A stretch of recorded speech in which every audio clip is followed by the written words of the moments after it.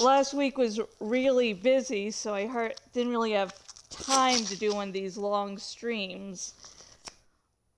Plus, I was trying to give my, carpal tunnel a little break. Yeah. But since I last streamed this game, I have been thinking about strategies and such, so while I'm disappointed I can't, stream every day, at least the time off, I'm still sort of working on it, figuring out things like, wait a minute, I should focus on blah, blah, blah. And one thing I realized that since I made my character not very good at seeing things, I'm going to have to rely on clothing items. And might even have to rely on drugs, but the thing about drugs in this game is they take some of your morale and health off. So yeah, if you're like close to dying, you should not use drugs. Oh, Jordan is excited for some more Disco Elysium, and he just did his little Batbird thing, sort of hanging from the ceiling of the cage. It is adorable. Yes, you are, Joa.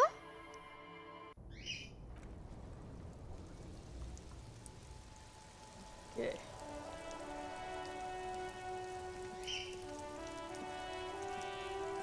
The shine on these sunglasses lasts a lifetime, officer. 100% guaranteed. Yeah, so the plan today is to do a bunch of side quests, including figuring out the drug ring thing here. Yeah. So that's... and any other side quests after I finish this. Try the shades on. Abort. These are hideous. What's more, they don't even fit your face. You can feel them pinching your nose and chafing against your brow. Damn, officer! You look like a mega secret spy! Very secret. They're practically made for you. I'll let you have them for 2 real and 50 cents. Rummage through the box. These are all boring. Boring third-rate ho-hum sunglasses made of cheap Syrahese plastic. The kind of plastic that melts in the sun. Those UV stickers are almost certainly just there for the show. If anything, these lenses probably direct more UV light into your pupils. A UV magnifier. These are all first-rate sunglasses. Premium design, super material, very cool, UV resistant. These will definitely keep your eyes safe and cool while doing your dangerous police work.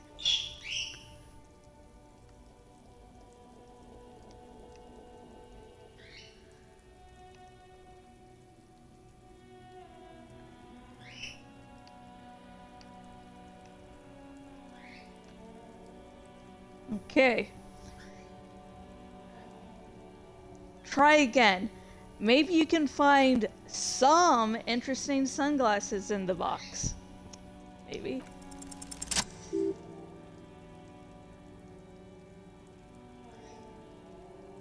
Ah, I see a pair of water by shades. The writing on the left temple says sub-Icelandic rendezvous. The frame appears to be hand carved out of bone. Ooh. Oh, very interesting choice, officer. Very high culture. For the first time, the street vendor's voice trails off as he watches you inspect the glasses. Try them on. This is how a sea monster sees the world. You've become a sea monster, Harry. Giant, hidden, and strangely tender at heart. all is blue. Yes, but they also make your soul quiver like jello, so deep. Wow, officer! You look so cool! The street vendor has picked up his pace again as you observe the world through deep sea-tinted lenses. And they can be yours for a mere 3 real. My regular customers have passed them all up because they've got no taste. But you found them.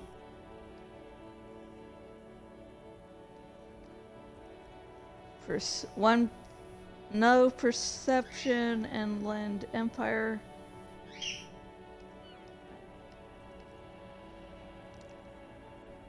Don't really want either of those. I don't really like the stats. Because again, I can't really see the world that well, so having something that takes off perception isn't really good.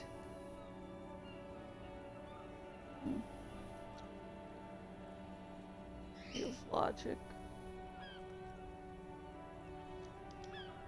I make sure of what this electrochemistry does. Go to party planet, love and be loved by drugs. Okay. Electrochemistry, since I might need to be using drugs unlike this first run through, I'll take those ugly glasses. A good starter pair, officer. And when you're ready to upgrade, come back and see me.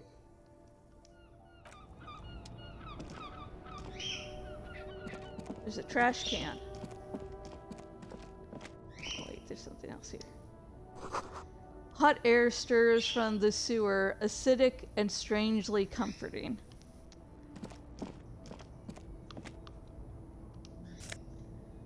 Woo. Oh, fudge. I haven't done that in a while.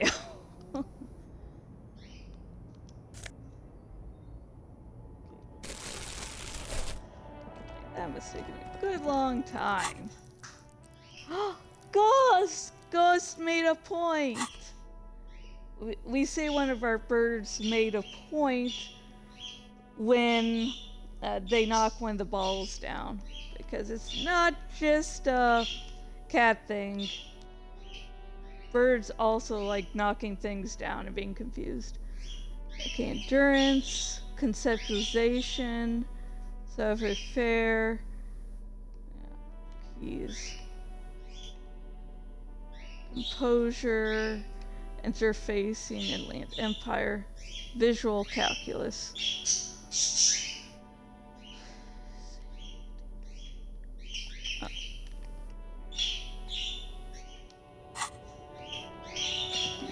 Good so far.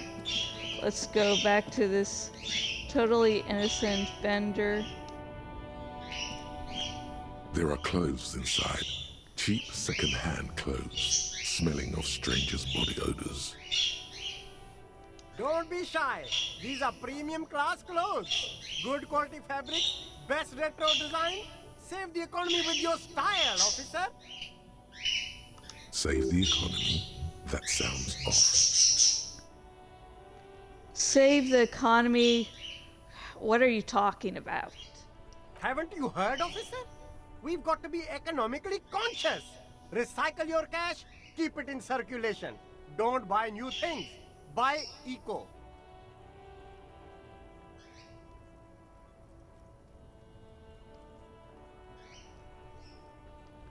This doesn't make any sense.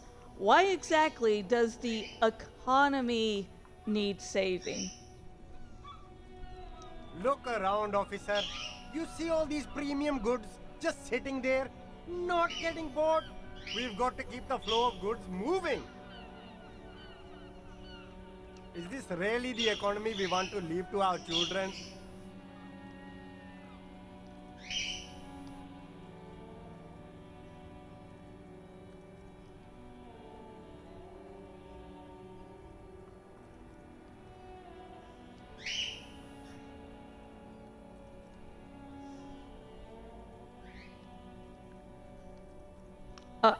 But I don't have children, I think.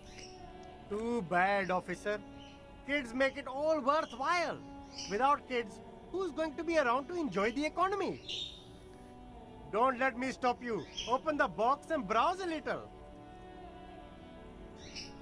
Browse through the box. You find your hands deep in tattered and faded garments made from weird polyester blends that make your body itch and sweat in all the wrong places. Economical, but also trendy. Look first hand, buy second hand. Keep the economy moving.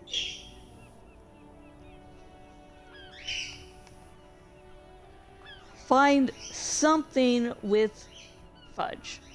Find something worth salvaging from that pile of rags.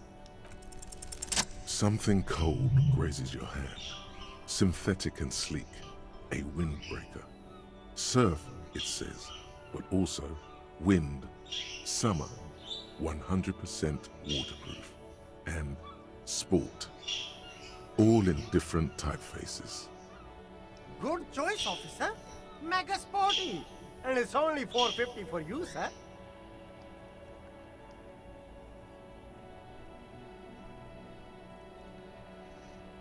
Dynamic windbreaker. Looks nice. I don't know.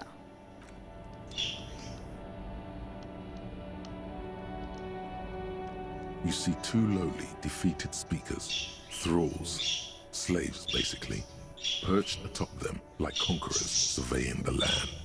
A pair of found, durable wear sneakers, ultra serious. I can see you have a taste for luxury, officer. Can't keep your eyes off those sneakers?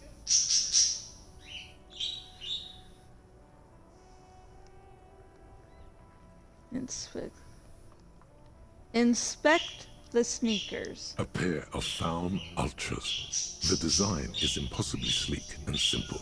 A futuristic silhouette with a sleek monochrome colorway, a jet black upper, and a silver-lined midsole. Those sneakers, mister. Those sneakers are the latest found sneakers. Super air, super fine, super cool. Only 50 riyal. Yeah, you definitely sound trustworthy. It's super cool. Woo! Only that's madness. Fun Ultra. We're the future. You remember the slogan from some magazine. Inspect the speakers. These once respectable speakers have been conquered, reduced to a mere prop by the indomitable found ultras atop them. No, don't look at the speakers, officer. Look at the sneakers. The sneakers are the stars here. Okay. This has the same effect of you telling a kid, don't put your hand in the cookie jar. You're getting those cookies. You tell me not to. My first thought is, I want to find out even more now.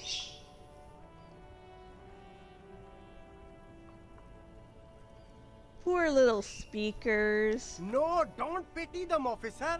These are old Samaran garbage. Don't even look at them. Check out these super cool, fun ultras instead. Samaran trash. That sounds like they're from the Samaran People's Republic, produced under the dictatorship of the proletariat.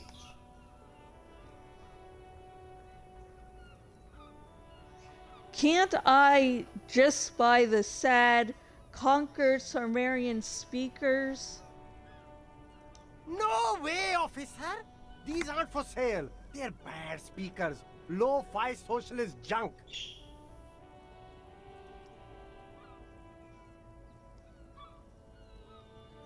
That's why I want them. I think I might be lo-fi socialist just junk myself. No, officer. You're a high-class policeman who accepts nothing less than the best.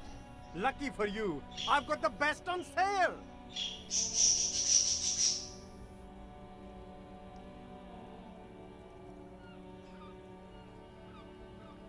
You don't know what I am.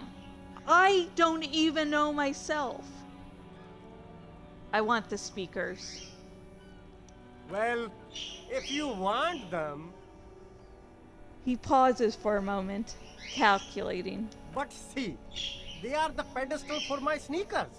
If I let go of the speakers, where will the sneakers go? I can't leave premium lifestyle sneakers on the ground. I'm very sure they're premium. If, on the other hand, you wanted to buy the sneakers too, I could maybe throw in the speakers for little extra. 50 cents? Damn, so you have to buy the sneakers first.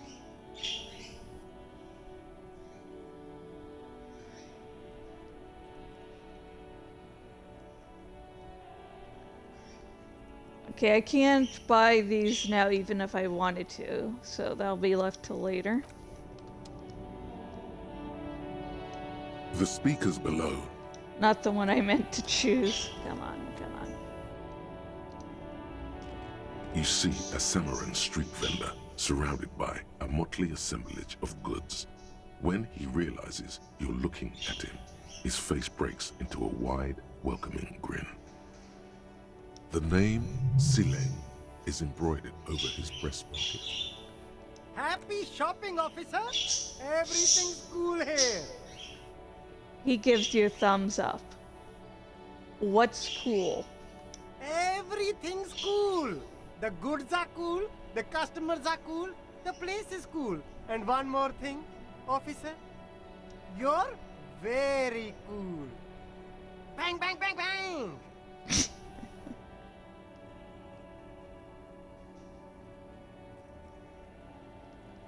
Really? Really? You think I'm cool? Oh, yes! You got style. You got personal style. You know what you like. He surveys his communist. Oh, communist. He surveys his consumerist kingdom with an air of satisfaction. You like premium menswear. Look around and browse.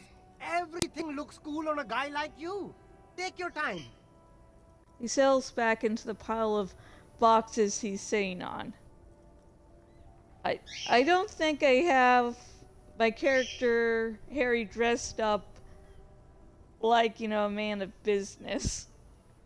Don't be distracted by the flattery and funny man act. Questions.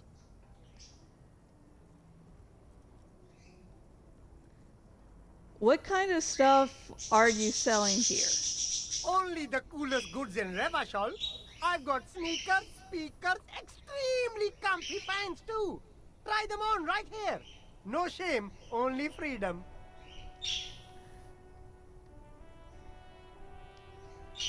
Where do you get those comfy pants? I'm an entrepreneur, officer.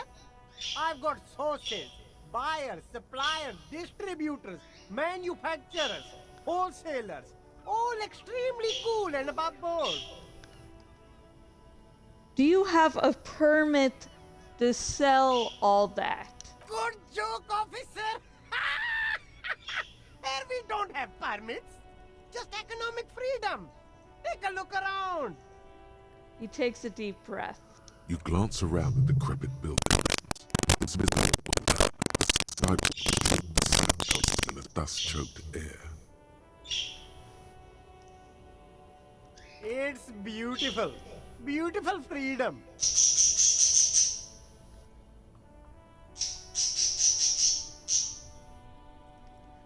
Wait, is it really true that you don't need a single permit to set up a shop?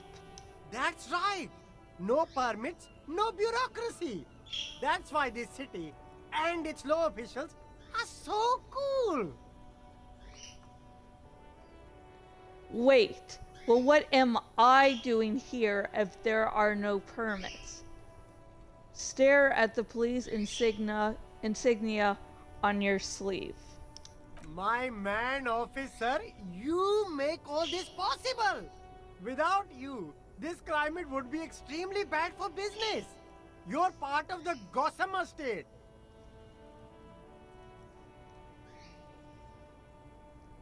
Gossamer is a fine, filmy substance consisting of cobwebs spun by small spiders, seen especially in autumn. It's safe to say he's referring to the near absence of regulations.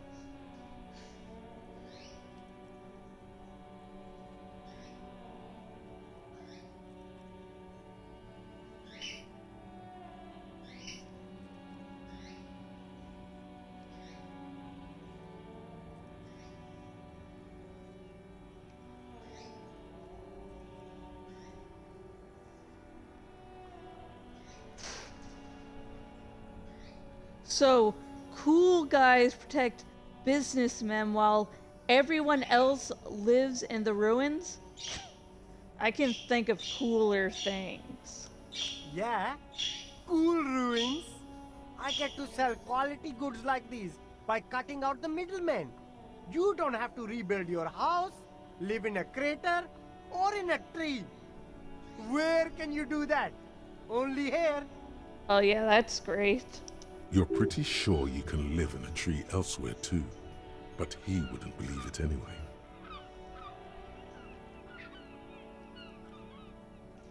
Is there a discount for cool officers like me? No need for discounts at ceilings, officer. Everything's already on sale. Anything you want, 50% off.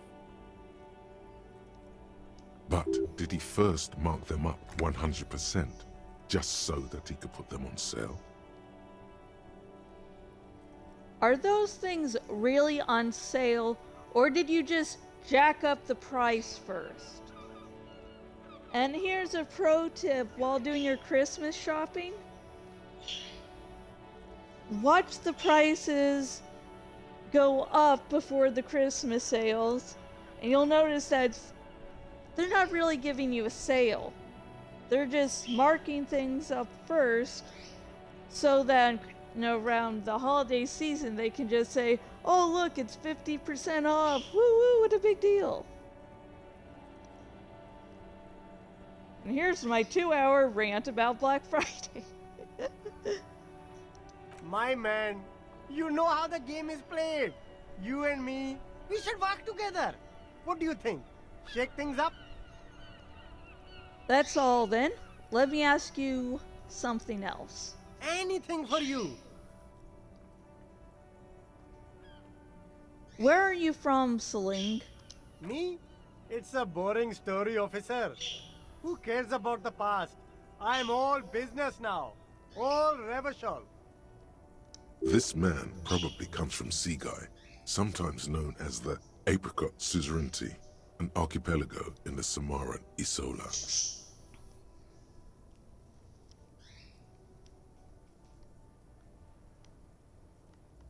You're from the Apricot Suzerainty, right?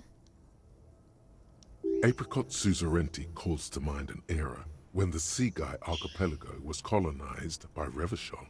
It's a bit of a slur, in other words. Fucking god shit!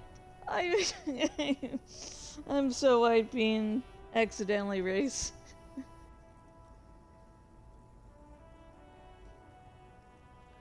Sorry, I didn't mean to say that. I mean to say that you're from Seaguy. Very cool. I admire your awareness of our intertwined histories. It's super nice of you to apologize for colonialism. But the Apricot Suzerainty is a shithole. That's why I left. Ooh, guy that doesn't mind I'm racist.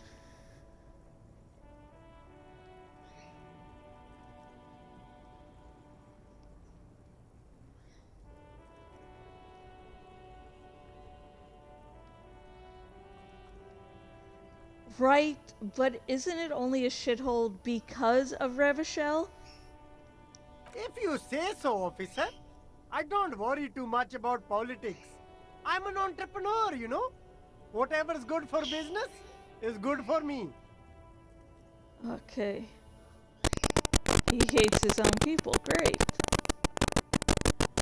Persuade him to give you some money. Please. Start with a little compliment, then work your way up from there. This is about business, remember? Hey, you seem like a really successful entrepreneur. Would you like to support a member of the local police force?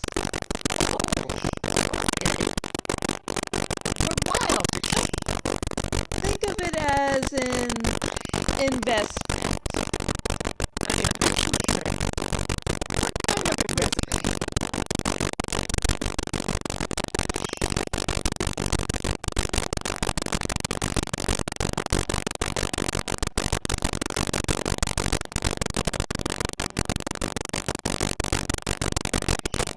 It's an investment in your customer base.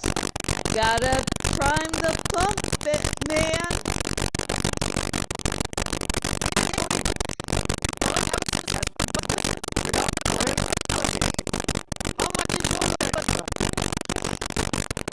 $10.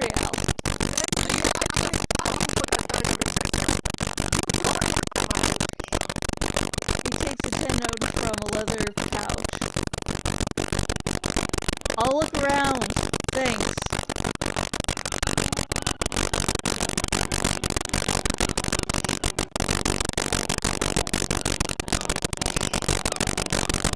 Between mind presence along the controls on this are slightly different. It sort of messes me up at some point.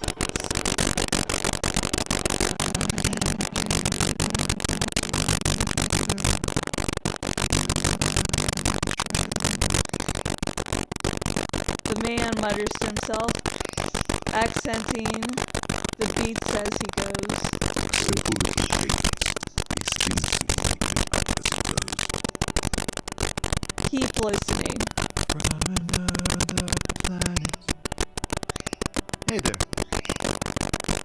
What's going on here? It's the jam, my man.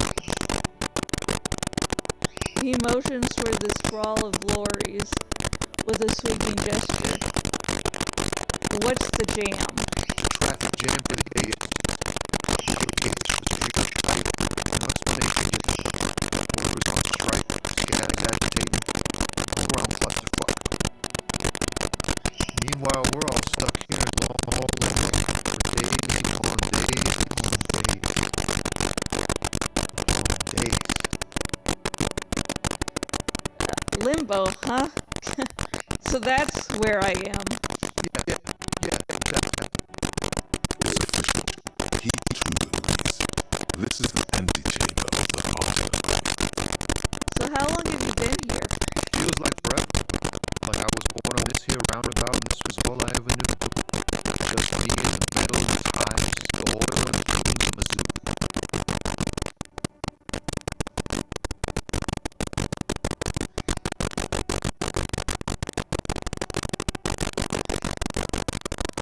Extravagantly phrased, but I can roll with it. Yeah, imagine. It's been a whole week already. I'm full of, however, a touch of sorrow. So tell me, what do you need? Care to spare some change for a working stiff? Huh? Oh, no, I ain't got any. They don't want to pay for unfinished work. They who? The bosses, man.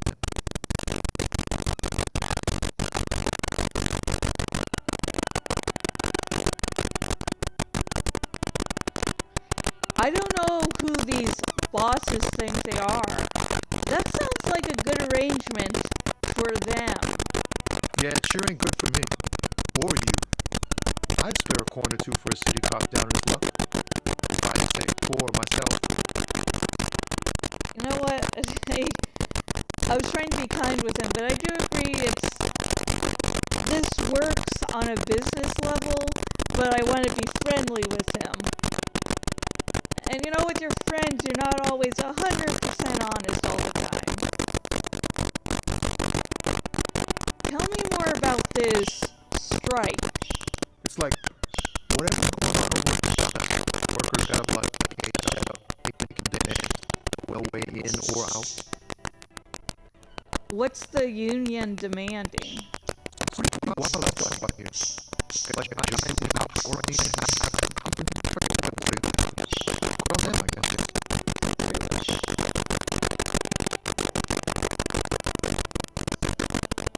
Okay, get Ghost into her cage. I've heard talk of a company rep in town too. Like a strike negotiator type guy. You know what's up. Respect my man and so on. What do you think the company wants? They want to keep that money flowing in, my man. Ka-ching.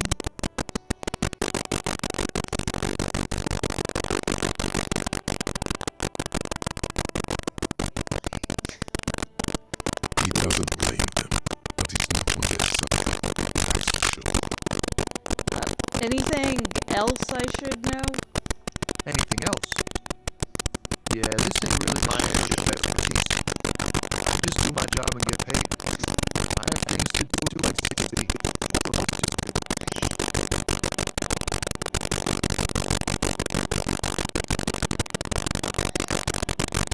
All of what? Us lorry drivers. Camioners. You still hang around here waiting for this mess to end. Just stir it up some and get drunk or high. Or lazy. Not that I blame them, really. Not you. Not my thing. Chasing transient pleasures is a drag these days.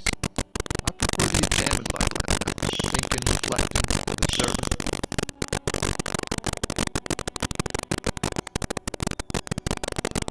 He glances down the road toward the horizon, a glint of something in his eyes. What are you hauling anyway? Oh, highway cars, illegal firearms, stuff like that. Time to arrest. He's mainly guilty. Wicked! I've always wanted a friend in the underworld. Ha! No, I'm joking, buddy. Found my friends. This motherfucker was most important. You know, breakfast and that kind of thing. They usually get shipped abroad in the off season. Though we've been making headway in the Il Moran market lately.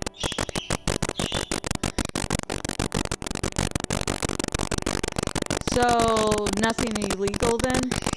Not unless they've illegalized equipment while I'm told.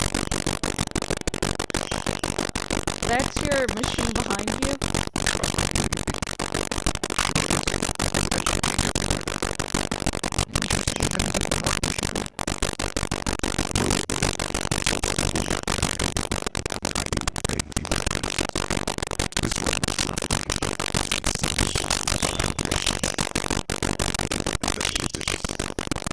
That's a found A6 you got there?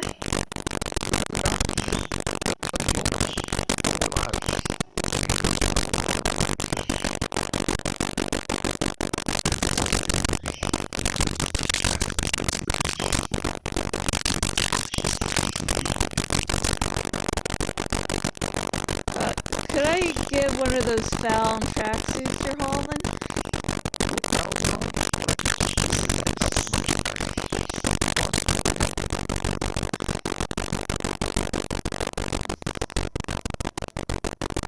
Alright, I had another question. Against his arm.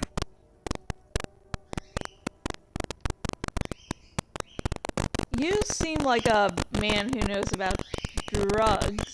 Ah, man. Me and narcotics go way back. Had some good times surfing the psychic waves of my own consciousness, you know?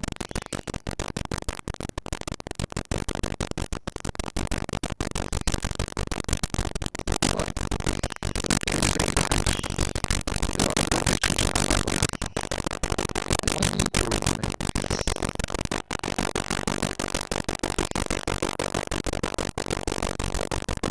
Let me be straight with you.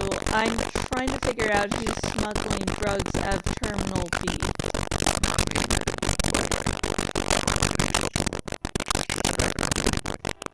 This jam's got folks up. I don't get it.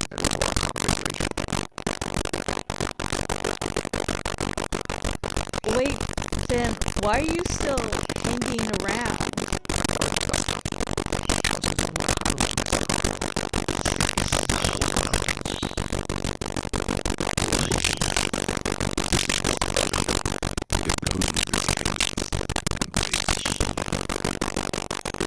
Who do you think could be conducting the drug trade then?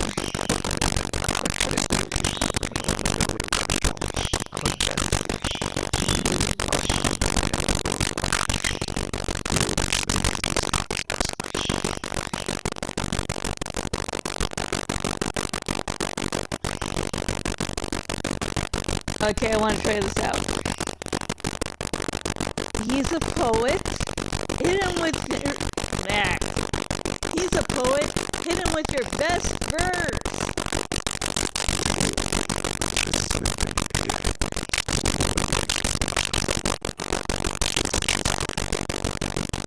Oh shit, I actually made that last time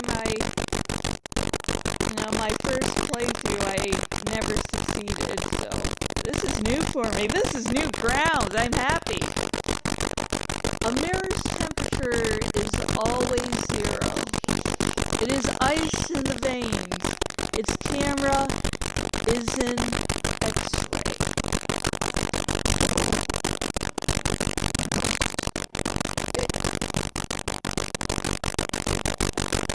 It is a chalice held out to you in silent communion.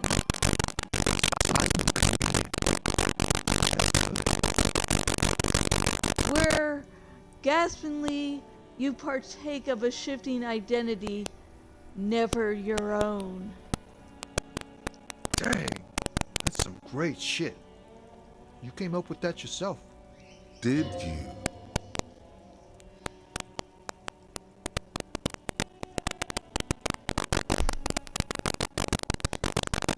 I'm just a vessel for the muse. Right. Or is it?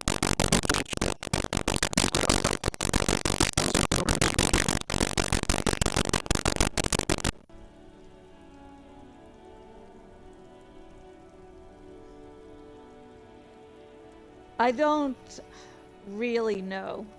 No matter. Great verse is like that sometimes. Ephemeral. You might not look it. Seems you have some literary chops. Maybe there's hope for me yet.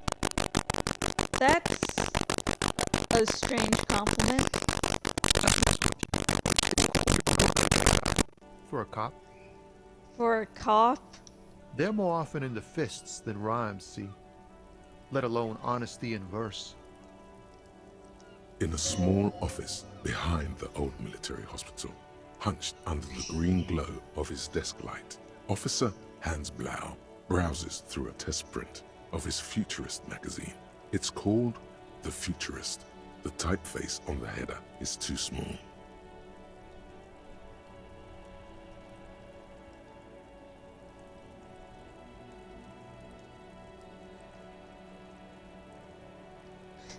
No joke. Man, fuck the police. If you say so, officer. It gives you a cautious thumbs up. Cop saying, yeah, fuck me! You found some common ground with this man. Even impressed him. The next time you look in the mirror, though, remember those words. Fuck the police? What do you see in his eyes? Ease into it. Don't go too far. This seems like a personal matter.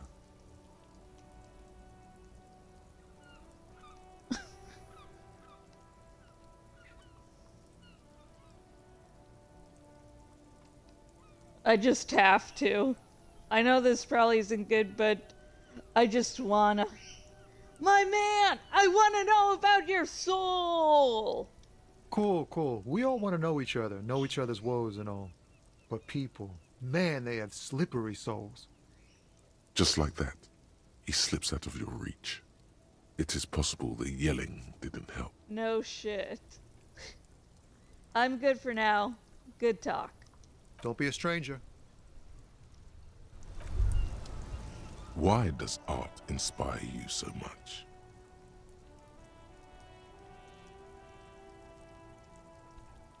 It does, yes, but what is art? Excellent question. Art is a diverse range of visual, literary, auditory, and performative creativity. It's an expression of imagination and technical skill. Additionally, it's history, criticism, and pure enjoyment. In short, art is the highest form of human communication, representation, narrative, emotion, and agency intertwined. Would I fit into the art world? No, I mean, Have you looked in the mirror lately? You have the exact features of a savage art critic, with that beard and those clothes, disheveled and prophetic. Perhaps you should try to critique architecture too.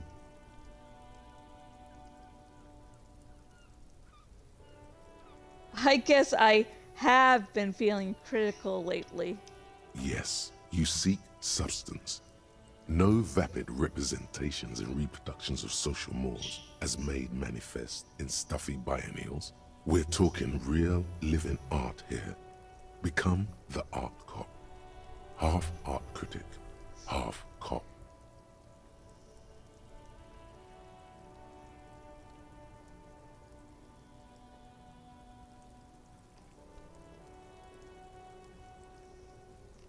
Wait, but don't I have to be 100% cop to get the case finished and all that?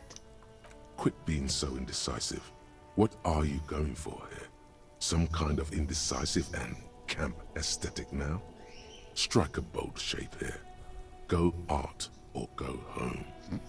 Damn right. Okay, a 50% art critic is what's needed to free me from rote repetition? So be it. Exactly. It's not only your duty to only catch the criminals off the street, you must also apprehend criminals of the printing press and the gallery, the trite and derivative artists and writers of the world. Go ahead and provide savage criticisms, art cop. The world is yours to rip to pieces and reassemble. I don't think I got the actual art degree thought last time. This is new. Self-criticism. Racist.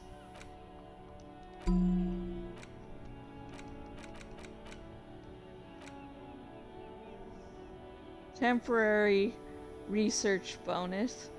Can't even look at this shit. Research time 1 hour 30 minutes.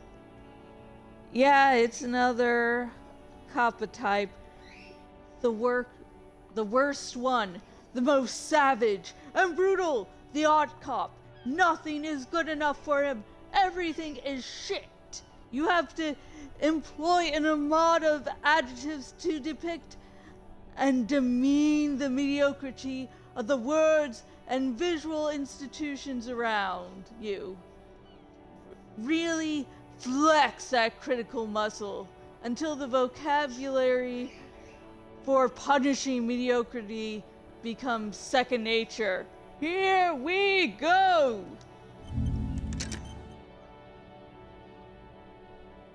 Okay, hang on for a second. I'm going to mute the mic for just a half a moment.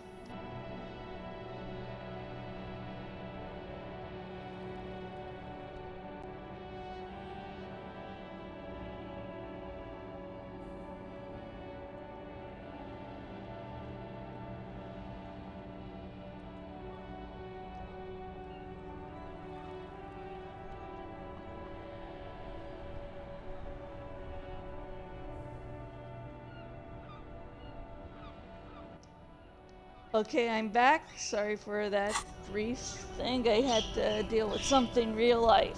So yeah.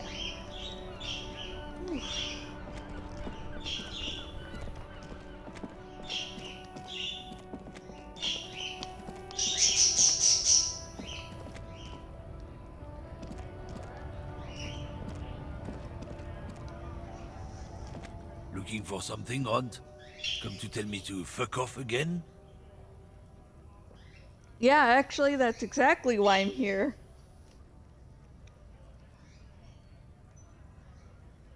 I found this mug in the trash.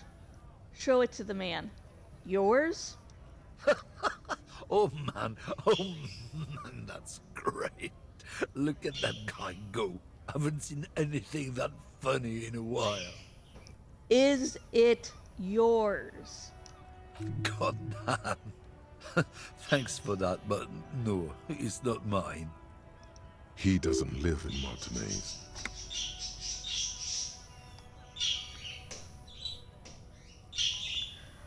What are you hauling? Oh, not much anymore. I'm here to pick up some cargo, but the dock workers are on strike, so it's a sit and wait on your ass situation. Wait, how long has this been going on then? The strike? Oh, they've been at it for a while. A month, 2 months maybe. But this here is just the last week or so. What kind of cargo are you supposed to pick up? Apples. Apples is exactly the kind of thing you'd say if you had something to hide. Apples? Yeah, apples. I take it you had other questions? Oh, not much anymore. I'm here to pick up some apples. Apples is exactly the kind of thing you'd say if you had something to hide. Sounds like a cover story to me. Look, as detective. I come from a long line of lorrymen. We got ancient rights and privileges. He loses his patience for explaining it. Oh, I'm here to pick up a load of fucking apples, man. Just regular, Koiko picked apples. Koiko may be another derogative for a person from Grad, you think. Oh, so they grow apples in Rod? Yep, it's one of their main exports. They grow them down South Yekokata. A beautiful place. Got great scenic vistas. In fact, Yekokata is a desolate wasteland whose name literally translates to Zone of Ecological Catastrophe. It features no scenic vistas and supports virtually no plant or animal life. Yokata is not in the south, and they definitely don't grow apples there. Yeah? Says who? It's literally in the name. Zone of Ecological Catastrophe. Then, I guess they grow apples somewhere else. You can never really tell with those koikos. They're everywhere, except their own homes. You keep saying Kyoku. What does that actually mean? You know, God Nix, God Volk, the degenerates from God. Okay, but why the word Kyoku? 'Cause that's what they're all called. Koiko Pichik, Loslav Koiko, Koikovich someone. Low self-esteem, those guys have. Mind you, they look Occidental, but they're not really like us. Okay, so it's an ethnic slur. Hey, if the name and description fit by the very grace of nature, who am I to say otherwise? So, can I see the apples? Did you miss the part where I said they aren't here yet? Besides, even if I did have some, I wouldn't go putting my nose in them, huh? He looks at you with a strange glint in his eyes. Relax, you've got all you can get here. He probably doesn't even know what he's hauling, even if it is something unsavory. So he'd remain unaccountable.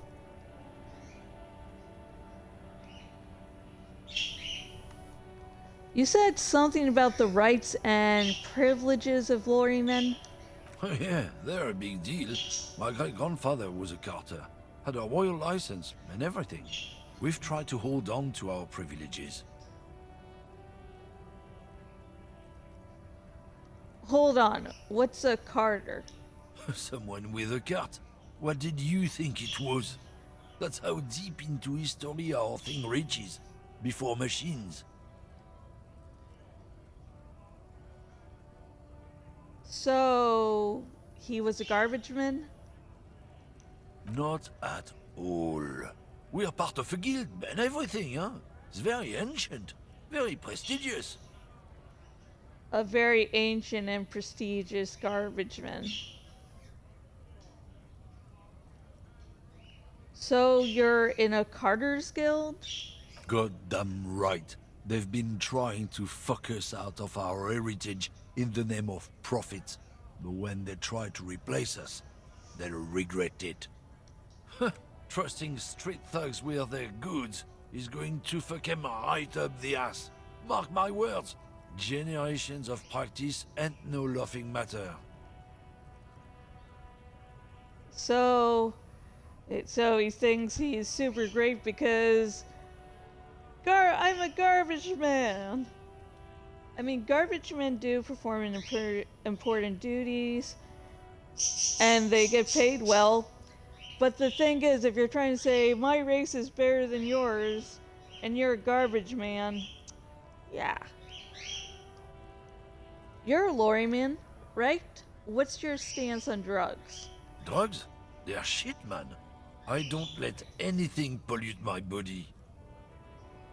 He takes a long drag on his cigarette. I don't let anything pollute my body. Yeah. Why not? You know where that shit comes from? Sarah Miriza, Safre, Ilmara. They take the money from our local junkies here and then use it to outcompete us in the manufacturing sector. They know they can't beat us in a fair fight, so they have to get us to weaken ourselves somehow. It's racial sabotage, racial economic sabotage.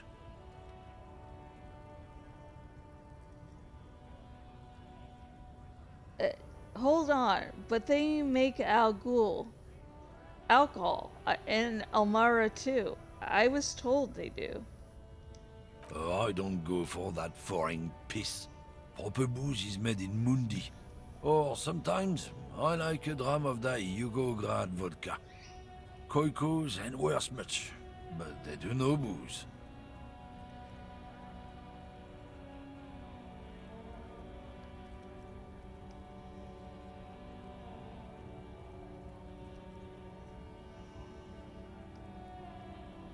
So I take it you're not smuggling drugs out of Martinez. Not in, not out. I'll never betray the purity of my tribe. So you're telling me that you don't know anything about drug smuggling through Terminal B? I don't know shit. And if I did, I wouldn't tell you. He puffs on a cigarette. Then what are you still hanging around here for? Most other... Let's see. Camelosaurs have left. Gosh, how do I... trying to read. Camionosaurs have left. I'm messing up that. What do you think? I can't leave the lorry unguarded. Stuff's been getting looted lately. It's those little kips sneaking around at night. If they touch my stuff, the bosses will be on my ass like ass cancer.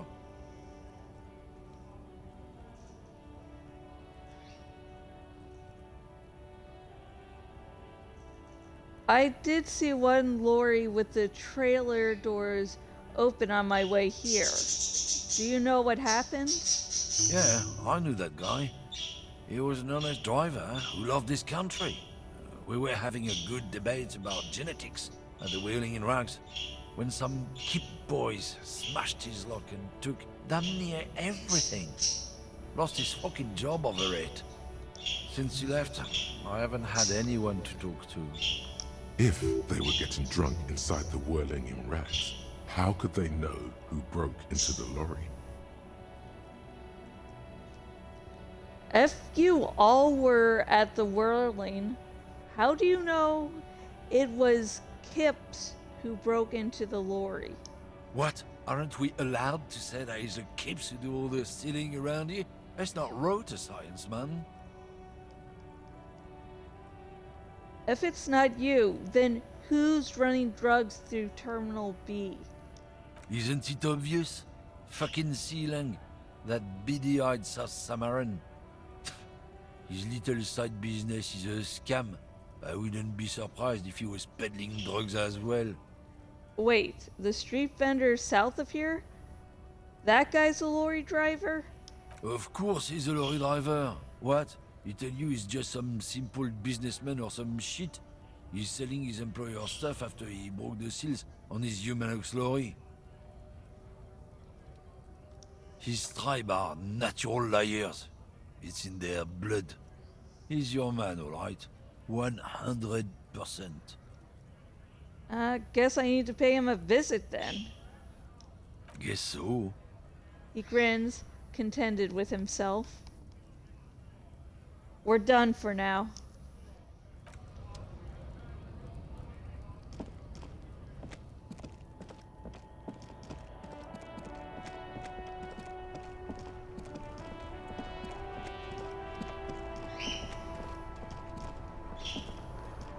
Okay, let's see the guy with the sandwich.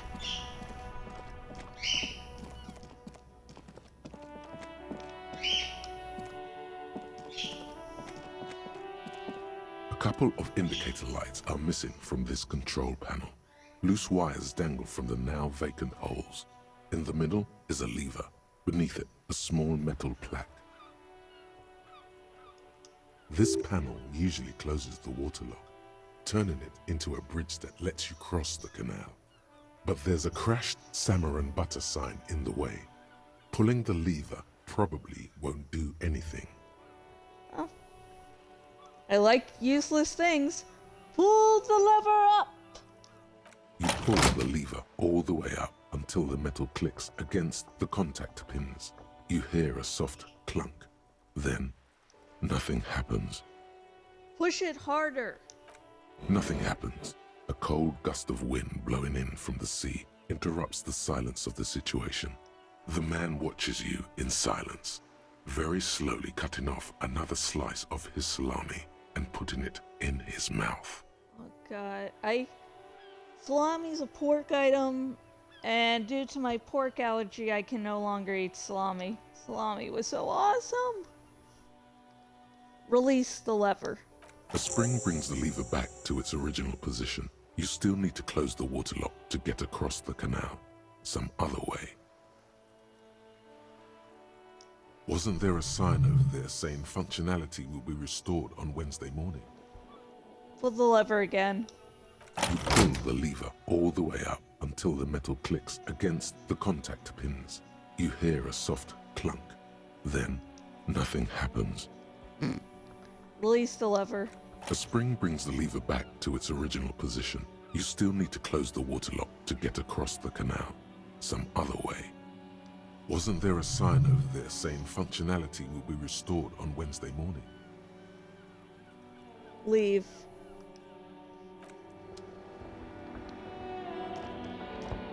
Good morning to you, officer. A burly man hangs out by the waterlock, carving up a generous serving of salami with an old hunter's knife. His eyes are fixed on a man stranded on the other side of the waterlock and on an enormous billboard that has fallen down into the canal between them. First things first, what are you doing here, man on the waterlock? My friend Barry the Butcher is stuck on the other side of the waterlock.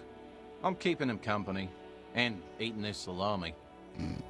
Great friend. From the corner of your eye, you see a man in a yellow shirt and grey overalls waving at you from across the canal. He seems disappointed about the wreckage on the waterlock and the salami. Very good stuff. Anything I can do for you, officer? The man on the waterlock picks the skin off a slice of a salami and takes a sizable bite. So he's just eating this guy's salami like, I'm friendly, lulz. Do you know what caused this wreckage? Point at the smashed billboard in the canal. I wasn't here to witness it, but those look like tire tracks on that sign. Weird, huh? Then again, plenty of daredevil drivers in Revachol. The words Daredevil Driver sound ominous to you. Too bad it also takes a year and a day to repair anything around here. Especially a waterlock. The rest of the coast is closed off till then. What's with the lever that does nothing? Point at the control panel next to him. It's supposed to operate the waterlock, but as noted, it's all junk right now. Disabled because of the blockage. Why is it disabled? Safety measure. Turns out the panel needs a special key to be reactivated. Wouldn't want anyone moving the waterlock with debris still in the channel. It'll be restarted on Wednesday morning. You want to do the honors when the time comes?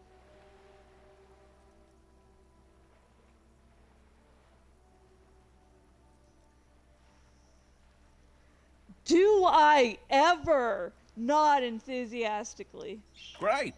Just drop in on Wednesday if you want to see the waterlock at work. They say the canal crew will be here at 7:15. He cuts a fresh slice from his salami. Do you know what's further down the coast? Well, there's the fishing village, an abandoned fish market, a bizarro church. Not much use to the congregation, though. There always seems to be something wrong with it. He thinks for a moment. Yeah, not really much else. Just bombed out ruins.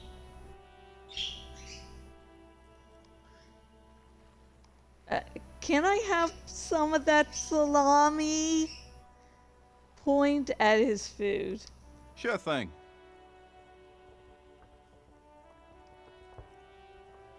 He cuts off a slice of salami.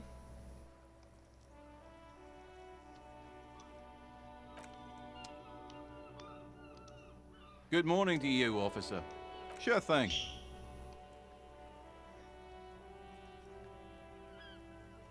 Sure thing. Okay, it doesn't seem to be giving me an option to eat it.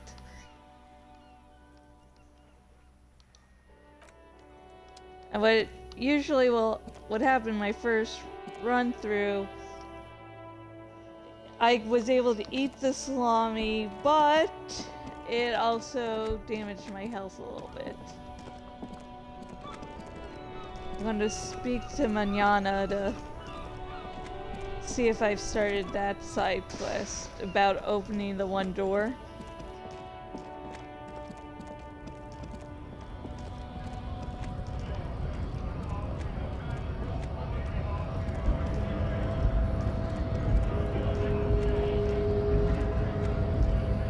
Oh god, going up the stairs. The dreaded stairs, no! So, how'd you like our harbor? You've been in there, he means.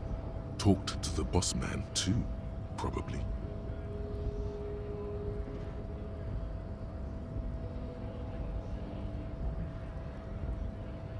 Labor Utopia. It's but a rest area on the path leading across open plains. He nods solemnly, then turns to you, a wide smile adorning his face. Right. You talk to the boss, eye to eye, like men of the plain. If you have any more questions, I'm set to talk. Everett said you have a key to a door. Okay, I'm glad I double checked that if I had started that side quest or not, because it turns out I didn't. A key, huh? What door is this key supposed to open?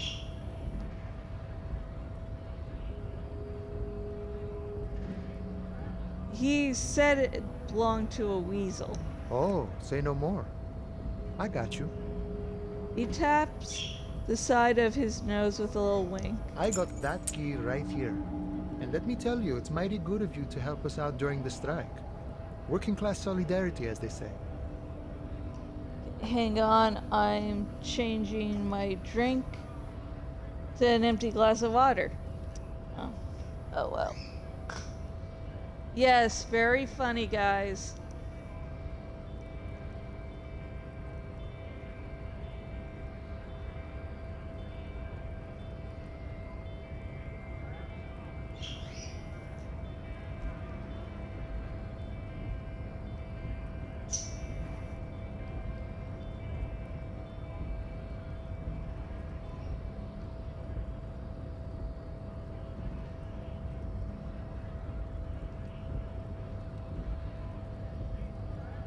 I'm not opening the store for myself. I'm opening it for all working men. I knew this man was a commie. And it's a good thing you're doing too. Thanks. What you're looking for is a basement door behind the greenhouse. That's behind the wailing in rags. That's all I know. Our organization is what you call compartmentalized. Means we keep out of each other's business. What did you get the key what? Where did you get the key from? The janitor gave it to me. Nice fella. We talked about life and things that really, truly matter. His gaze wanders off into the distance. None of this mess we're in. This jiving and juggling. What's it for? To feed our children, I guess. Anything else I should know about the task? This weasel person, when he'll be home? I'm more of a philosophical dock worker. I like to talk about the big picture stuff. Who I am, who you are, what we are fighting for. The man takes a big sip from his flask. He means he's not going to tell you, cause he doesn't know. But he will shoot his mouth off with you now that you're working for Everard. Who he is, and what they're fighting for? This is interesting. Why are you striking? We're negotiating our share.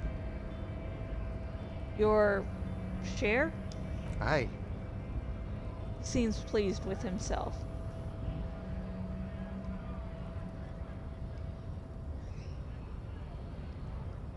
Wait, so not wages or pensions or... This stuff, they already covered.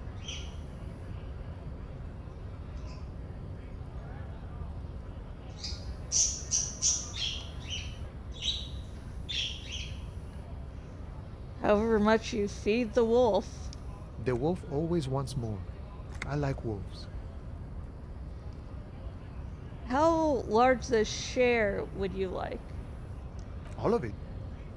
However, right now we want all the harbor workers to be on the company's board, so they could take part in the decision-making process. This seditious talk sounds like communism. Just so we're on the same page. Communism is basically wanting to kill the rich people, or deporting them to a labor camp in southeast Grad. But don't say that out loud if you're a communist.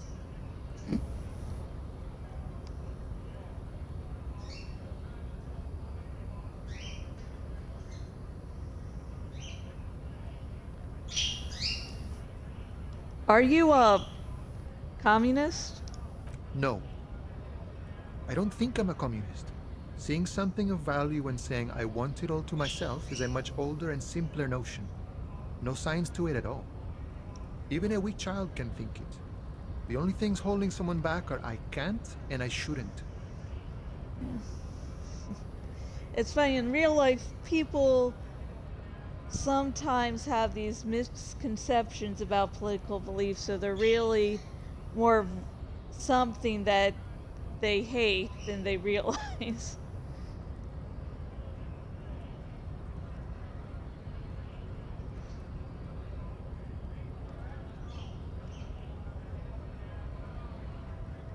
But the stuff you do aligns admirably well with the World Republic. Why not call yourself a communist?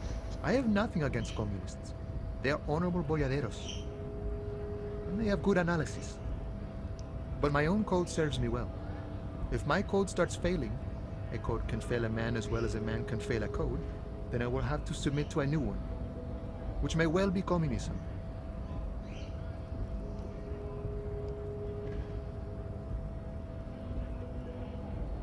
It sounds like you're a communist who thinks he's not, fuck, I can't read.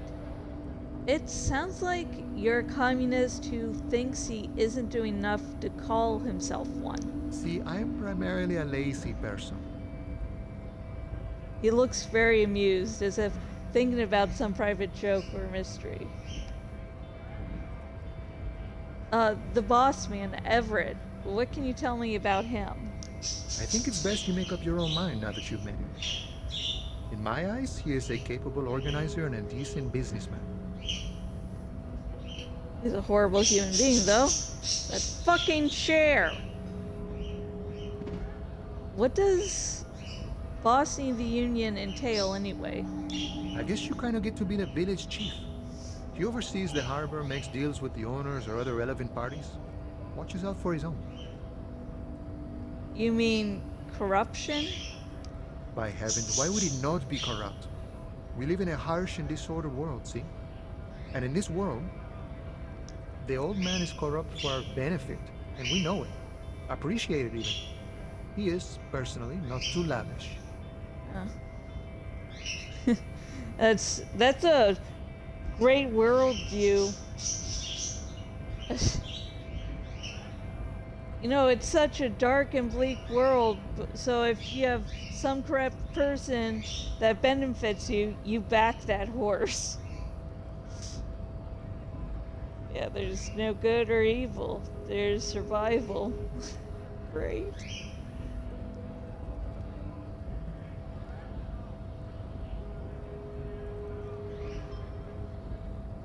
That death seemed lavish to me. He is reasonably lavish, sure. That's his prerogative. It's not like you want a saintly demeanor on a corrupt motherfucker. That would be a manipulative illusion. Besides, there are no non-corrupt systems in the world anyway, and moralism is the most corrupt of them all.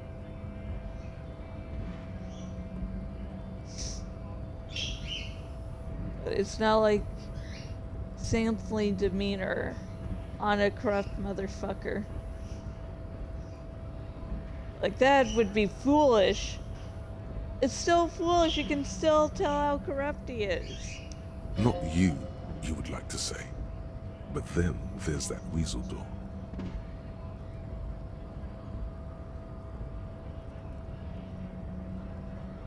This man has political theory, and it has not failed him today. You seem to have spent a lot of time thinking about the political situation.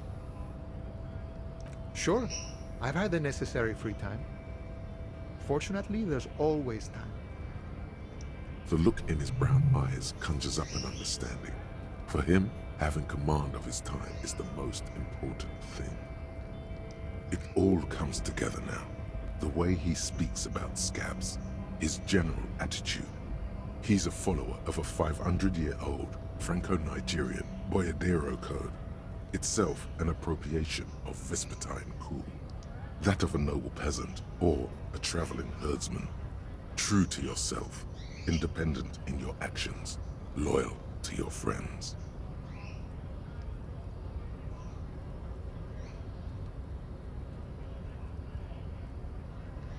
Maybe I'm a Bodero? No, What if? no. The man sits on the railing, his hands reaching far and wide. Yet it feels as if he could effortlessly go even wider, if need be, an endless torrent of time. Any idea who killed the hanged man? The mercenary, eh?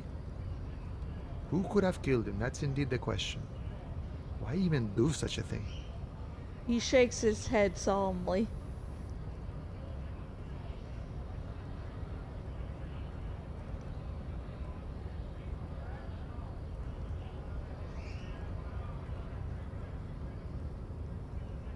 The merc was hanged with a very specific type of a cargo belt.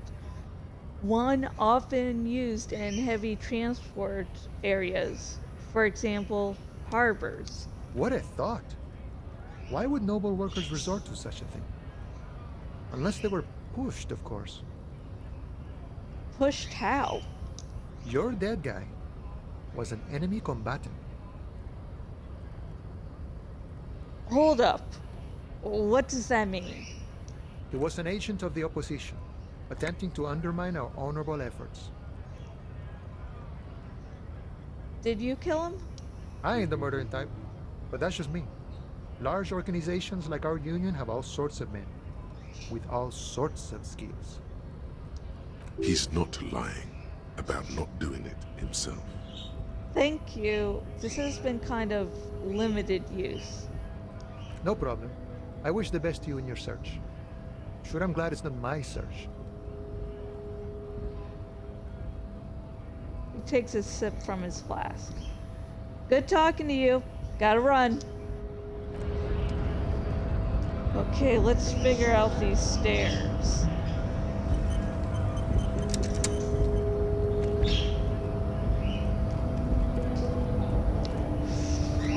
Okay, we did it!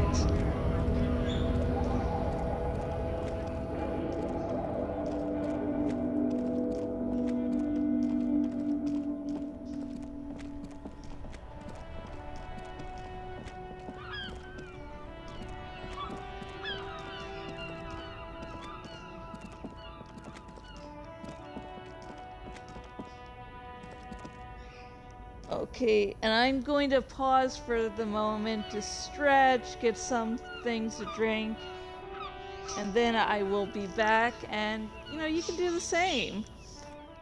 Nice little stretch, take a break. Yeah. So I will see you in a few minutes. And, just wait. I promise I will be back.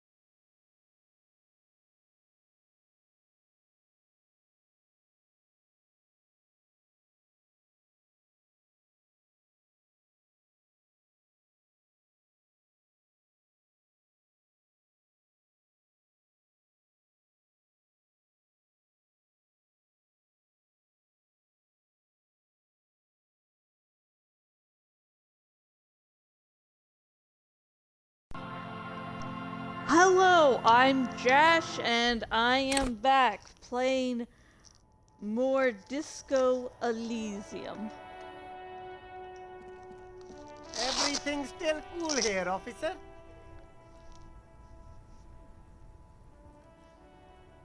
So, Slig, what's your stance on Drugs? drugs? I don't go in for that, officer. Drugs ruin lives. Unless you're into drugs, of course. In which case, drugs are excellent. Mwah! Tasty, tasty drugs.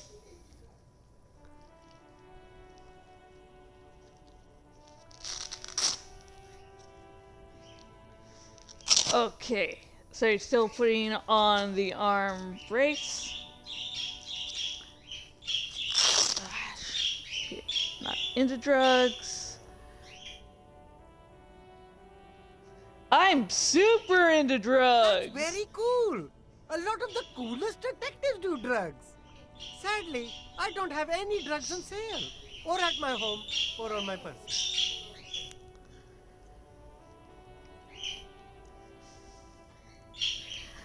We're looking for a lorry driver who is transporting drugs out of the harbor. He or she is in this traffic jam. That's even cooler. You investigating that and all. But I am not a lorry driver. I'm just a street vendor. I don't know anything about that.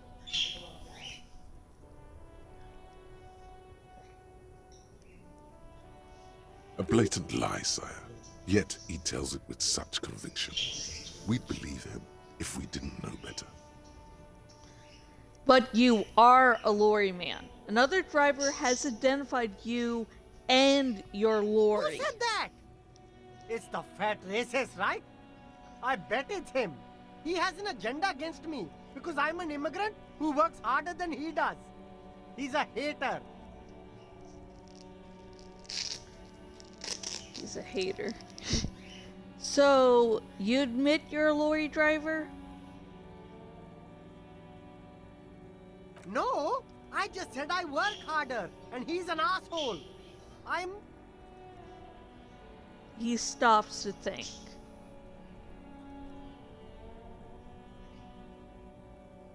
A lorry man and other drivers identify you and Okay, maybe I'm a lorry driver too. A little. But that's not the most important thing about me. That's my day job. This is my dream. he spreads his arms.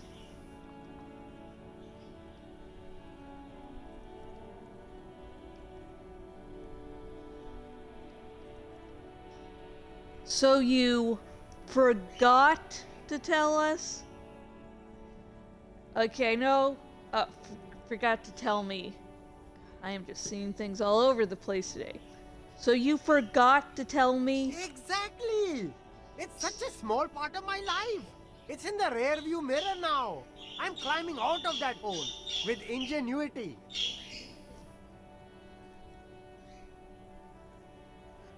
Stop squirming. What do you know about the drug operation at the harbor? Nothing. I told you. I'm not a dumb guy. I don't get involved with that crowd. Wait, what crowd? Crowd. You know, the drug crowd. No, he wasn't talking about an abstract crowd. It was that crowd. He doesn't want to talk about them. He's afraid.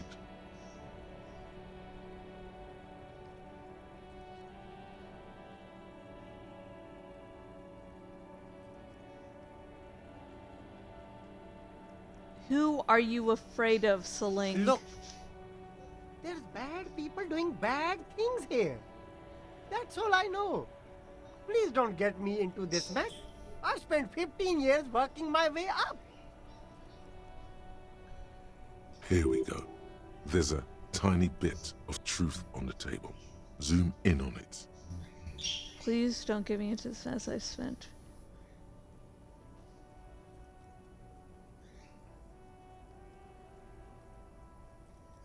We're buddies, Seling.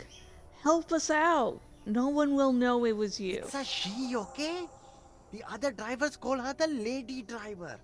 You're better off staying away from her. The way they talk about her, she's no lady. Oh, okay. Because she's a woman, she's the lady driver. So I guess in this world, women being lorry drivers isn't a big thing.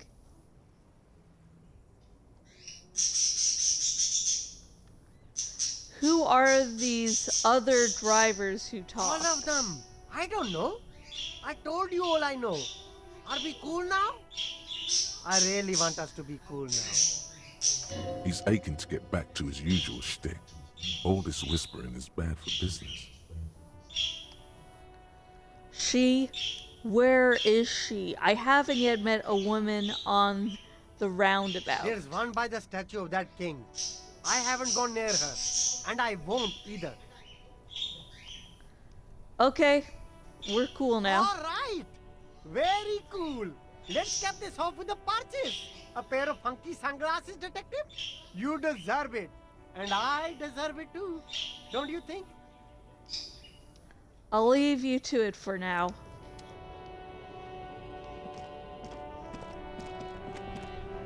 Who'd have thunk it? The racist lorry driver was lying. Wait. Make way for the master poet.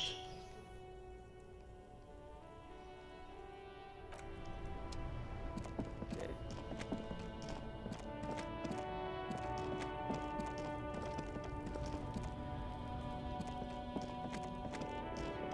So.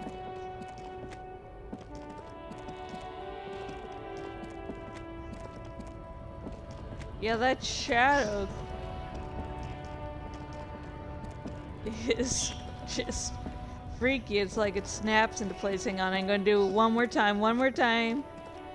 And just focus on the shadow that suddenly appears. Doop! It's like it's coming to attention. Okay, one more time, then that's it. Okay.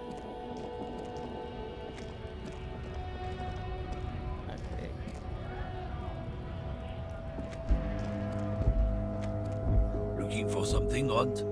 Come to tell me to fuck off again? Maybe.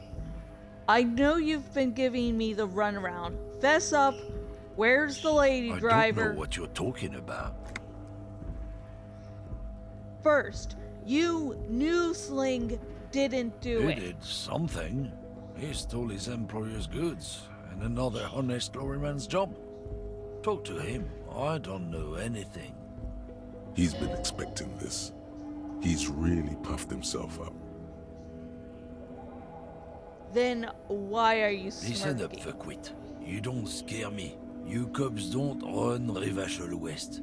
You don't run Martinez. You don't run shit.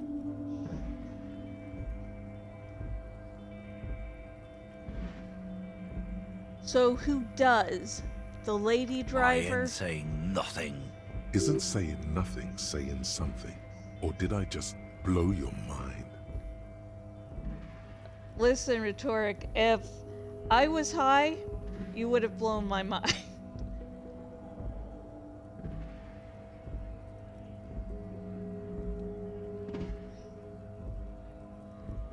So you are saying something. What? It's a double negative. Not saying nothing means you're saying something. How about you fuck off? I ain't saying anything.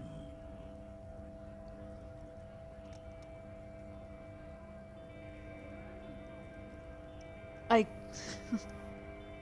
Fuck off is saying something.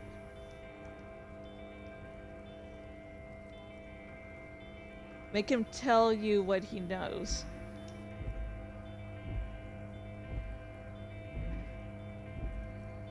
I think I have some clothing with half-light.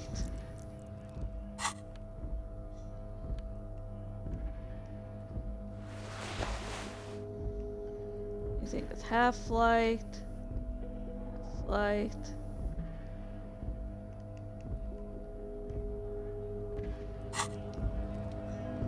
Looking for something, Aunt? Come to tell me to fuck off again?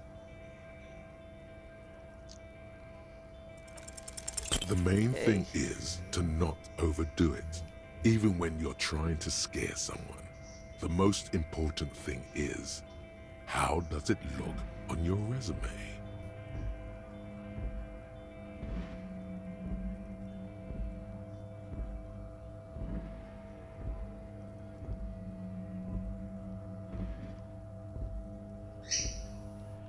Look, I'm sorry. Can you just tell me what you know? Make me, runt. Stop now. Just go away. Ask that Tommy or something. You have to find out who she is, and you can't do it like this.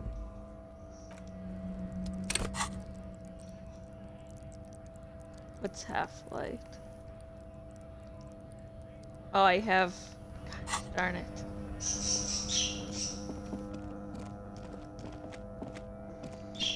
I thought I had another skill point to use. I didn't. Make way for the master poet.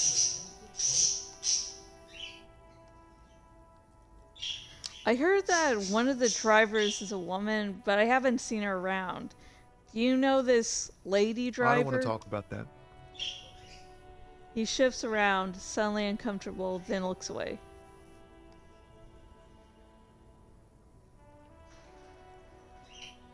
Why? Do you know something? What is I it? was hoping it isn't going to be her. All I can say is, she isn't around here anymore. She isn't some evil drug trafficker. And I don't know where she is.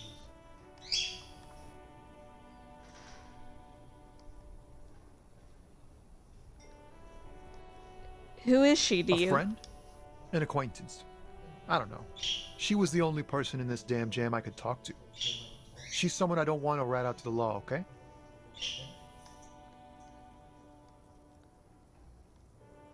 Where is this person? What's her name? Thank God I don't know. People here call her the lady driver. She kept her name a secret. From me too. Now I see why. What does she look A like? youngish woman. Gruff, but in a cool way. What color Blue hair? and violet. Dyed. It was violet when she got here. Blue before she went. Then she may have dyed it again.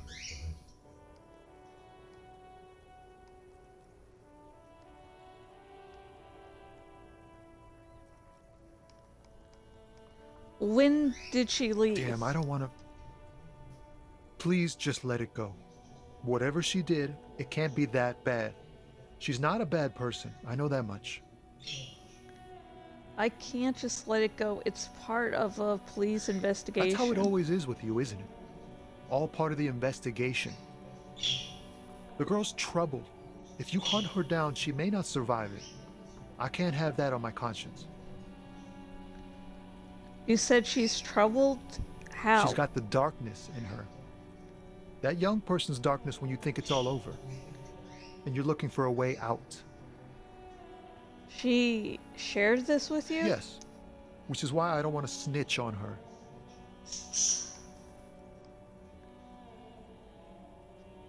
I was told everyone's afraid of her. You're not? I heard the rumors. I saw the other drivers looking at me strange when we talked. And she told me, too, that she's had a violent life. But I wasn't afraid of her. More like for her. So, remember what Tommy's saying about the lady driver being troubled? You meet her, I guess, or near the... Sorry, I was holding back a burp. That sounded horrible. So you do meet her sort of near the end of the game. And, yeah, you get to a point where she is about to shoot herself, and there's a dice roll of whether or not she commits suicide. And as someone who's had those dark thoughts before, it really hit home, and I was like, luckily I was on the edge of my seat more so than any other dice roll. in the game. So yeah, she's troubled. If she thinks she's getting caught, she will try to commit suicide, so just be aware when you get close to her and you're having dark, depressed thoughts, that's you need to sort of pause the game. But you can only find her at least after the third day. By the third day, I think, or after. Yeah. Just a nice little warning there. Did this violent life include drug trafficking? Well, it looks like it did now, but we didn't talk about that. We talked about life, you know? She talked about her mind. Hold on. Her mind? The way it worked. The trouble it was giving her. When she left, did she leave her lorry behind? Fuck, man. Go grill someone else with these questions, okay? There are plenty of drivers here who couldn't stand her, or were afraid of her. They'd be more than happy to rat her out. One of them you haven't even questioned yet. Maybe the third driver knows something. Wait, this guy says they're friends, then acquaintances, and he's okay with others ratting her out. Push Tommy and it will break his heart and his spirit. Don't expect you to be pals.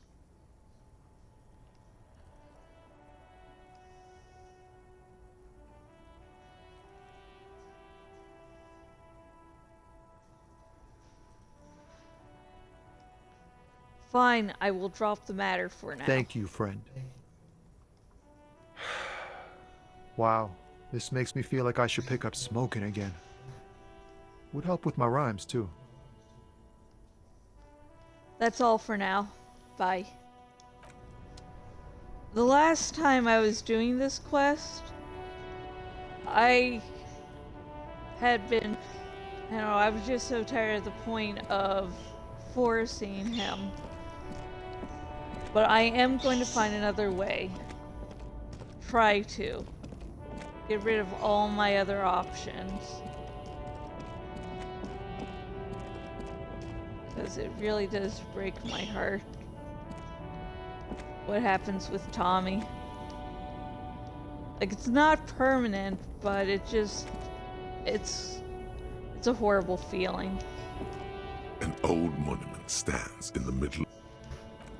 Okay, we went through that already.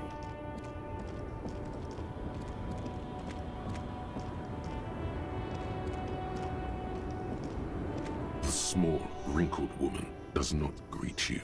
She nods along to something on her radio. A photograph is clutched in her hands, and there is a warm smile on her face. The photo, an ambrotype from the turn of the century, as golden as her smile. It's the warmth of a winter night's fire. Maybe she could give you comfort and shelter, some cigarettes and food money. Maybe she's your... Grandma? Nothing. Her smile just keeps widening. Her hair is gray like lead. Snap your fingers in front of her face. And I do a little, like, snapping my fingers if I could actually do that. Where am I? Who are you? Like a magician recalling a subject from hypnosis, you've jolted her back to reality. The smile on her face has disappeared, replaced by the wary aspect of a cornered beast. Are you alright, ma'am? You were out. Never mind. I remember now. I'm still stuck in that traffic jam in the 50s. She adds with contempt.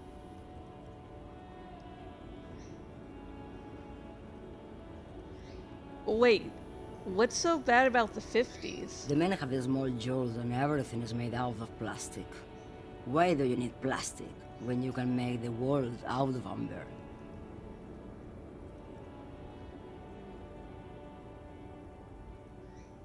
Where else would you be then? Back in Mecca, during the time of the revolution. The sidewalks and cafes are filled with the young people. I was on my way to see a new Boyadero picture starring Gabriel Buenguerro. Until you came along, that is. The look she gives you is accusatory. Who's Gabriel Rugman? Gabriel Romero. This is Gabriel Buenguerro.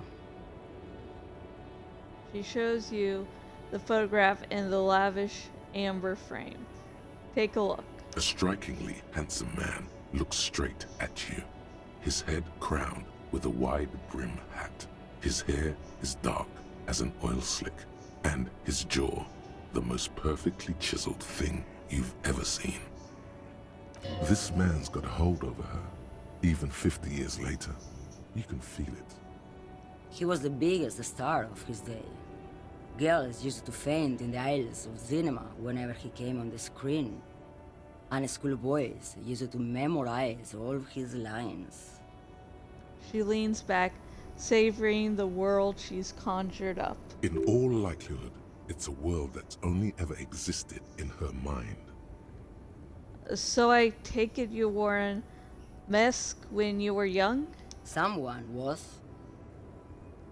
She nods as though her meaning were perfectly clear.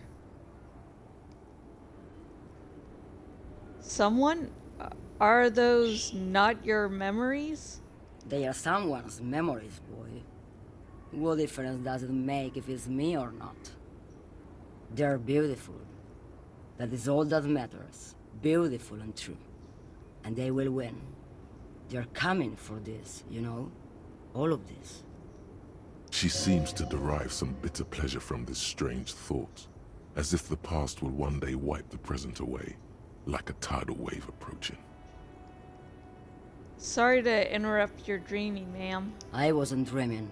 I was there, Loman. It was early spring, and the man behind the black sun had just come out. The posters were 20 meters tall. Everything was golden. Her eyes narrow and she appears to take your measure. While you, people, were tearing each other apart over your petty little revolution, in Methk, it was a golden age. The Republic of Mesk is a massive confederation on the Isola of Muindi, the world's largest state by territory. It's a petrostate, a constitutional monarchy, and, as of recently, an outcast due to its tilt to the far right.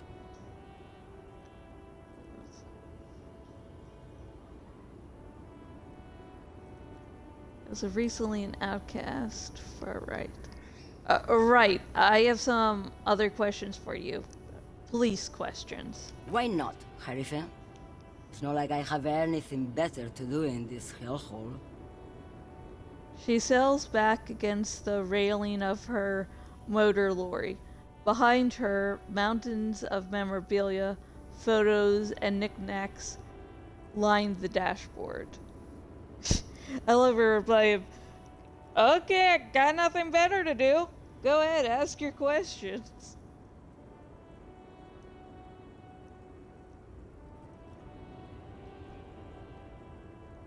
I tend to sleep into noon most days because I got nothing really to do most days. So it'd just be hours of, boredom sometimes. What are you hauling? Diamonds? Diamonds? Really? Of course not. But wouldn't it be marvelous if I was? Okay, but what are you really hauling? Oh, fudge. Shh, I pressed the wrong thing. Sorry. Whatever stupid things they put in the lorry, I imagine. So you don't know what you're hauling in your own lorry? I quit concerning myself with that a long time ago. Besides, I don't drive the lorry for the cargo, if you know what I mean. Sorry about the brush against the microphone. I had a little itch and yeah.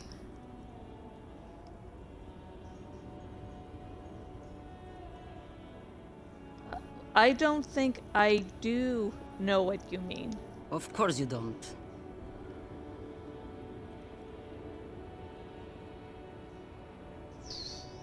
I still don't really understand this whole Bodaro thing.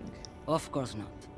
To truly understand the Boyadero, you need to listen to on the Western Plain. A boyadero, boya for short, is a cowherder from upstream Magritte, the great steppes of northern Mesk. People like Manana at the gates have turned it into an ideology of sorts. Sort of like a cowboy.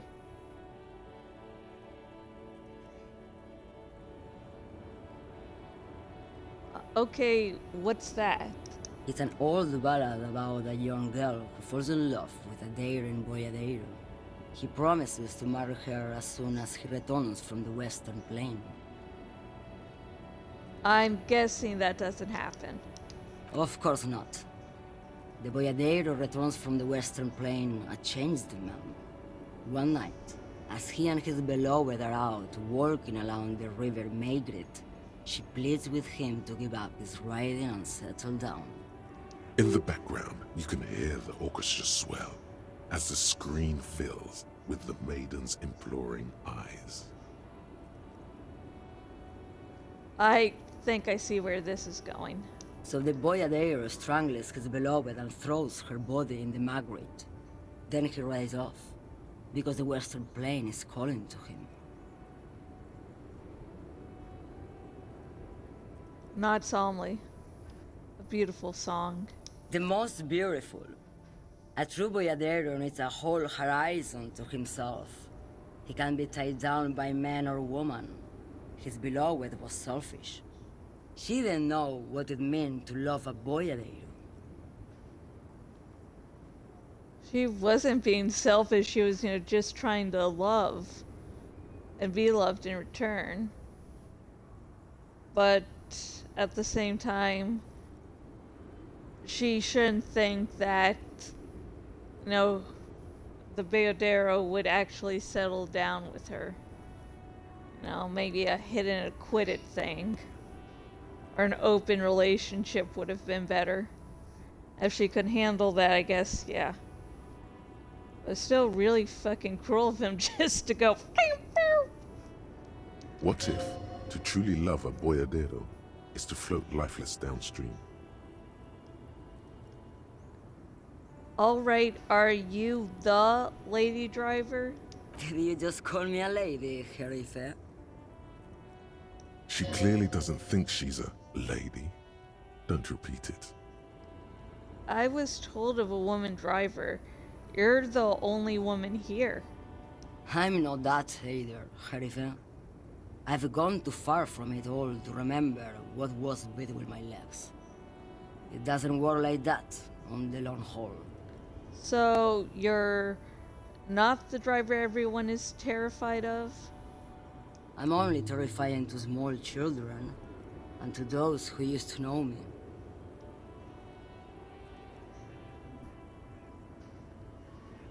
Yeah. Yeah, it's not her. Believe me.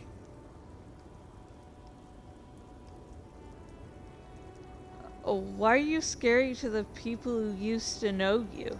Because they can no longer recognize the person I once was.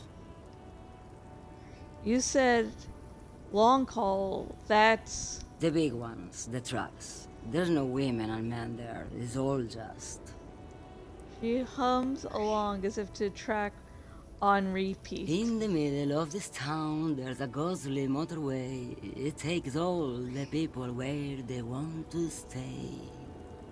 In the background, a quiet song seeps from her cabin into the air. You don't hear any vocals.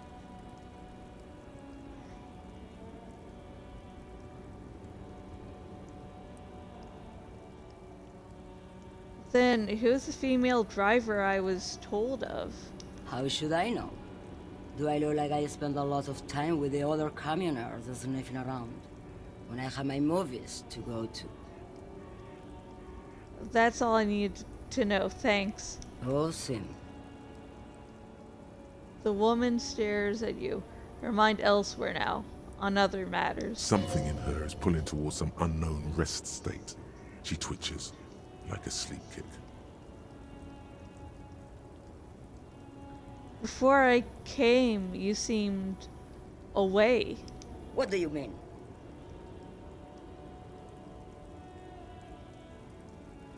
You were in a dream, tuned off. Yes? What about it? Should you drive a lorry if you get like that? Oh, don't worry about me. I'm one of the best camioners around.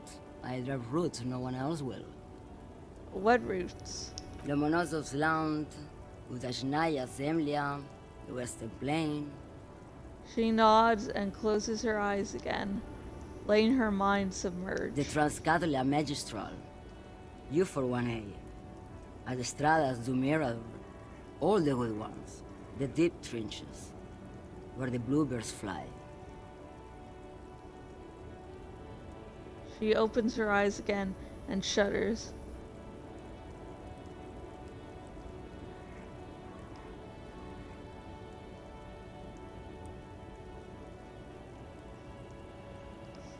Cool. Right until your dust, sister. Irma. I already am dust. You seem like a woman who knows a thing or two about drugs. What do I need drugs for, Lowman? What I see, what I feel, the great adversary, no drugs can compare. The adversary? Yes, there is a protagonista and an adversario. I am on the side of the adversary. There's no coming back from that hole. Those epithets are familiar somehow. The great adversary, the great unrest.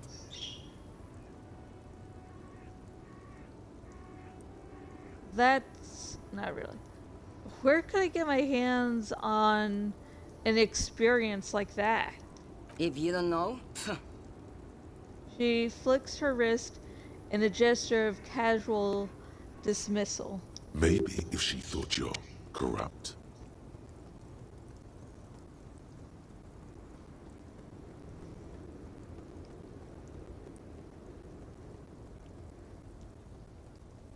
What is it that you're hauling exactly? you're man, Lowman. What of it?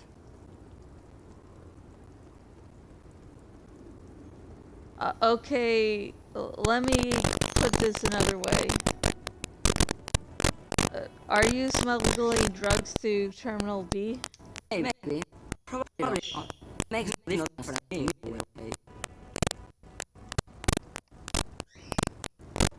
You said earlier you don't know what cargo you're hauling. Could it be drugs? Just this month I made half a dozen trips on Saramirica to Rat. And you for 1A. What do you think they take from Saramirica to Rat? Lowman. Drugs? No, Lowman. I mean,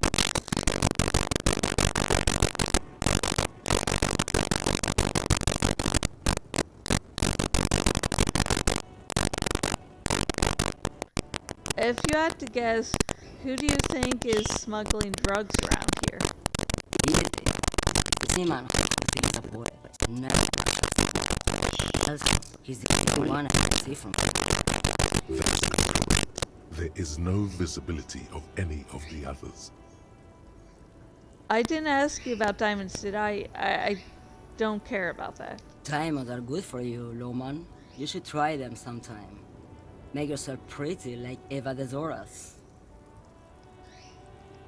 Okay, if you're not involved with the drug trafficking, then why are you still waiting here? Where do you want me to go? This isn't so bad. I can listen to music or the signals. You can walk the corridors and be beautiful for cleanser, the trampoline. Or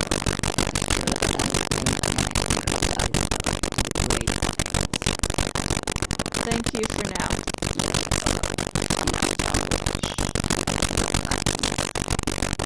Her voice trails off. So she's a pale driver, and in this world, the islands and such, there's a thing called the pale that's slowly getting bigger.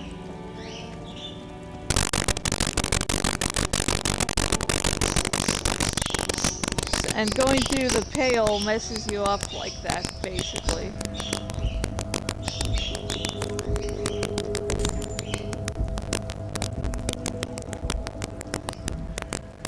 A lorry stuck in the traffic jam. This big, heavy Grad-made machine is well kept for such an old machine. The windows are clear. They've been recently washed. You can see a lorry man's cabin with personal belongings, stickers, insignia. What kind of stickers and insignia?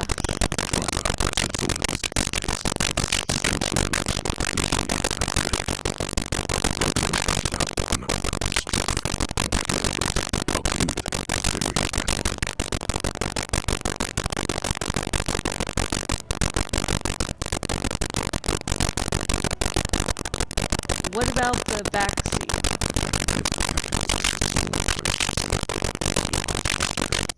There are several something with some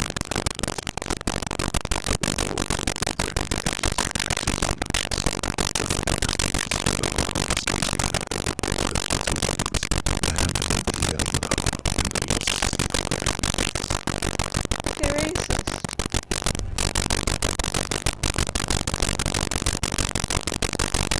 actual art degree. Trite, contrived, mediocre, milquetoast, amateurish, infantile, cliche and gonorrhea-ridden peon to conformism. I fucked me. Affront to humanity. War crime. Should literally be tried for war crimes. Resolutely shit. Lacking in imagination. Uninformed reimagining of lip-wristed, premature, ill-informed attempt at talentless fuckfest, recidivistic shit peddler, pedantic, listless, savagely boring, just one repulsive laugh after another.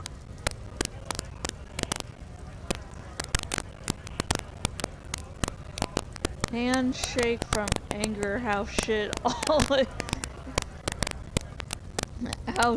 it all is. Conceptualization, passive heal plus 1 morale and gives plus 10 XP. Passive heal. Yeah, I'm an art critic. In real life, I do reviews, so I am sort of a critic.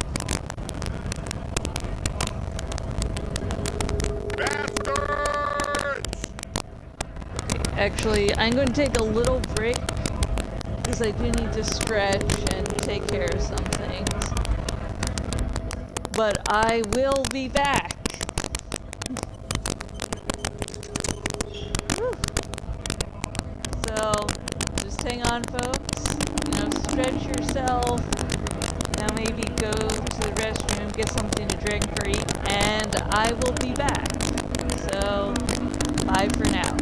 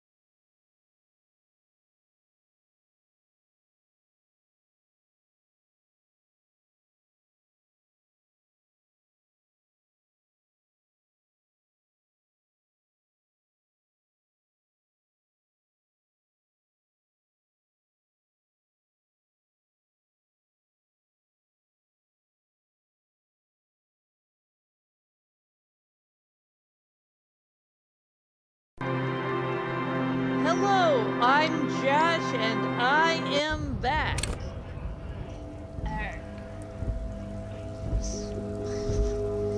Need to, relieve myself and then get a nice glass of water. I'm going to switch to my really heavy coffee soon, but I want to give my stomach a little time so it won't burn itself out. Bastards! We have a right to work! The man yells towards the harbor gates. His voice is the loudest of the lot, and oddly screechy for a man his size. What's going on here? Hold up and stay frosty, everyone. Cops are here. The broad-shouldered alpha male turns to you. He's a full head taller than everybody else here. Just not suspicious at You all. here to fuck with us? Beat the honest worker down. Why should We're I? here to fight for a cause. Stripes usually have problems with people who have causes. Okay, then I'm thinking Good. me. We're fighting for a cause here. Right to work! Right to work! Besides, we're not that different. It helps if people see us talking, cops and strikebreakers together. Shows authorities are on our side. Builds confidence. What kind of a cause are we talking Rights about? of people. Rights of workers. To have gainful employment. To make a salary.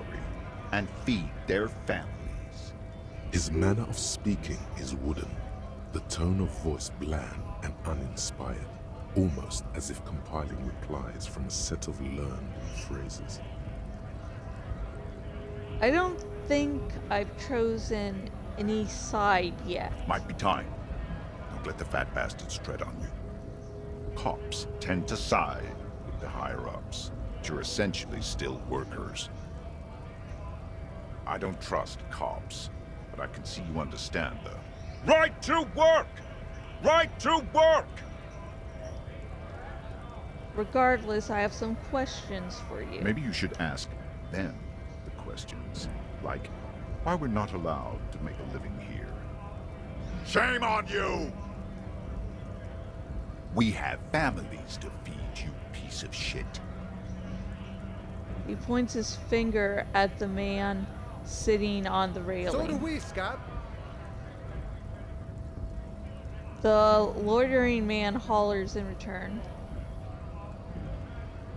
What is a strike? When a bunch of ungrateful, lazy cockroaches can't get their act together, decide to block honest work for other people.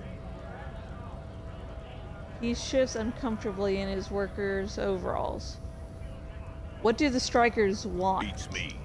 They mumble nonsense about boardrooms and workers' rights, while we have the right to work!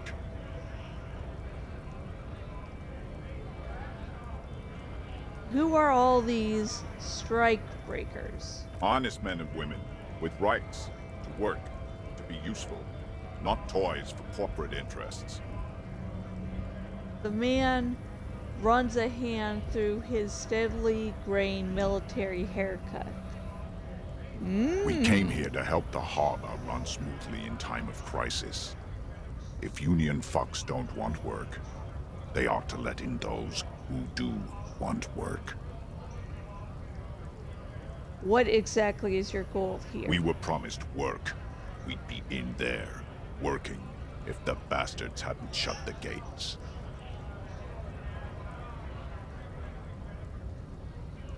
And you are unable to breach the entrance? Main gate's locked. Would take heavy ordnance to bust it open. Could try to get in through the secretary's office. Door's locked. The guard's blocking the way to the access panel. And I don't mean the scrawny mess punk either. I mean head measurer. Or whatever he is.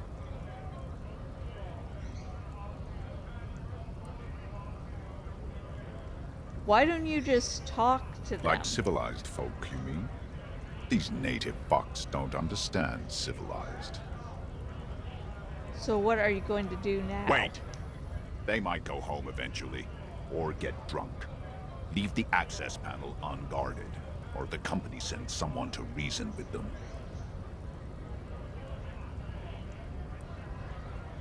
Unexpected situation, but we hold the pressure on until someone makes a mistake. Then it's our time. We strike. The man rubs his jaw, a lightly bearded square wedge. I'm just going to leave now.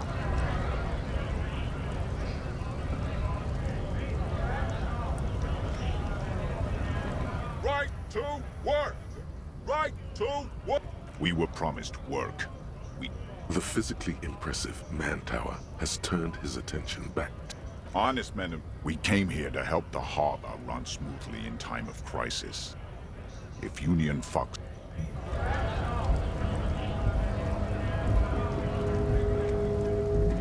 Now let me talk to that rich bitch.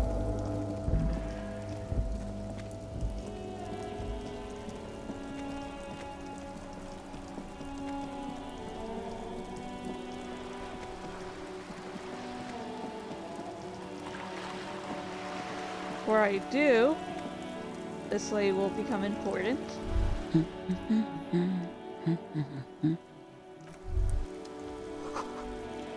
It takes willpower to even read the author's name. Jane Kyles from Angunia. She's still mumbling to herself, now reading another paperback. A good one? Point at the book. Yes? Hello? She nods, her attention fully focused on reading. Who are you? Me? No one. I'm just a working class woman. She doesn't really want to be disturbed that much. If she's such a working class woman, why isn't she working? What are you doing? Looking for something to read. She reverts her attention to a worn out paperback. Good, good. It is. I'm a policeman. I know you are. Do you need the help of a policeman? What with? Maybe your husband is missing? My husband? No, he's not. So, where could he be? I don't know. At home now? Out drinking with his friends? Working? Yeah, I remember. I know how her little side quest thingy goes. But the first time around, I'm just choosing the answers because I felt like it. But now I actually sort of know where to go a little bit. So, what I'm hearing is you don't really know where your husband is. Yes, but I don't really need to know where my husband is. Not all the time. Wouldn't you like to? No. She looks straight into the eye. Her right foot is tapping nervously. I can totally help you find your missing husband. Why are we still talking about this? I haven't lost my husband. She has, though. The husband is totally lost. You should tell her that it's okay. It's okay. What?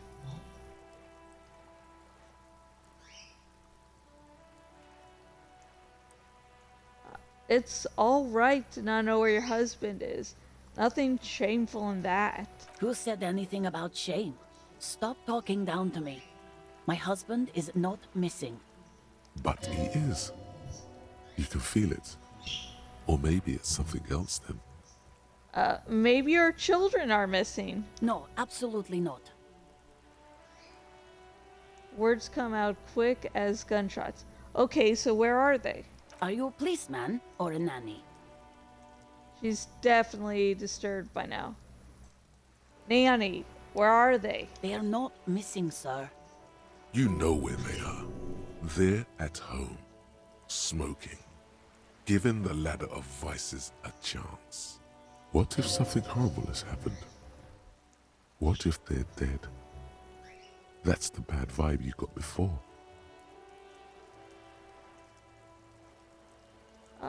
They are at home, right? Smoking cigarettes. What? That's just... My daughters are perfectly fine. They're with their friends down in Shamrock. There's nothing to worry about. They're almost grown up now anyway. They're past the age they need me protecting them from everything now.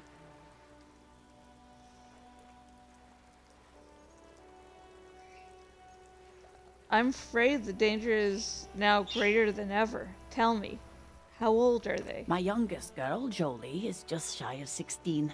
Jenny, she is turning 18 next month. But we shouldn't even be talking about them. And can you describe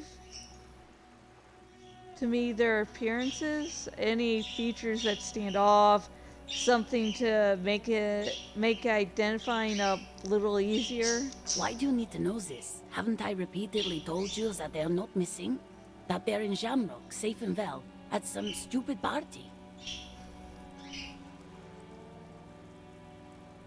It's for the investigation. I'm trying to be professional. There is no investigation here. I can tell you that. She picks up a book and tries to concentrate. A flock of seabirds passes by. Okay, it must be asked then. What are you doing here? Why are you pursuing this? Is it a hunch? Maybe your cockatoo is missing. I don't mean to disrespect, sir, but you are being a bit of a cockatoo here.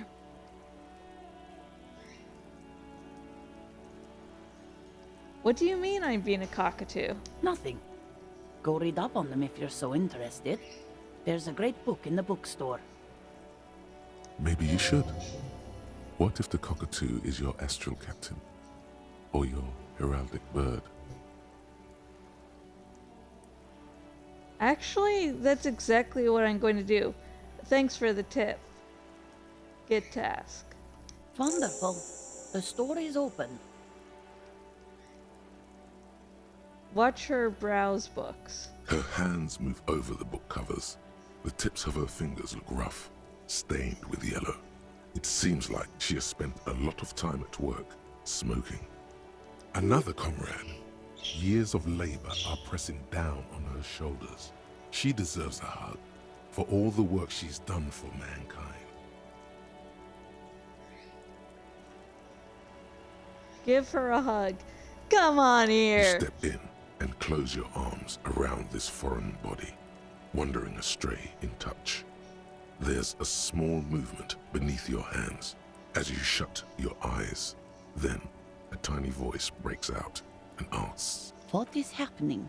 She seems to be confused. Your hands are wrapped around her polyester coat. The fabric feels cold, moist from the sea nearby. Keep hugging her. The situation is oddly intimate. Your cheek is pressed against her shoulder.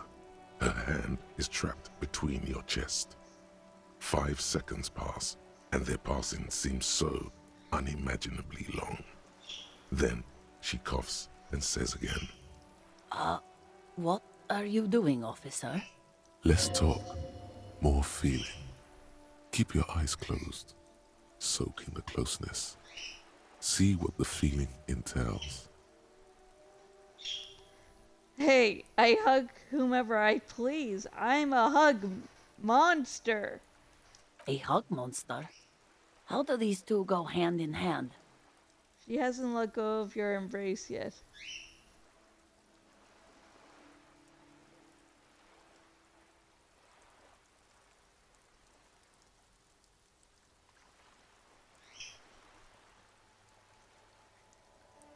They don't. I just force them this way. That's why I am a monster.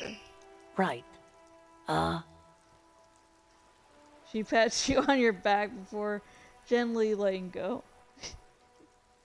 Is there anything else I can help you with? That's all for the moment. I'll let you read. The woman before you nods and returns to her reading. Hug. I love hugging. I have Asperger's syndrome and I don't like most touching from people. Like I need warning. But I love hugs. Oh my gosh, I love them hugs. Hugs.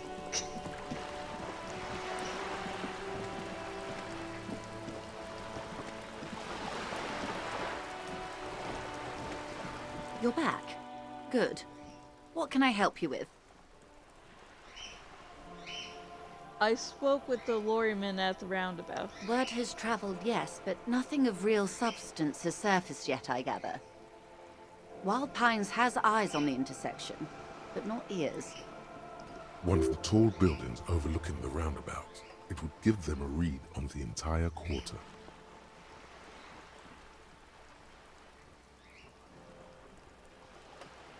By the way, I've talked to Everett Clare. You have? And how did you like Mr. Clare?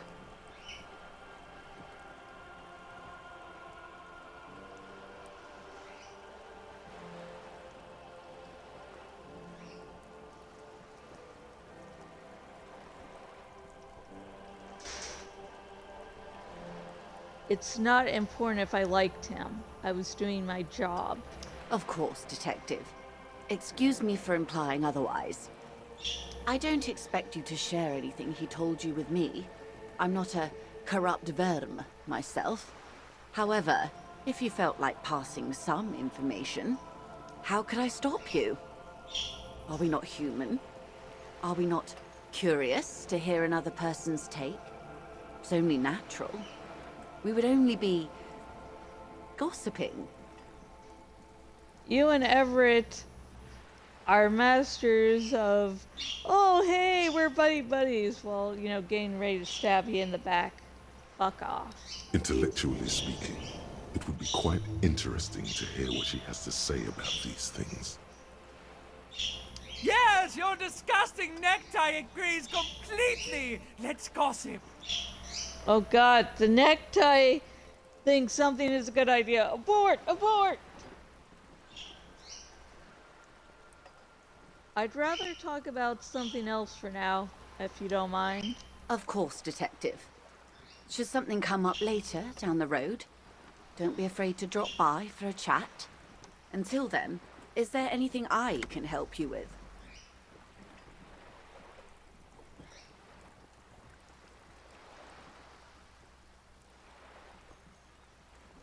Until you come up with something at that intersection, I'm afraid I have... She simply nods.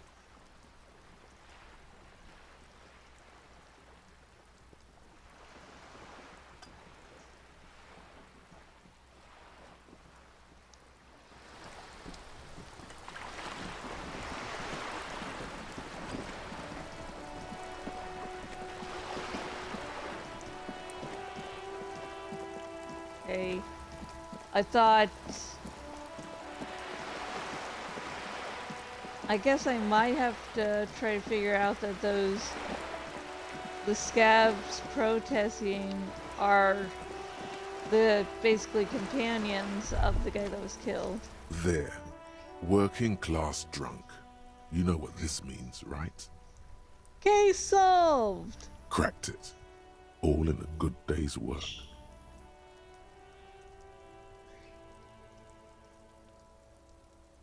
Wait, what did I crack exactly? What do you mean, what did I crack? Look at how working class that drunk is.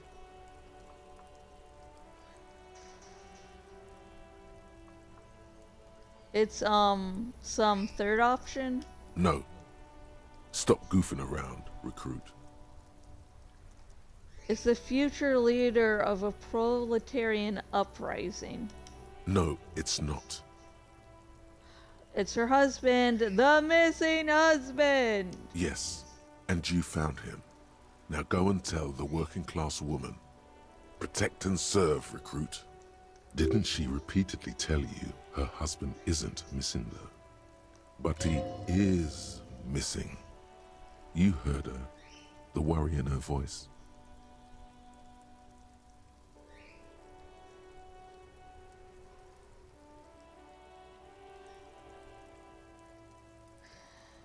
Give me champagne, I'm going in.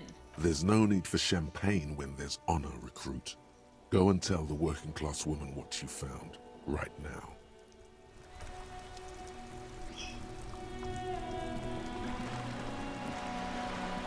Okay.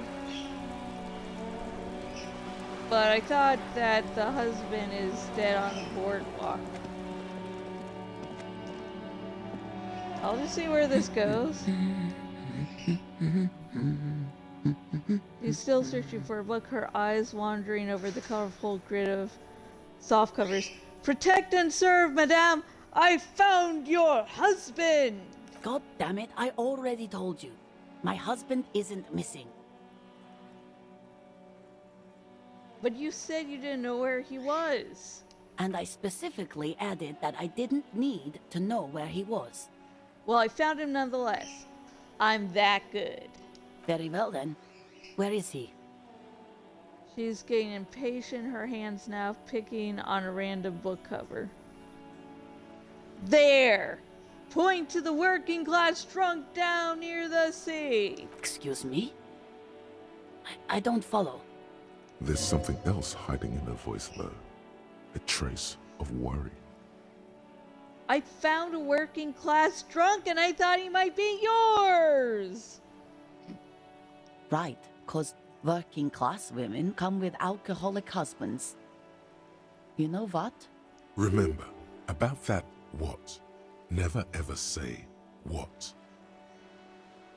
Something bad, I guess. I'm sorry.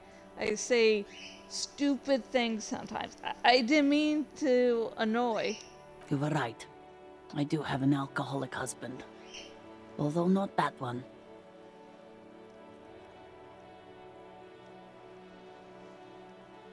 But you told me your husband's all right. I did, and he is. He's also an alcoholic. So is he missing as well? No, he's not. Or maybe he is, I don't know.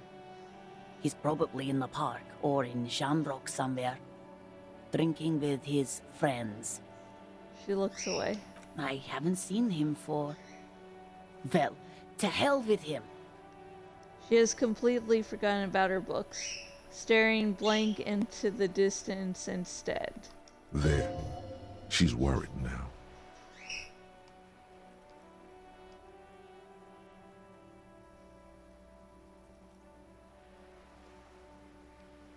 Don't worry, I'm going to find him and bring him back home, promise. She sighs, but you can detect a slight hint of gratitude and relief from her face. All right, go ahead. Do you have any questions? What does your husband look like? Honestly, not that different from you. She eyes you from head to toe.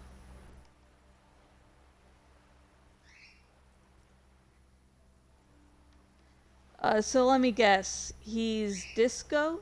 Oh, thank God, no. Fuck It off! hasn't come down to this yet.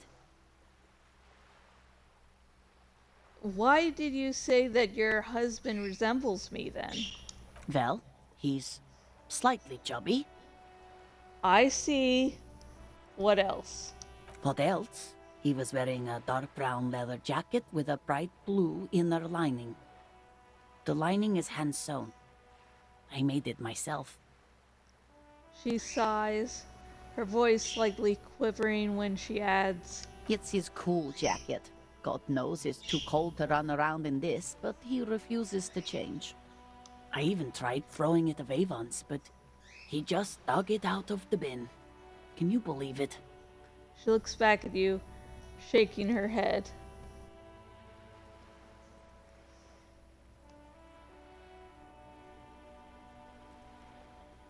Well, if that jacket is really that cool, then I can totally understand. Well, what can you do? I hope that at least that extra lining helps him keep warm at night. I wouldn't like him to catch cold. She's thinking about him out in the cold, in some park, or on the coast. And it's making her more and more worried. When did you last see him? Yesterday morning, he went to the library. When he went to read my book, and he promised he'd walk straight back home. Because we talked about this. We talked about not wandering off again. I don't know what to do. I honestly don't know what to do with his addiction. Just makes me feel weak. Gone over around 36 hours then. Damn, this is Susan's case. Fuck. I pressed the wrong thing again. She turned away from you in an attempt to recover. I think I got it. Thanks. So you are going to look for him. She genuinely wants you to know. Don't make her ask.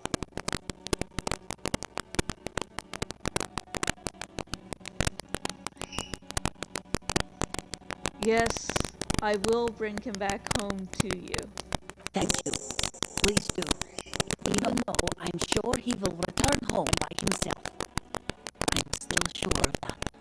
She tries to maintain a brave front, even though her eyes reveal the opposite. Thanks. I'll get going then. Okay. We got a nice little... another side quest, folks. This time finding her husband.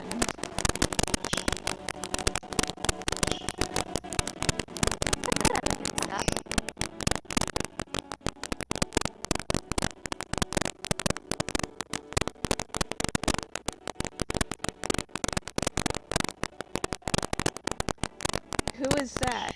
Point to the woman browsing books. Oh, that's not Billy. She's nice if a bit distressed. She's your aunt? No, sir. She's a working woman who comes to look at the books a lot.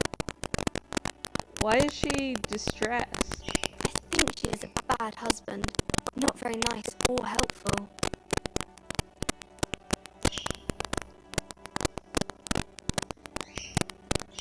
You can stop calling me sir. I am but a working man.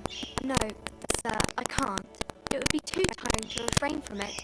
It's already tiring enough to remember to say it all the time. It's nice of you to say I could stop, though.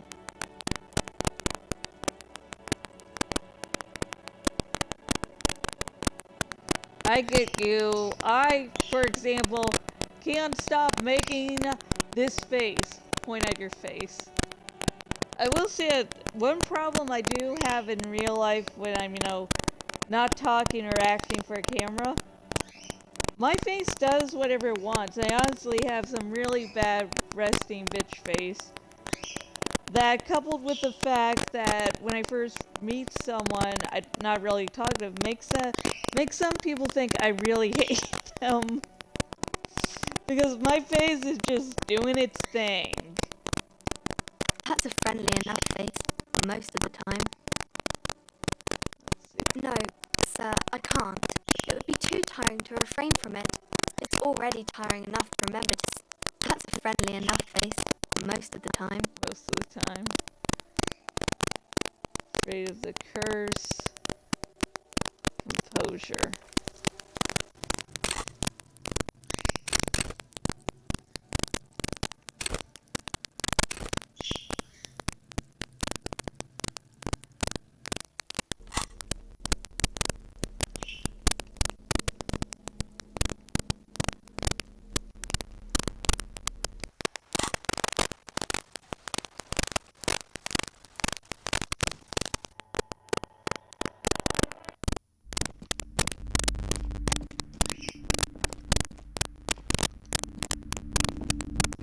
Hello again, esteemed officer, and welcome to Crime, Romance, and Biographies of Famous People. I'm looking for a book about cockatoos. A book about cockatoos? There should be one upstairs, right next to the shelf of biographies. Farewell for now, book peddler.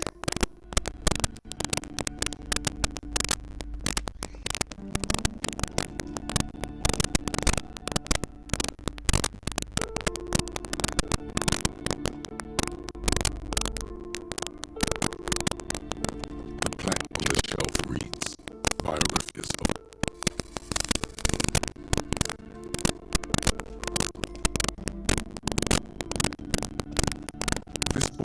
is not strictly about crime, romance, and biographies of famous people. There's also a wide range of paranatural.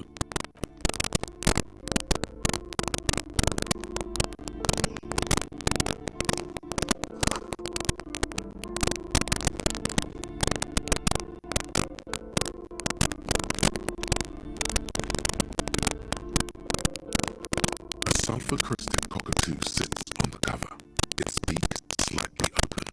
It looks as if the bird is calling out the title. From A to Z, highlight the well-behaved cockatoo. Flip through the pages. For instance, there are specific different cockatoo species, and they all have behaviors. What about this guide to the cockatoos, Storekeep?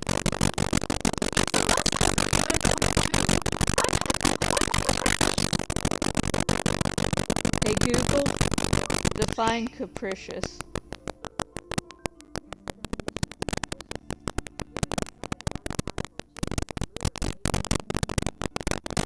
That's a bird.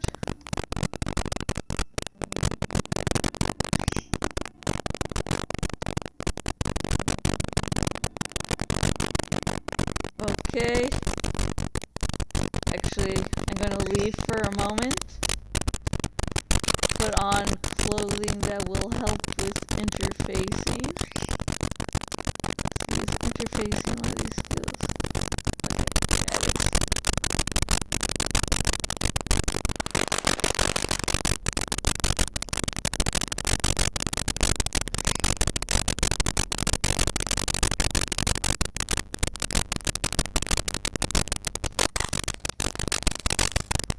Actually, let's do a quick save. Just in case I want to re-roll. Okay, come on, go there. A sulfur-crested cockatoo sits on the cover, its beak slightly open. It looks as if the bird is calling out the title. From A to Z, the guide to well-behaved cockatoo. Steal the guide to cockatoos. Okay, my interfacing has gone up. Let's do this. Cross your fingers. I don't know how this is going to go. You wait for the storekeeper to be distracted. When she's not looking, you pull the stolen cockatoos into your pocket. It's possible. Eventually, the guide to the cockatoos is yours. Splendid. Okay.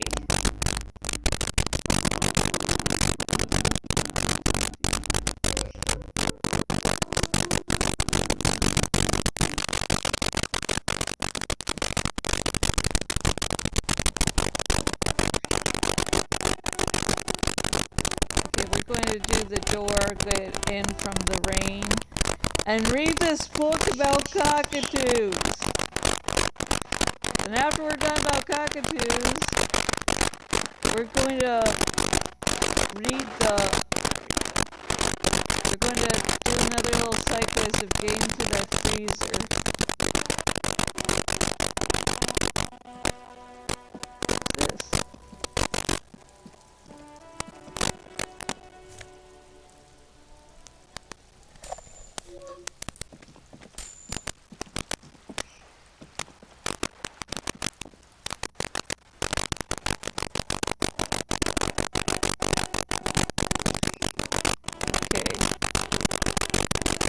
Reason the wall's not coming to me now.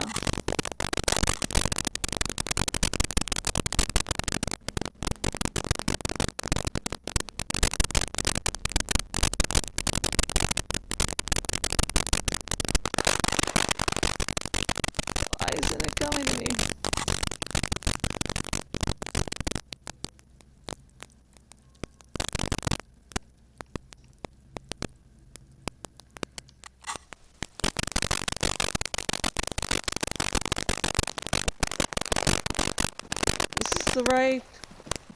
That was the right house, right? Right wall. Hello again, officers. Have you come to admire my mural? Cindy, I need some paint and your brush too. What for?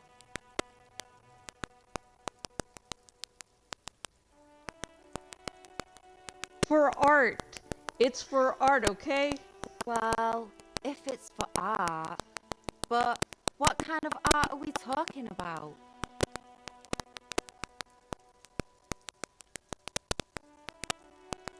To be honest, I haven't really thought of anything yet, but I'm sure I will. Then you have time to find your own fucking brush.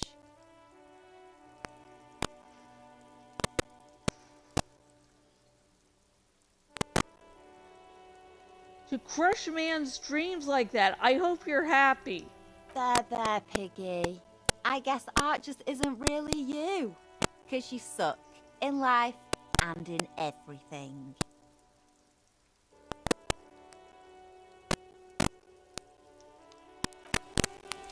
Conceptualization.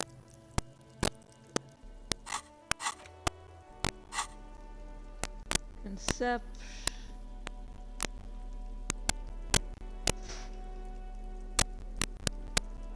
Okay, we need a brush.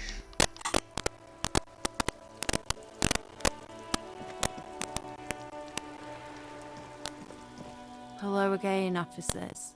Have you come to admire my mural?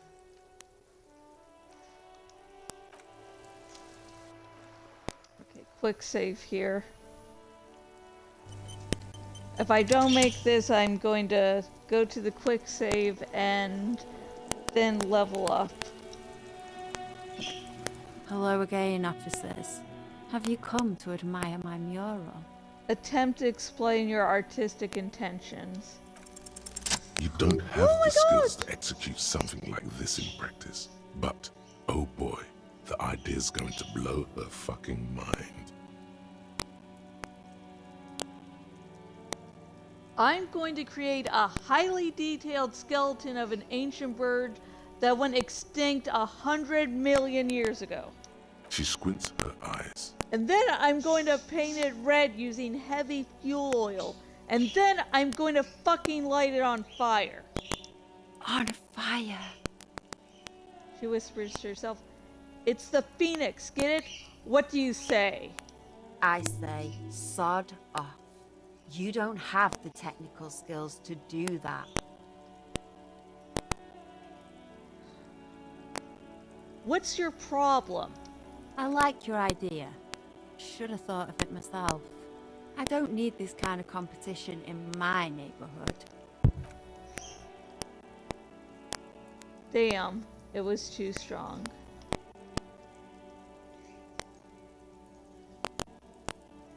But Cindy, art is bigger than either of us. Then get your brush from fucking art. Oops, my apologies. I guess I was trying too hard. You're a police officer and a grown-up. Why are you trying to impress her? Maybe try a different approach, like climbing up there. Catch you later, Cindy. I hate and love you at the same time.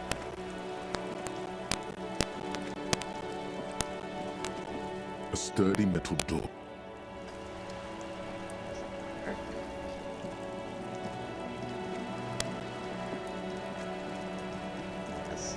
As you just saw now, the voices in your head aren't always right. A garden hose, this won't be of use until the snow melts. No shit. Chain and tables eaten by rain and rot. What's that noise down there? A balcony with a view to the yard and the hanging. Another splattering of bullet holes on this wall.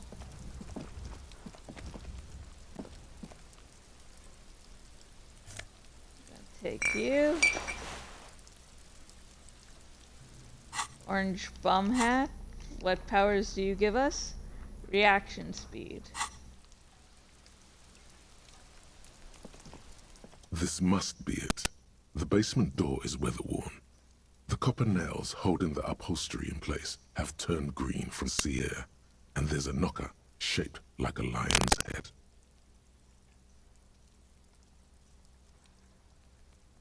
Carefully knock. You knock silently. The upholstery muffles the sound. No response comes from the apartment. You feel eyes on you, watching you from the window overlooking the yard. Press your ear against the door. The door is slick with rain. You don't hear any movement inside. In fact, it's oddly silent in the yard around you. No birds chirp. Use Manana's key to unlock the door. You try to be as silent as you can. It takes a bit of rattling of the handle to loosen the bolt. Finally, the door unlocks with a small clack. Thoughts race through your head. Only curiosity could account for stepping over that threshold. Maybe there's treasure in there. A white alligator. A fountain of quicksilver. There might be important information in the apartment. I mean, there might.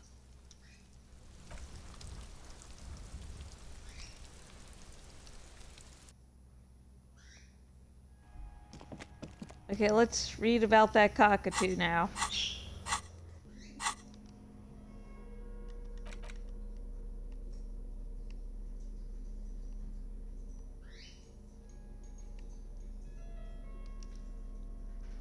A cockatoo is a parrot with an erectile crest, found on the Seminine Islands and in southern Fas a la Mer. Known for their intelligence and general precociousness, cockatoos are popular birds in aviculture. However, they often exhibit various behavioral issues. Okay, what more? This book talks about the delicate nature of toos, as well as introducing some of the most popular species among the bird enthusiasts. The funeral cockatoo, the major majestic cockatoo, and the most common bang bang cockatoo. It's colorfully illustrated. Alright, what problems do these birds have? Where to even begin? All cockatoos are known for their needy natures, requiring attention for at least 2 full hours a day. They love to talk, and have been described as lovable clowns who just don't know how to wrap up. I could handle that. It would be nice to have someone to it would be nice to have someone to talk to when feeling lonely. Pet owners also report moodiness, loudness, and hostility as recurring issues. If left unsatisfied, cockatoos may scream non-stop, pluck their feathers, or become aggressive. Right, that's pretty bad. Anything else? It is not recommended to get a cockatoo if you're not able to cook them food every day and give them the full care that they need. These birds will never understand that you have a life of your own. That's true of all birds, isn't that, babies? For anyone who's not in the know, I have 2 cockatiels and 2 parakeets. Yes, and it's very much, they go, wait, you have a life? If I go into another room, sometimes they scream at the top of their lungs. It's amazing.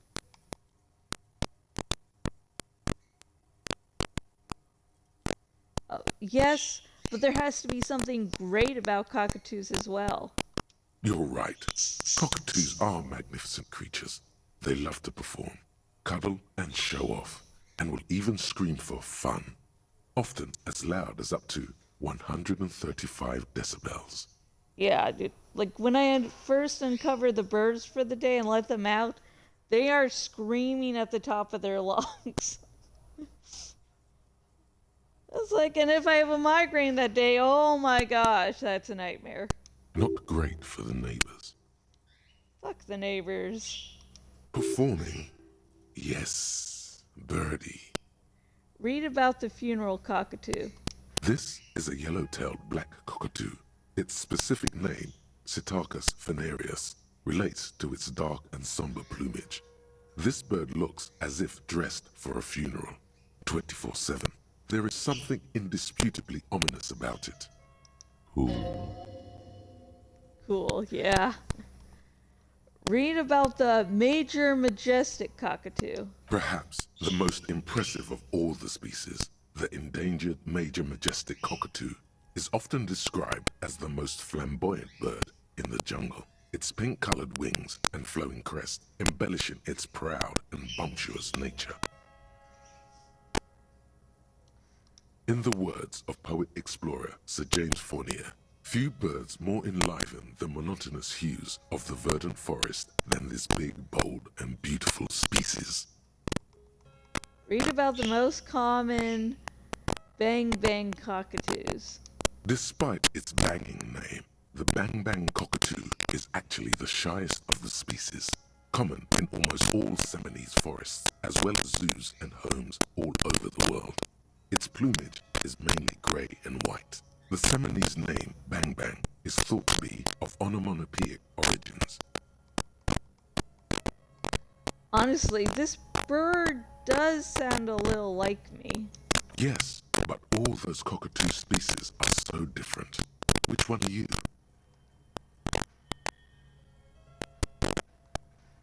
Let's see, they're most flamboyant.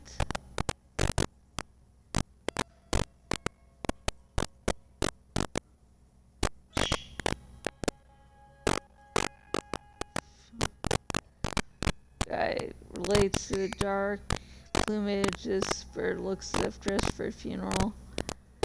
Right? You're right, cockatoos are my... They love to... Okay. Funeral. Major. Bang bang.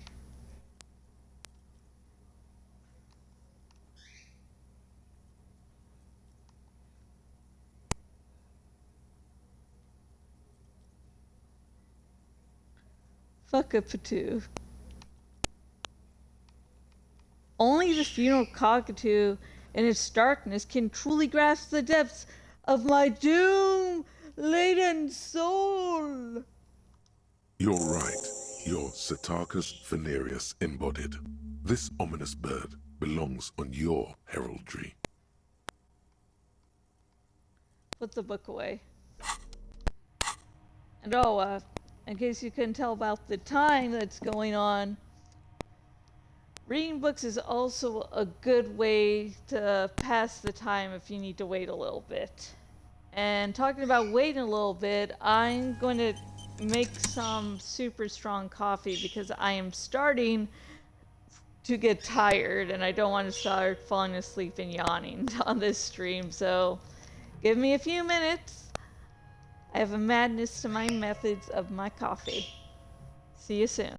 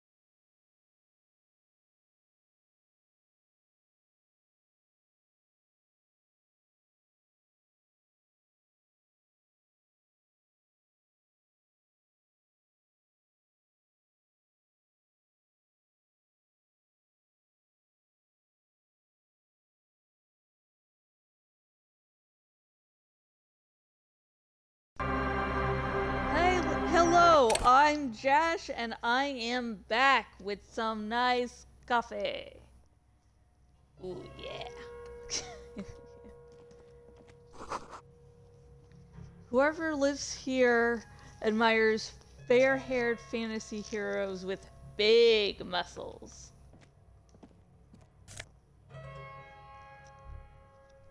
I'll take that.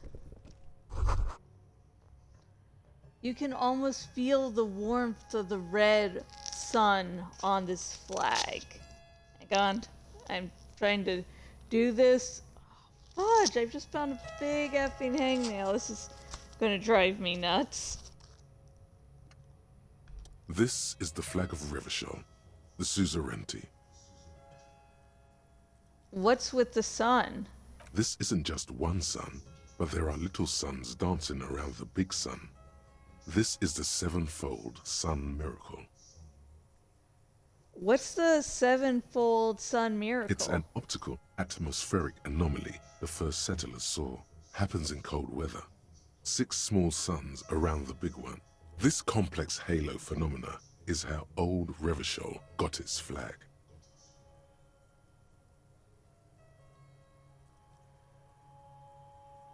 For sailors. It's an official happens in cold weather. 6. It is but one of the many strange optic atmospheric phenomenon of this wondrous archipelago. You're sure you once saw sundogs in your youth, and blue flares. Bow down before the flag flag. Accepts your honorable salute with quiet dignity. I'm actually going to go away for a moment to get rid of the hangnail because it is a big one. I'll just be gone for a moment, so I won't be pausing. But I will be turning the audio off for just probably a minute or two, so.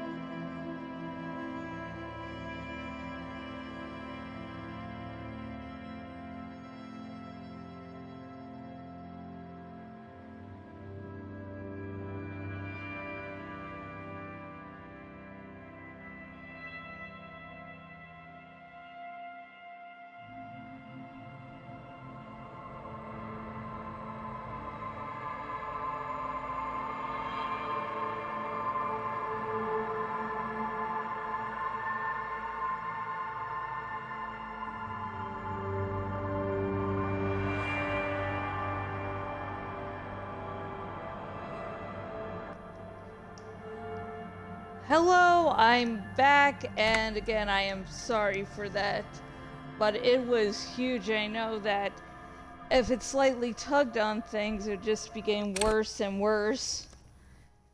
I didn't really need that. Okay.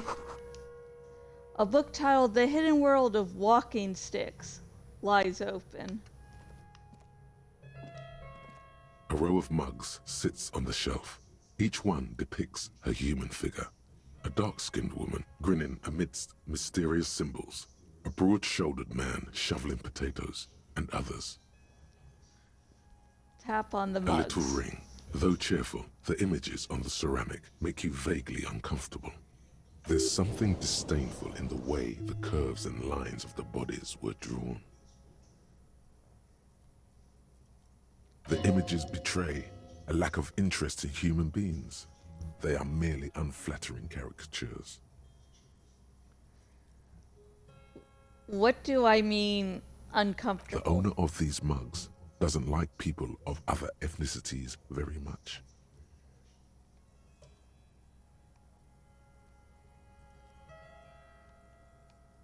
typical This asshole. person is unhappy. Whip out your yellow mug and compare. Yes, your broken mug friend would feel very much at home here. The same humor, the same mocking lines. The owner of this collection could be dumping his trash in the Whirling's container. An interesting little clue. Let's see where this goes. Clues have a way of magically connecting to other clues down the road. Just like the mug did. Perhaps you should break into apartments more often. Probably. Is this really the same person who put the dead man's clothes in the trash? Who knows? Could be. But this clothes in the trash lead doesn't really seem like it's going anywhere. Still, good thing to keep in mind. You could ask Everard who this person is once you're done here. Move on from the mugs. Yes, because I want to tell Everett A row of mugs sits. that I didn't just open the door. Because that won't lead to anything bad.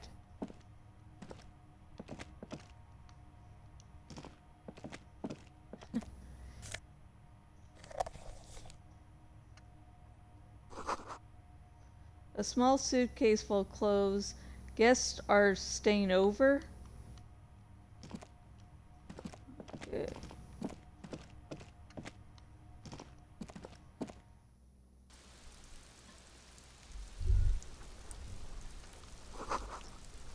That smoker up there could be a witness. Talk to him.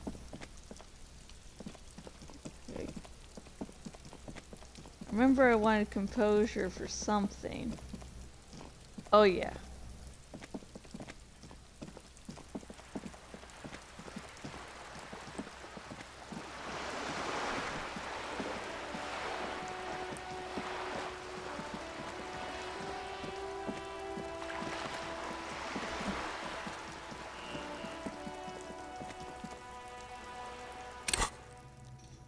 Composure.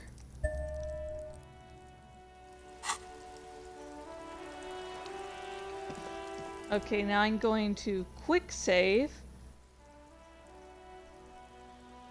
and ask the girl some questions. Also, making sure clothes I'm wearing also give me composure.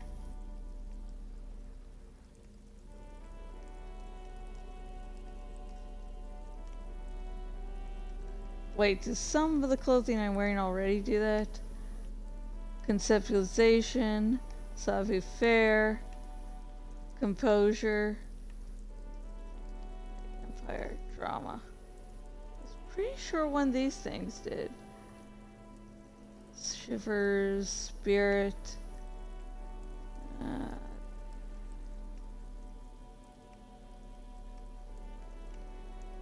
I guess not.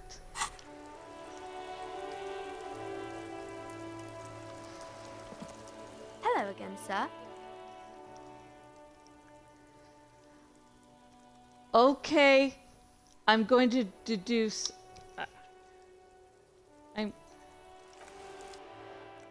I don't know if I saved it after I checked the clothing and all.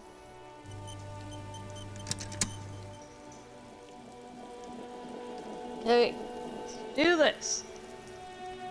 Hello again, sir. Okay, I'm going to deduce something now. Saw she's cold and afraid of the curse. Both, gave me bare chances. Okay. The girl keeps her hands folded, hidden.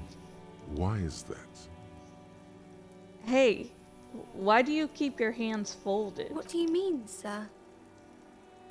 She looks away. She knows where this is going.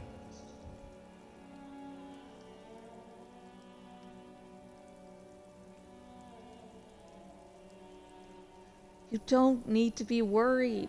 I'm here to help. She looks around anxiously. Her hands remain folded in front of her. She doesn't want to show them. It's okay. She brings out her reddened hands, her nails frayed, nearly chewed down to the flesh. You bite your nails. And you knew this from me keeping my hands folded?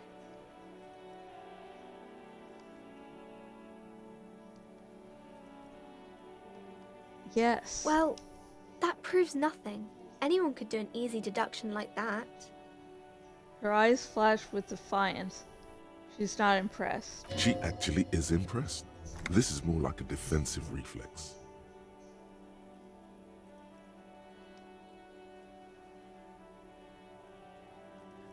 Want more? Want more? Bet I can figure out why you bite your nails. I got a few reasons in mind. She nods, half provocative, half enthusiastic.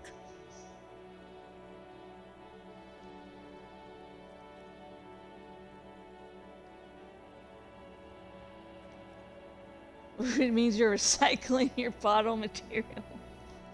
It's intense.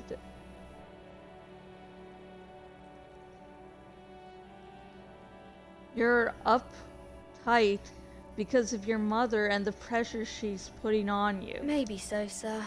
Okay, I know it's a bad habit, and I shouldn't.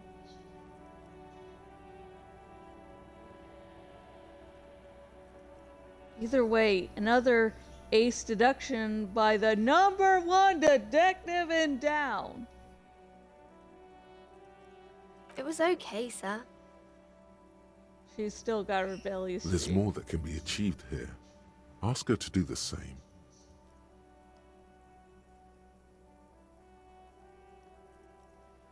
You think so? Fine, do better. To do something about me. You're quite sober.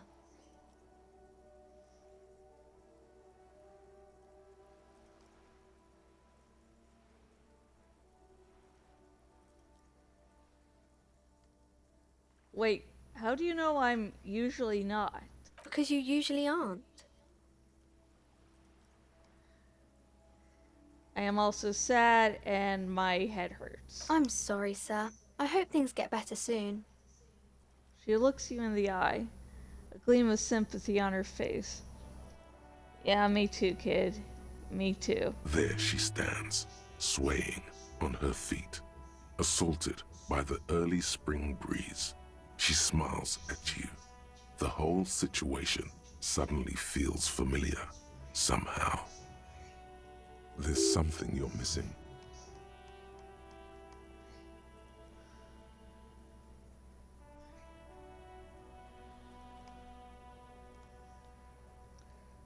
What are you missing here? Why does this feel familiar?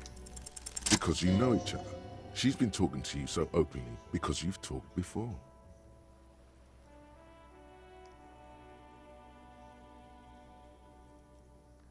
Hang on. So you know me? We've met before? Yes, I stand in this spot all the time. She sways back and forth on her feet. You've been running around all week without your shirt on, sir, apologizing to everyone. I don't really understand what you've done wrong. Did I ever talk to you? Of course, you stopped by a few times. You certainly look better than the last time I saw you.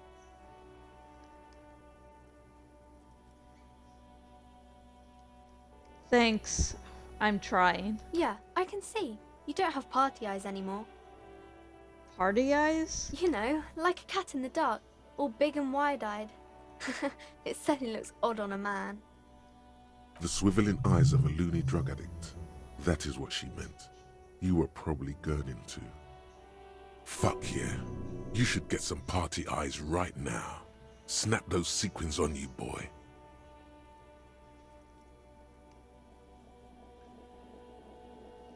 Does that mean I've been partaking in narcotics? Oh, baby, that's not what you have to worry about.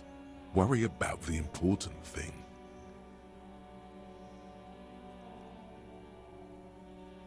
So, why didn't you tell me you knew me to begin with? I didn't know I had to do that.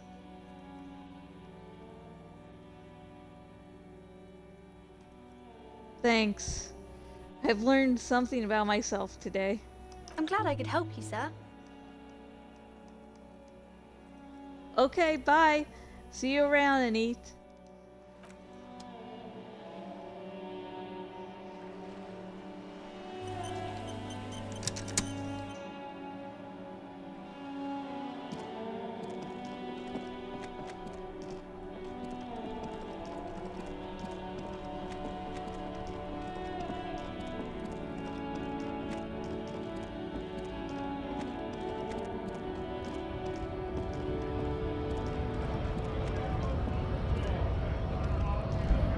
Right to work! Right to...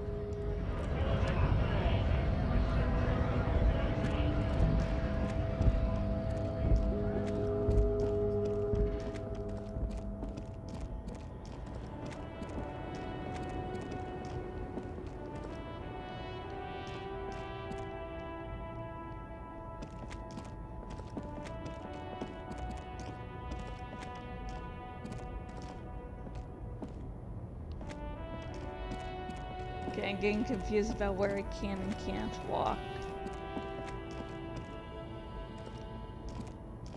For some reason, it's hard for me to tell because of the artwork.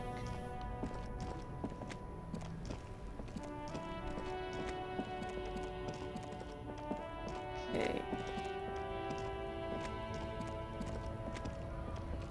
Looking for something, Aunt? Come to tell me to fuck off again?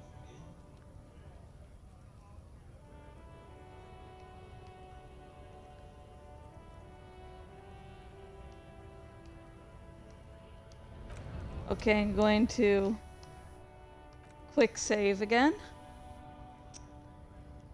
Oh yeah, that coffee is hitting the spot I am now at least awake feeling. Okay, we're going to keep on rolling until we succeed. Looking for something, Because I Aunt? don't want to Come to tell me to fuck off upset again? Tommy, the lorry driver. Damn, please, please, please. Failing the last time.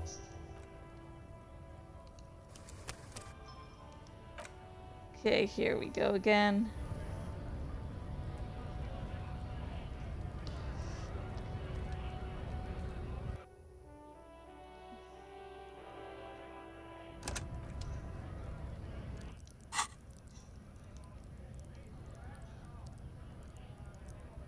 Half-light.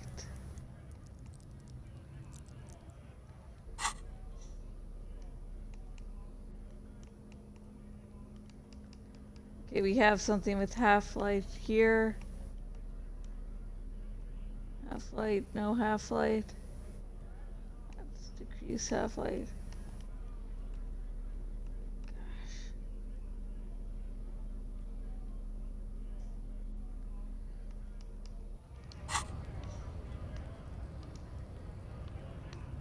Looking for something, Aunt? Come to tell me to fuck... Failing the last time. Okay, we're going to try that one more time, and then I'm going to get another skill point, do half-light, and come back. Oh, jeez. Looking for something, Aunt? Come to tell me to fuck off again? Actually, hang on. Let's see if buying cigarettes.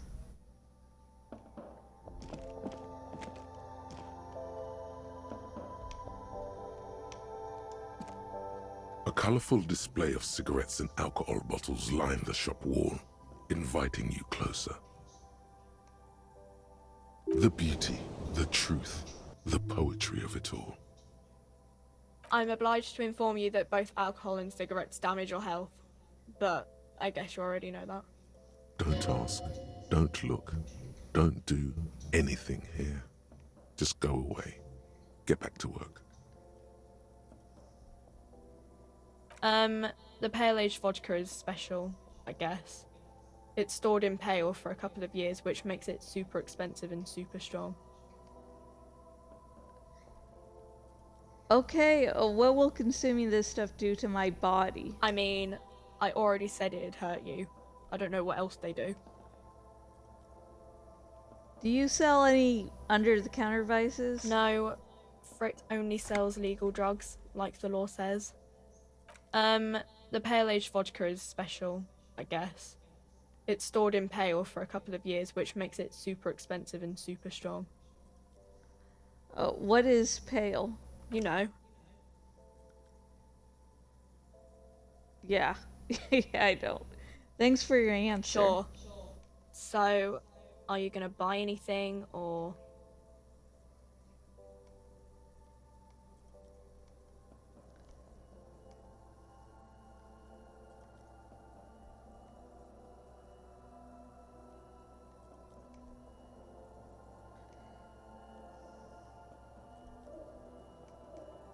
See.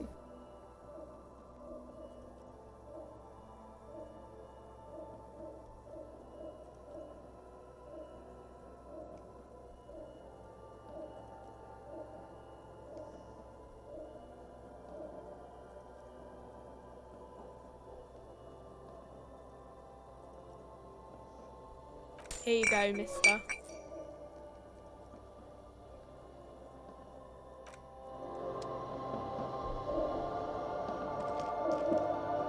Okay, let's... A small cabinet on the wall is filled with various medicine bottles, nasal sprays, and blister packs.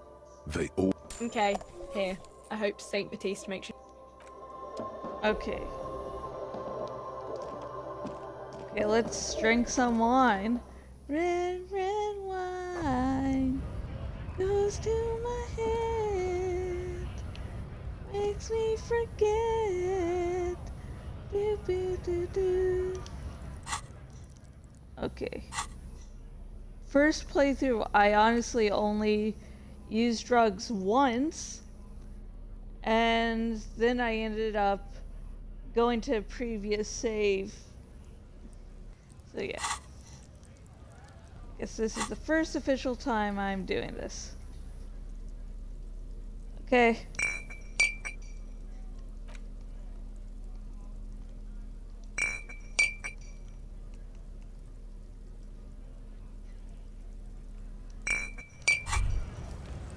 Well, hello.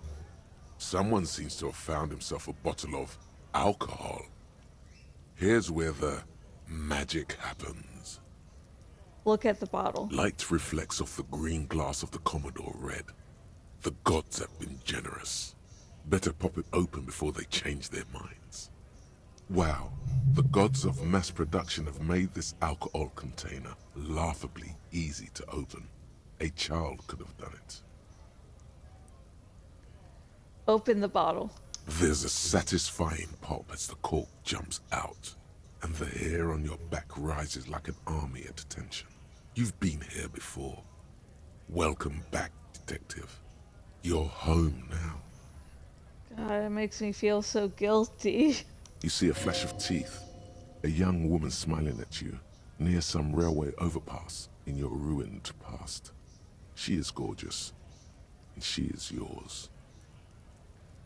What will be the repercussions if I take that sip? Nothing. Some mental stuff.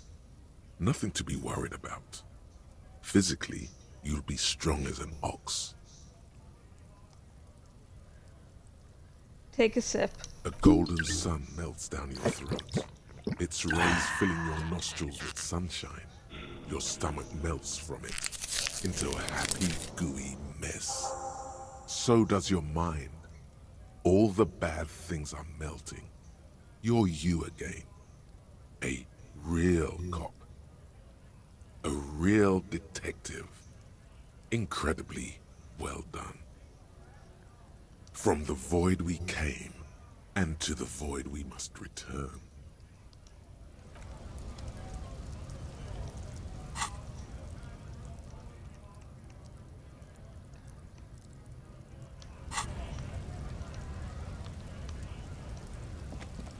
Looking for something, Aunt? Come to tell me to fuck off again?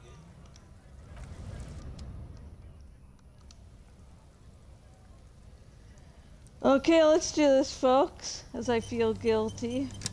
Really fucking guilty. Looking for something, Aunt? Come to tell me to fuck. Failing the last.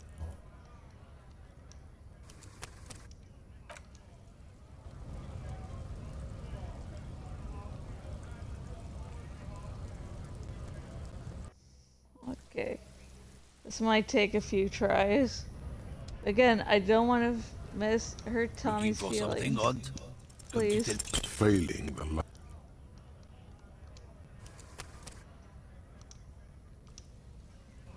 Okay, here we go again, folks. Cross your fingers.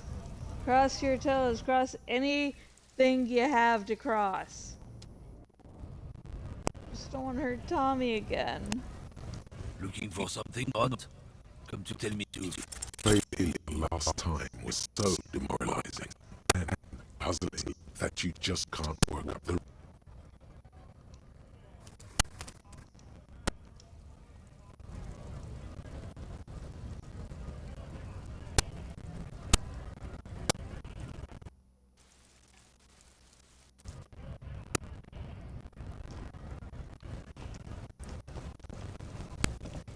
Looking for something, Aunt? Come to tell me to fuck again? Okay, here we go. Failing And last. let's load the game.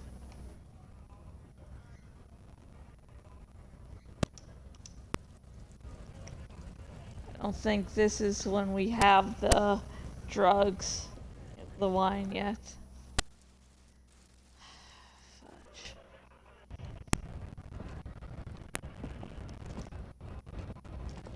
Looking for something, Aunt? Come to tell me to fuck off again?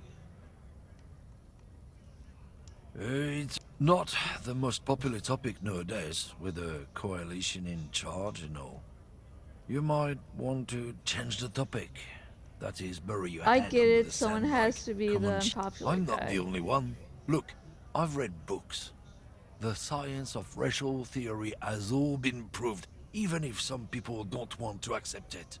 People who've studied these things say that we are superior by design. So, naturally, we Occidentals should be in charge. Obviously, you can see the merits in that. So I'm going to agree with this cunt, but only because I need to try to see if I can mess with that half-light little thing and finally pass it.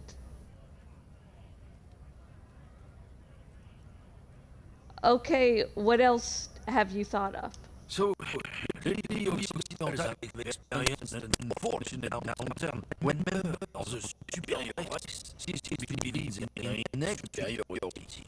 They compete for resources. Yeah, what's the problem with that then? The problem?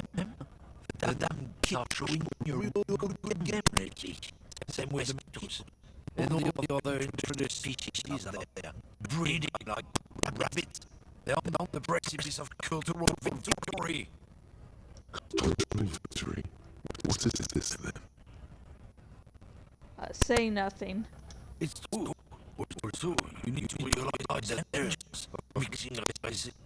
Who knows what might happen? People don't stay in the first place. You might end with a new race, with the characteristics leading to a competition. That's why you've got to control the other thing.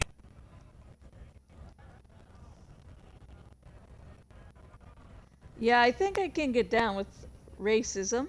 Good. If we people pull together, we can form a work against these troubled times.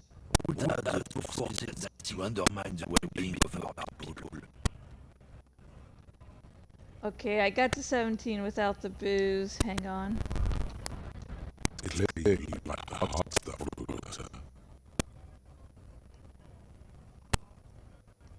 Discard thought. When the bird and flesh call, there is no discarding them.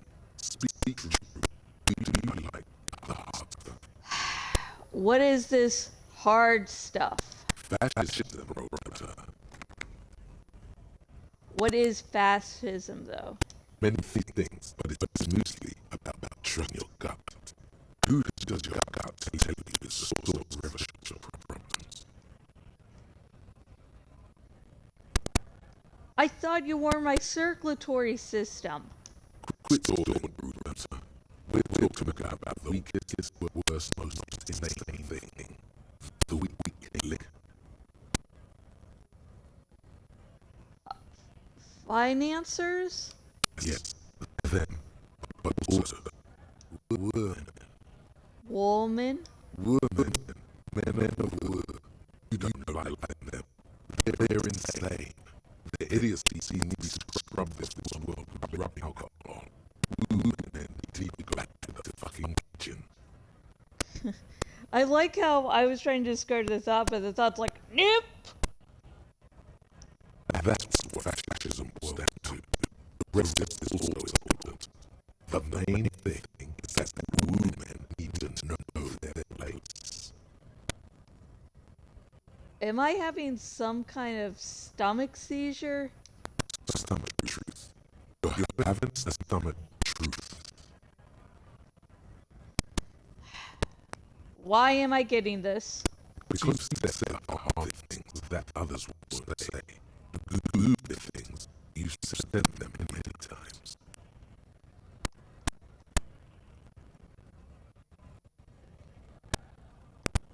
I like this. Fascism sounds so bad, though.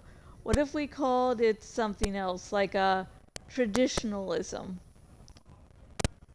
So in the Amazon Prime's adaptation of the comic The Boys, and yeah, I think season 2, yeah, Stormfront basically says this same thing about how, oh, people still like Nazism, but they don't like it to be called Nazism. So if you just reframe it, people will start following you because they do like Nazism, but they just don't want it called Nazism because that's what makes them feel uncomfortable.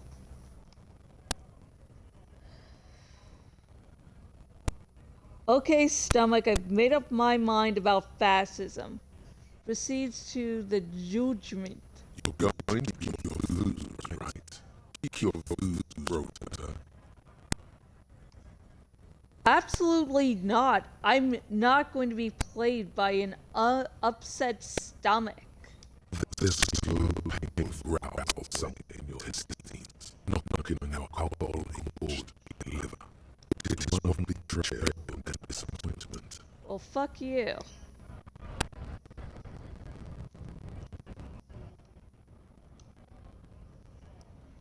Okay, yeah. Yeah, my stomach's feeling bad. Let's believe in fascism! Oh my god, no. Looking for something? Hold on. You tell me to fuck off again? Playing the last time was so demoralizing and puzzling that you just can't work up the rage anymore.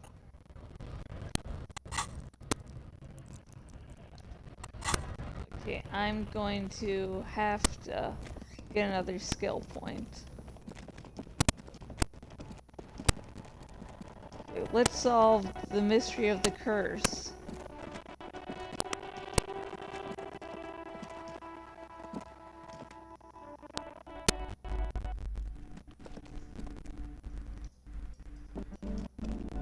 Hello again, esteemed professor, and welcome to Crime, Romance, and Biography of these famous people. All the pressure has made Anit really anxious. You know she's been chewing her nails? I told her not to do that. It's disgusting. I told you to mind your own business. Clearly, you have no idea how hard it is to raise a girl in this economy.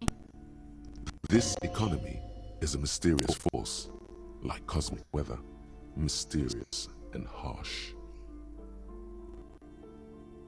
I don't think she can do anything about it. She can if she has enough willpower. This is what's called growing pains. Life isn't easy. Life doesn't give breaks. Oh, fuck you, you cunt. That's the same thing that's said about, like, people like me with depressions. Just feel happy. Everyone gets sad sometimes. Oh, fuck off. Walk off a fucking cliff into a trash compactor.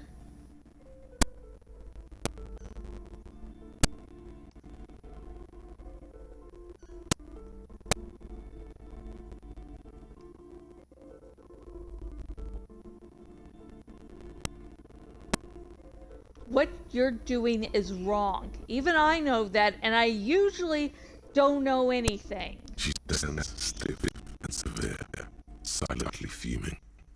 10 or so seconds pass without change. This is the person coming to terms with the new reality. One they are wrong. It's not easy. I'm being a little harsh on her because I was emotionally abused when I was younger. Luckily, long story short, mom's changed and is better. Dad is the same absolute goddamn asshole. And my dad and mom are divorced. So, long story there. It doesn't hurt me, but it's much longer than should be, talked about in this stream. She's looking for one, but there's simply not any good arguments for being an asshole. Oh no. Hold on. I need to invite her inside and apologise. She must be freezing out there. I don't know what to say to you. My husband, he tries to teach me business lessons. I have what my mother called a dull mind. All this stress. It sounds like both the husband and the mother treat her the way she treats Annette.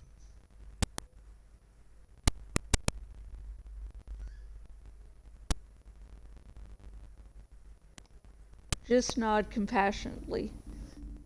Yes, sometimes it's better to let people come to these conclusions themselves.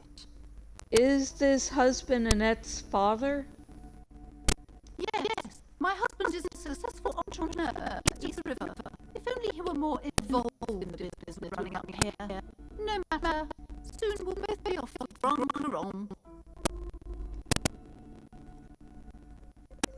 Wait, Grand Quran, what's that? It's a proper place to live. One of the most peaceful neighbourhoods east of Jamrock. You may know it for its massive housing projects. Most of the buildings are empty at the moment, and it's a great opportunity to get ahead of the crowd. Better times ahead for sure. And your husband's also involved with the bookstore? He made the initial investment. Since then, he's been what I call a silent partner. Silent, almost inaudibly so.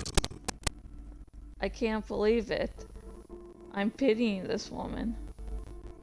I think that's only because she realized what she did was wrong. Is she an only child? Yes, I'm afraid so.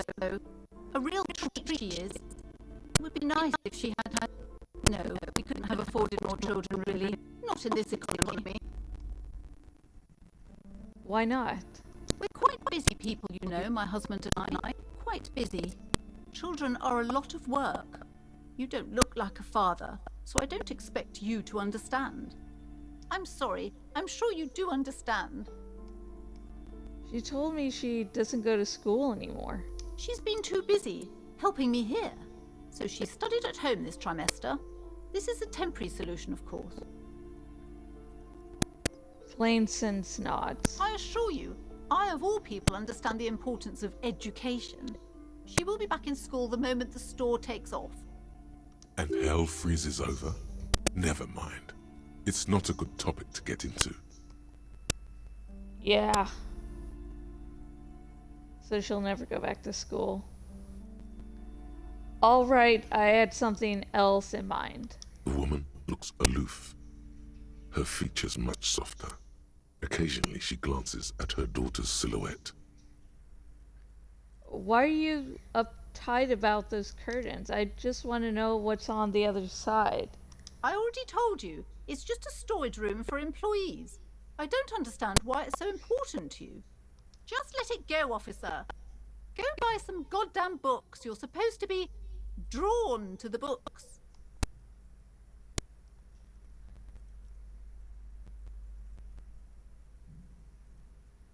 If it's just a storage room, then why does it have a Seminese ward protecting it? It's just for decoration. She wavers under your gaze, mouth pressed into a tight-lipped smile. Then something breaks. Okay, fine. It's because this place is cursed. Just like Annette said, They don't call it the doomed commercial area for nothing. Are you happy now, officer? Happy that you've ruined everything? She closes her eyes and starts mumbling something to her pendant. Take it easy. You've broken her resistance. Pushing her further will gain nothing.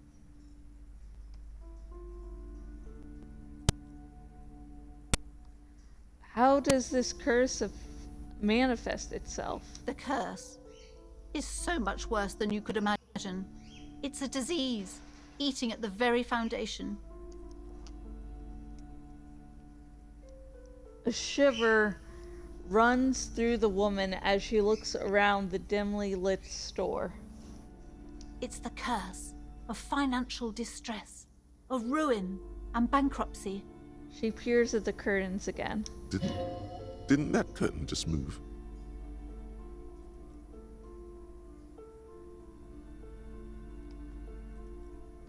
Okay, I'm a little confused. What does that mean?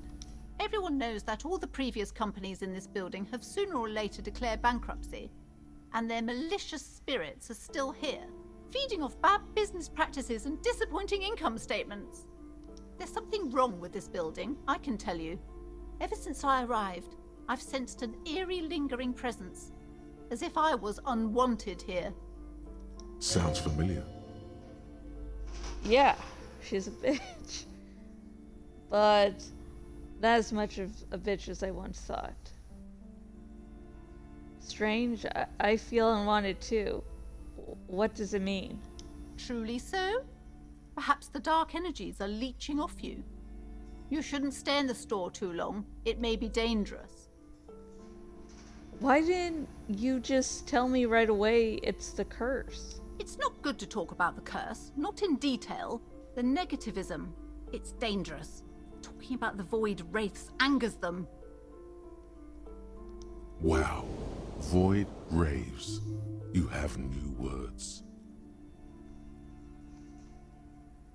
Have you sought help from anyone? Yes, I've contacted numerous parapsychologists, and even a pair of Simonese mediators. They provided me with the wards. She nods at the strange cage-like trinket on the curtains. The wards help to keep the doom at bay and protect us against the darkness that lies further in the building, even though now I fear it's not enough. Is your pendant part of the wards as well? Point at her necklace. Oh, this? No, it's a special Himian amulet, blessed by desert pygmy shamans, with a spell of compulsion. It's to compel people to buy books. There are numerous spells cast throughout the store. I had the books anointed with a different inducement spell, for example. It's guaranteed to boost sales 15%. Desert pygmy shamans. That sounds like a rather questionable way to describe a group of people. Oh no, someone who's practicing New Age magic is accidentally racist.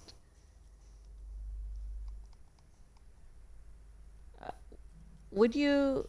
I think this curse is... Would you like me to take the case? I could investigate, see if the curse is real. Most certainly not. I don't want anyone who's not familiar with the psychic arts to get involved in this mess. Stay away. Leave the spirits be, so they can return to their slumber. My liege, you know what this case calls for? A para-detective.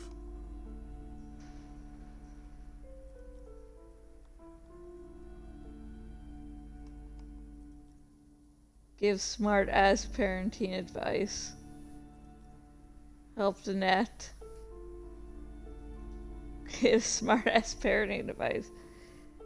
Yeah, but I just wanted to yell at her. I have a few more questions about the curse. Okay, but please, only a few questions. Never mind, You I wouldn't had want to other disturb questions. The woman looks I aloof. thought Her there was going to features be more much softer. options. Occasionally she glances at her daughter's silhouette. Convince her to let you investigate the doomed commercial area. Slither up to her, you silver-tongued fiend. Show her what world-class perfidy looks like.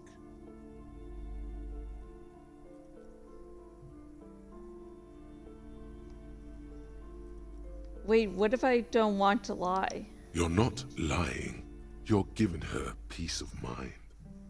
The means are thus justified. Still doesn't stop it from being lying. Doop-a-doop-a-doop. Ma'am, I came here to help. I've handled paranormal situations before. Are you sure? Don't think I haven't seen charlatans before.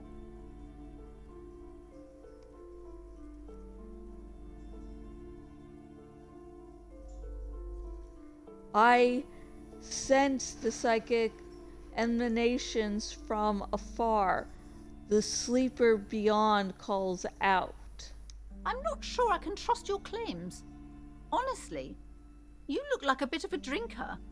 I'm sorry for being so blunt, but...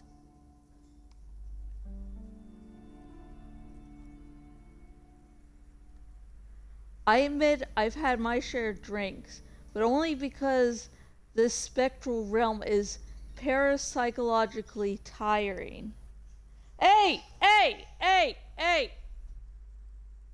God, fuck you two. Come on. Yeah.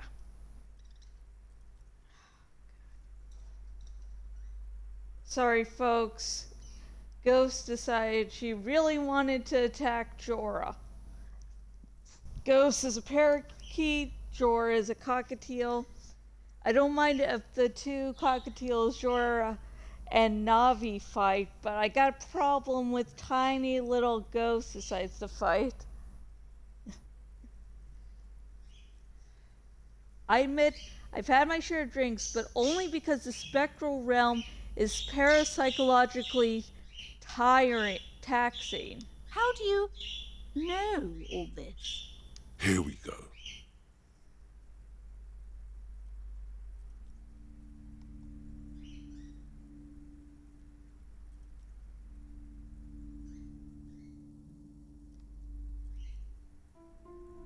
Your wards brought me here in the first place.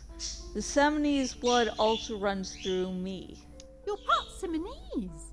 Oh, it means our meeting couldn't have been mere chance. The hand of fate guides us. But I am not the only one at risk. I have to think of my daughter. You are certain you can help us? Keep us safe? I can't allow any collateral damage to hit us. No problem whatsoever. Your family is safe. The phantoms are no match for me. If you promise, good officer, then you might be our last hope. Do you swear it?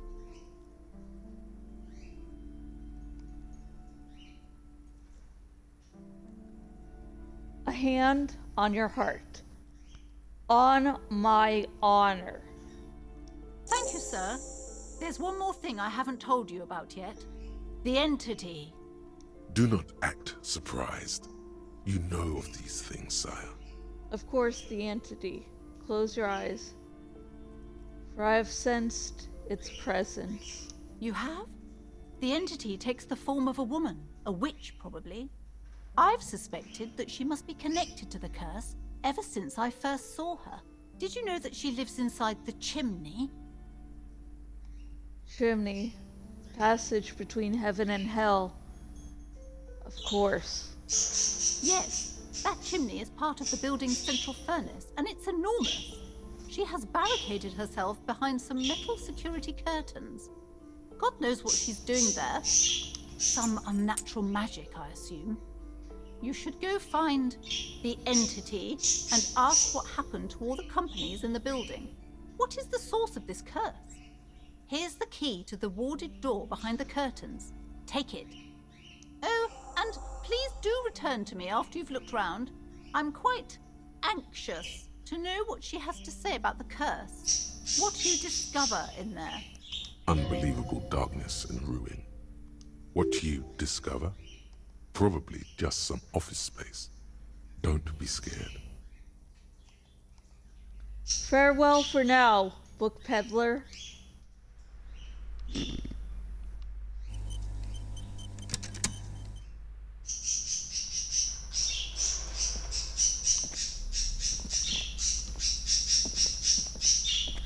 sorry, sir. I can't talk right now. I'm very busy with my homework. I have so much homework now. You just can't win. Out of the rain and into the gutter.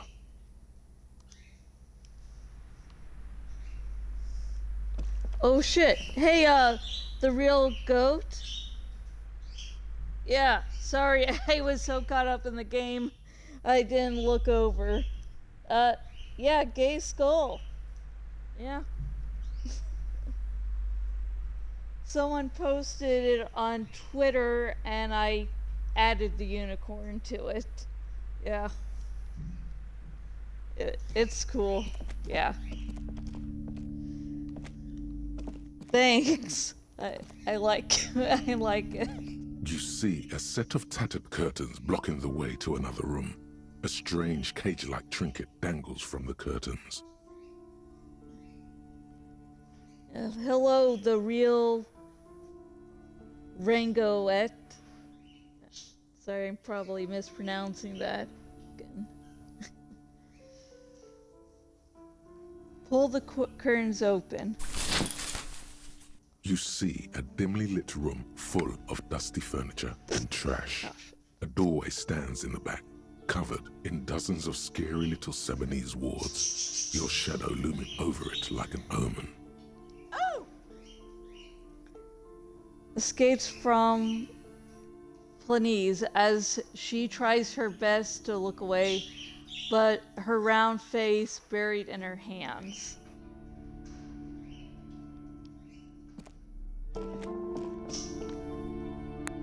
So in my initial playthrough of the game,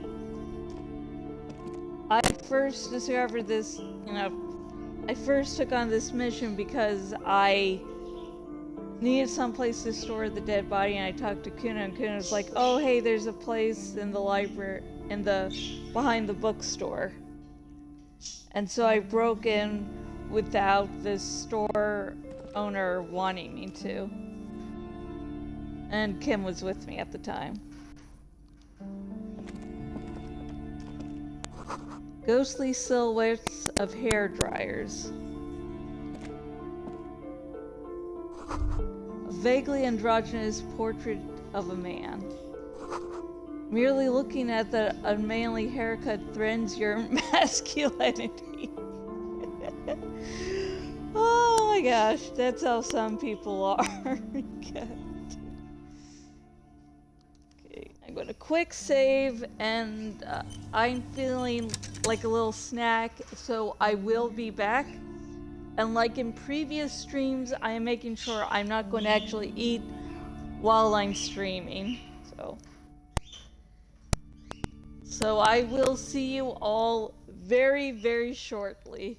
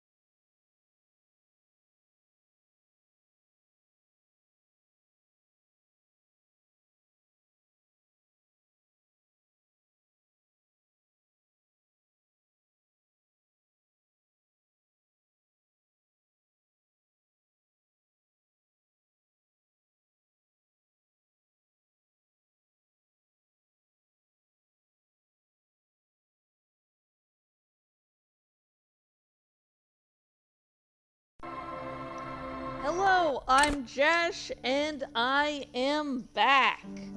Doing more Disco Elysium. I'm going to try to remember to pay a little bit more attention to the chat. Because I do have it, if I just lightly glance over, I can see if there's a new, any activity in the chat. But yeah. Sometimes I just forget because, well, usually not a lot of activity there, so sometimes I just don't really pay attention. I'm sorry. So sorry. Okay.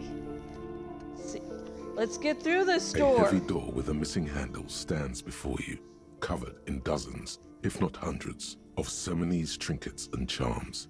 It appears to be locked. Knock on the door. Only echo. No one is there. Pain threshold, break down the door. Well, I have this lovely key now, so I don't need to worry about that. Unlock the door with the key. After exerting some force, you manage to turn the key.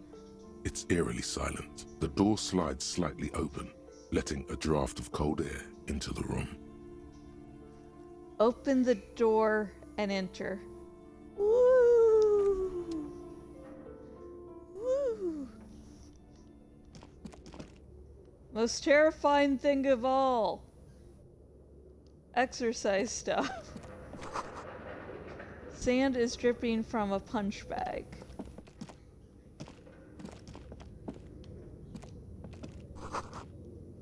The poster says Sitive Furtis, the rest is worn off. Worn out walls, they look unsafe.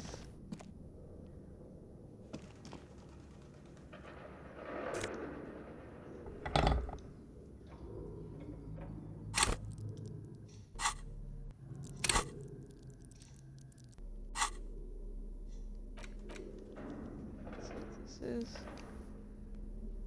a ball used for playing shot put, a favorite pastime of elderly gentlemen. You feel like you should hold on to this and make good use of it. To sell such beautiful old school sports equipment would be a sin. There's some guys playing shot put, that you can meet, so maybe that's where that'll come into play.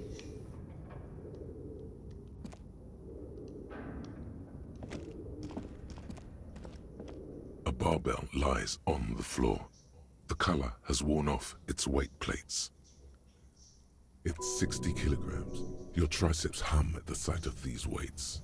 Show the world what kind of beast it's dealing with. Lift them. Oh, there are God. no collars on the barbell. This is a safety hazard. I'm a safety Why hazard. does it feel so familiar?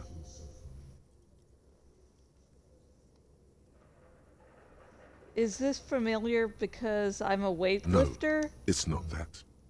It's the stale smell of rubber, the squeaky sound of sneakers, your bruised knee against the mat, and a whistle. Then the feeling is gone.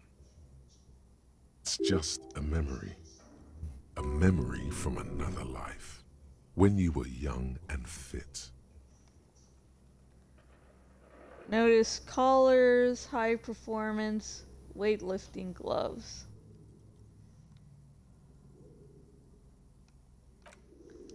Let's leave for a moment. I need to check out what I'm wearing.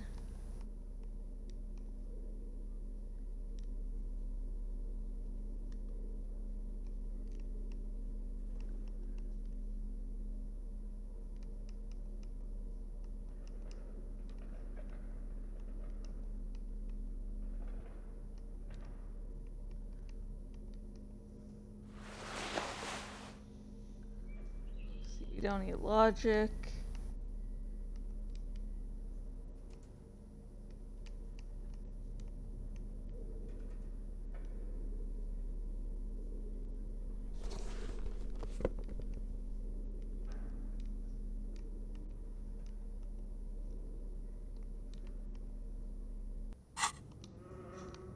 See, will that give me better stats for this roll? Let's find out. The barbell waits patiently on the floor like a dog. Okay.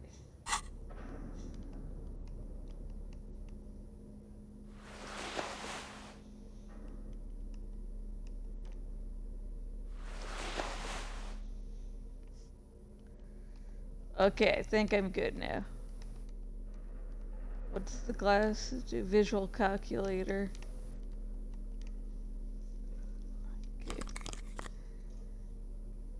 Okay.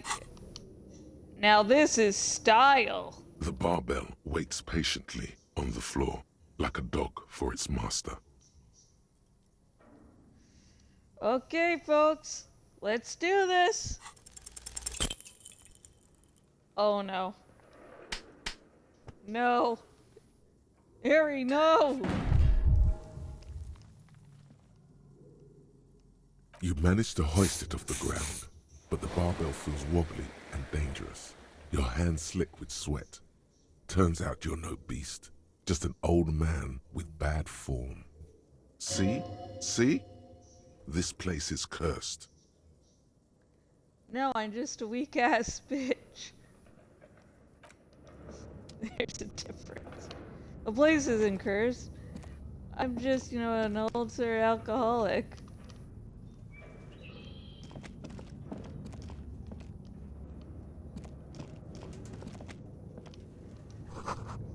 The hallway is blocked by old window panes and debris.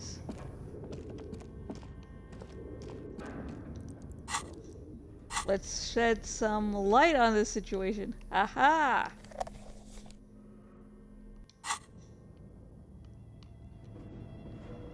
There's stuff I didn't notice. Looks like the remains of the 24th window repair shop.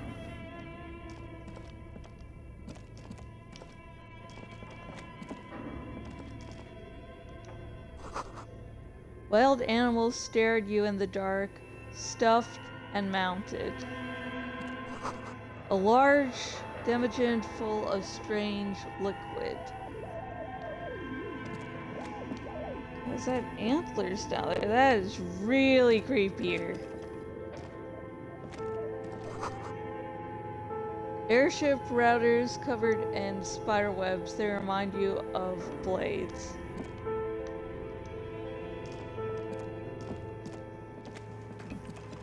This is one thing I do really like about the game.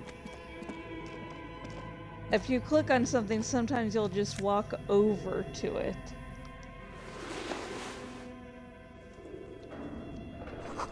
Steel rotor blades bearing a Slipstream logo. Okay, yeah, that you can sell for a lot, but I'm thinking of hanging on to it just because I want to test something out with the side quest later on.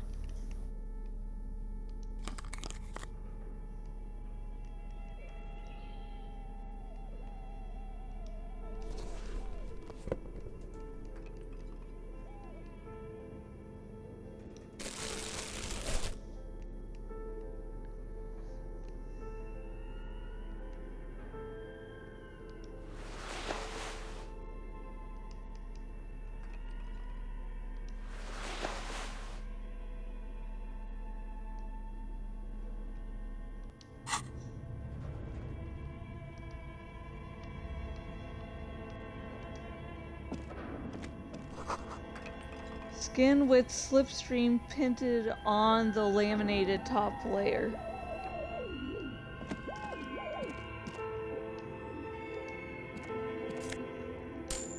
Money, money, money. Must be funny in a rich man's world. Blue velvet, soft to the touch, moth bitten. Wait, there's something there. Money!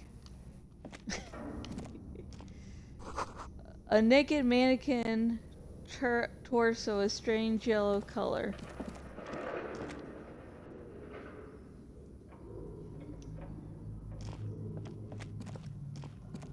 This appears to be some kind of machine with a cube-shaped heart and a wired framework.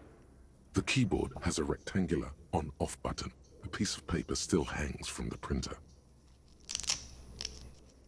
Turn on the machine. The machine lights up like some prehistoric animal stirring from its slumber, revealing fluorescent play and print keys on the keyboard. The hatch on the machine's central compartment is wide open. Look inside the compartment. It's empty, like a beehive without its brood. Some cables have been left dangling, disconnected. God, the music here is really, really creepy. The filament you have would fit perfectly inside the compartment. Insert production schedule. Like a smooth draw, the filament slides into place. On the keyboard, the play key starts blinking. Press play. A bar of fabric right above the keyboard starts producing a soft hum. The sound of static seeps through the machine's planar magnetic driver. Have you stirred the ghost of the doomed commercial area from its rest? Could this be its dismembered heart beginning to flutter? The static gets louder, slowly filling up the abandoned hall, until a voice speaks out, crackling and old, cutting into the air. Good afternoon. Fortress accident en rue de Saint-Ghislaine. This is East Insulindian Repeater Station 1. Please repeat. Is this the production schedule?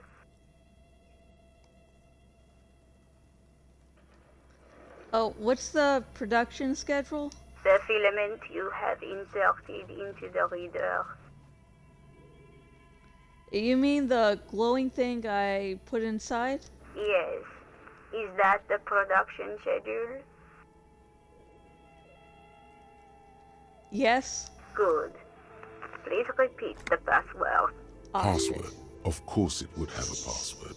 That's why there's a human administrator involved. You should ask her for it.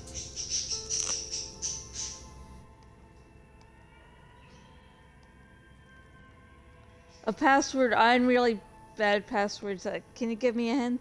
No. A hint system is not part of the protocol for repeater stations. Still no. This is the police. Please open this thing. I am contractually obliged to protect the privacy of the filament holder for Fortress accident. Without filing a warrant with Lintel, I cannot give you access to this filament. Now, can you please repeat the password? The voice in the machine asks again. She sounds cold in the damp air. I don't know the password. Received. I will register this login attempt. Don't worry. Passwords have a way of turning up sooner or later. Fortress accident. Is there anything else I can do for you today? Why did you call me Fortress Accident? Fortress Accident is the company on whose name the terminal you are currently using has been registered to. Do you have any other information about this company? One moment. You hear her flip through a catalog before she reads out with studious care. Fortress Accident SCA produces revolutionary interactive call-in radio games. That's what the catalog says. That's not bad.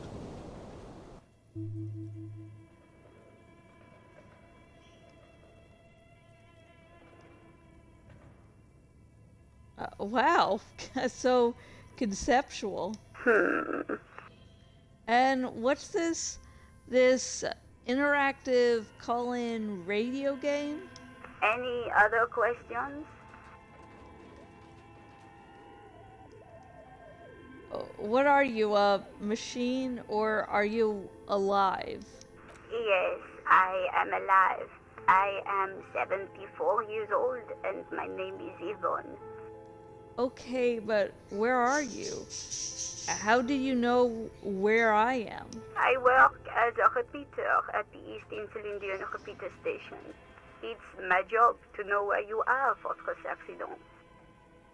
As for me, well, I am sitting in my cubicle, surrounded by a wall of radios.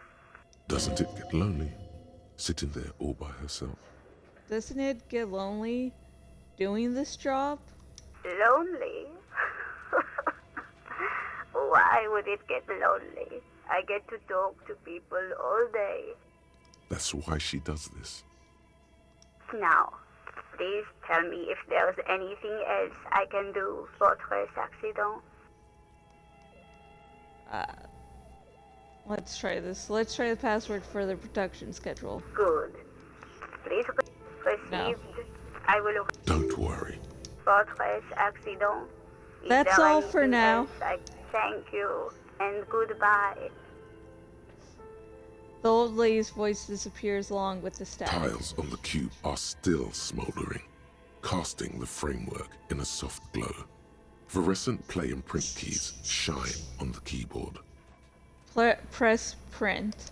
Nothing happens. Okay.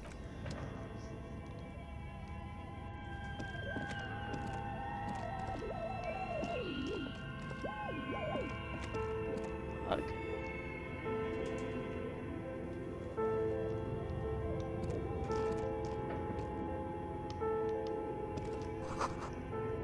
Scribbled across a notebook, developers of the most advanced RPG in the universe.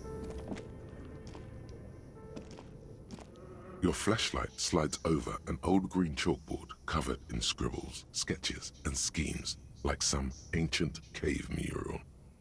Some of the writing has faded with age, but you can still make out sections here and there. Photos and drawings have been pinned to the board. Inspect the drawings. These lithe, pointy-eared creatures appear to be different types of welkins. You make out autumnal candle welkins casting wax-based magic. Translucent welkins with organs shining under their skin, and even ether welkins hailing from the vast emptiness of sidereal space. Who are all those creatures? Fantasies of a tortured, feverish mind? You should adopt one of those Wilkins as your persona. No longer a mere man, but a Welkin. One of the Welkins, towering among the rest, appears to be different, however. Examine the Welkin. This is important. This is a life or death situation, folks. It's Vara Hamira, a high Welkin, his face white and scarred like cracked marble. This is clearly a Welkin supremacist. The note says, all non-Welkin races will be purged. The Haldor, the Tworg, the humans, and even headless men, all of them, purged.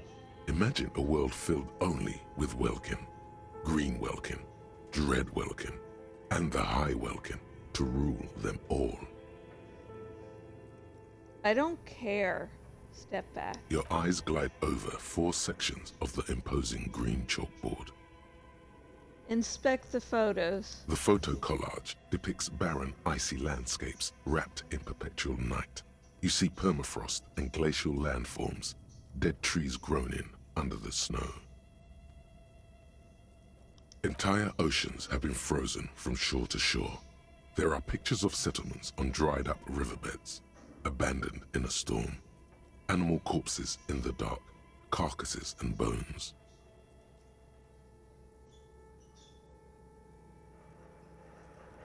You see primitive oil rigs built into glaciers, boreal dvorg, yurts under the snow, great mammoth-like beasts of burden. A pinned postcard reads, "The heat death scenario. A desperate fight for geothermal energy engulfs the world as Wirral becomes untethered from its sun, drifting through the universe." Inspect the schedule. This is a monthly calendar from the year 50. Cryptic words like sprint, daily minimi, and GPI span the marker-drawn grid, the grand scheme of production and money. Mini-Me stands for a mini meeting. It's part of a bigger framework for managing work called RUN. Station 41 tried to implement it a few years ago, but failed. Keep reading. What happened? As time goes on, the numbers in the boxes grow rarer and rarer. The board becomes an empty snowfield in the final days. Only failure and regret dwell in this region. Looks like they didn't make it. A note in the bottom left corner of the chalkboard says, "See the prod schedule filament for details." Inspect the note. The handwriting is only partly legible, but you can still make out 3 slogans: "Call in, tune out," "Wirral untethered," and "Heat death of the universe."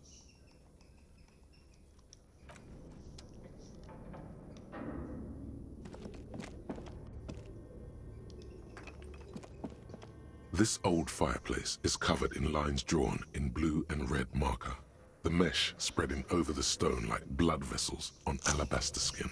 It looks ghostly and strangely ancient. A diagram for summoning some time-forgotten being. The symbols seem very esoteric. The whole thing resembles Kadran mosaic tiles. Very pedantic. Very esoteric. The whole thing resembles Kendrian mosaic tiles. Very Hold on. How do I know what Kedron mosaic tiles are supposed to look like? History classes, students with their textbooks open, studying the roots of our civilization. Those aquarelle blue tiles looked beautiful in the sun. What am I looking at? Radio frequencies, it seems. UKV 123.6, UKV 123.7, UKV 123.9. Some written notes, too. Sparse and cryptic. Radio frequencies for what? Unclear. It looks like a cardiovascular system split into veins and capillaries. Very advanced.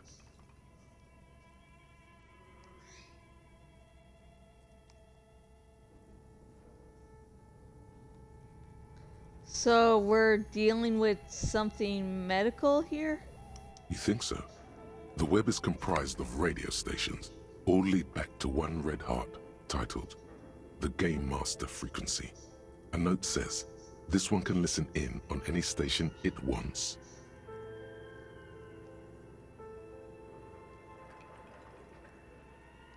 Wait, who's the Game Master? Someone very important. The leader of a massive on-air game built by these people. Honestly, this whole section here feels like the creators of the game are just breaking the fourth wall so hard and demolishing it. A conductor for the hundreds of story threads that pass through the Game Master's frequency.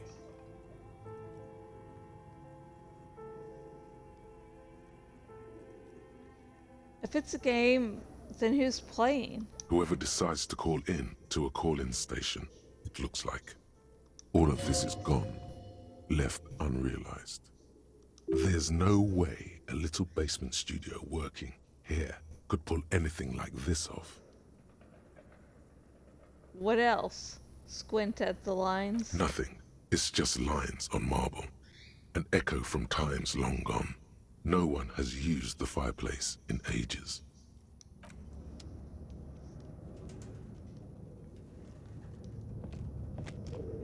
Tiles on the cube are still smoldering. Casting the framework, the speaker... Good afternoon. Please repeat. It's good. Please repeat the password. Received. Don't worry. Fortress accident. Is there? Thank you. Tiles on the cube are still smoldering. Nothing happens. The filament slides out of its glowing nest. Oh, I can level up.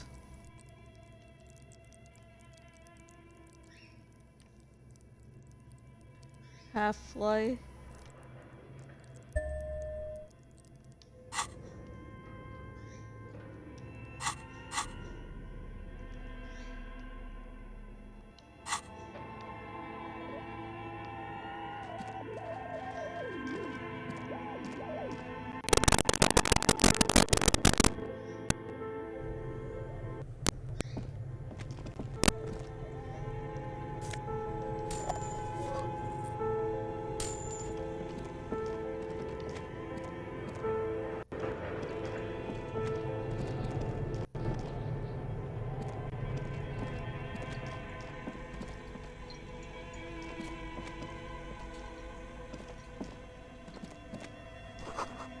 An ice cream maker defrosted and unplugged.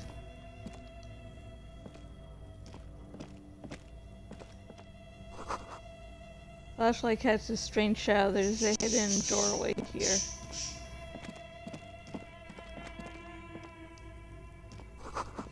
Someone has stuck some busted guns beneath the ceiling. 2 rusty rifles are hidden above the piping. They look penetrable. A few bricks have fallen off, revealing a compartment behind the wall. It's too dark to see in. Where am I? Inside, a secret room infested with rats, spiders, and woodlice. Seems like an old weapons cache from the Revolutionary period. So there's a hole in the wall. There is. Inside, it's nothing but gloomy blackness. Better not stick your hand inside. Oh, I better not? Stick your hand inside the hole.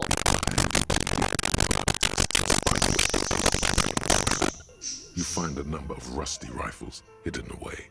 Most of them are ugly and inoperable, but a single rifle catches your eye. It's a bolt action with a fine wood stock. A fit service weapon for a fit officer. Too bad it doesn't work. It looks like it's been out of order for years. What does this mean, a rifle here? It means there are firearms, albeit inoperable, still lying around Martinez. This is an interesting coincidence. It could prove useful in some way.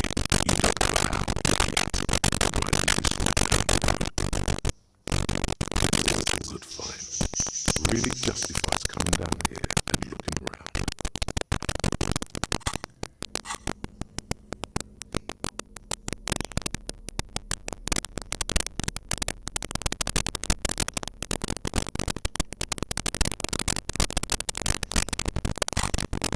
Okay. That rifle is going to be important because it will help us solve the murder much more easily. Frozen ice cream maker that's still running. 2 cables are plugged into the breaker box. The red one leads off into the darkness, and the black one to the ice cream maker nearby. Don't rip the red one out. You'll awaken the ghosts. Well, unplug the An red electric cable. sizzle. The room is slightly quieter now.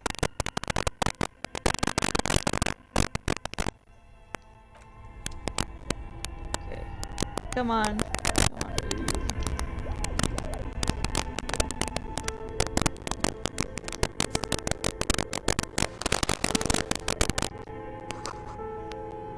Intercom wires running into the breaker box.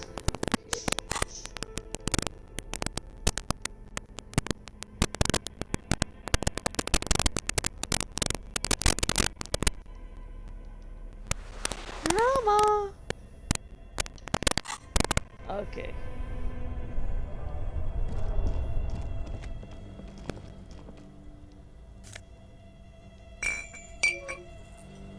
Okay.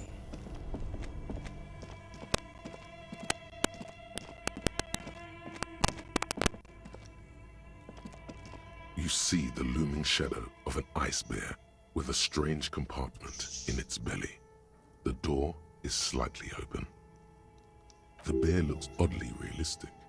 Is it taxidermy? What is this thing? It looks like a giant bear. Your words echo in the empty chamber, ringing against the wet floor tiles. It's dark inside the bear's mysterious belly compartment. Crack open the door. A faint waft of cold air rolls out. You hear the sound of dripping water. This is the inside of a defrosting refrigerator. Look inside the refrigerator. The shelves are empty. All you see are crumpled ice cream wrappers with the brand name Revachol Ice City. A handwritten note has been attached to the door. The fridge is huge. Take the note from the door. You pocket the note and unscrew the fridge magnets, keeping it on the door. Examine one of the ice cream wrappers in there. A friendly cartoon bear smiles back at you from a glossy cellophane wrapper. It looks nothing like the fridge. Close the door.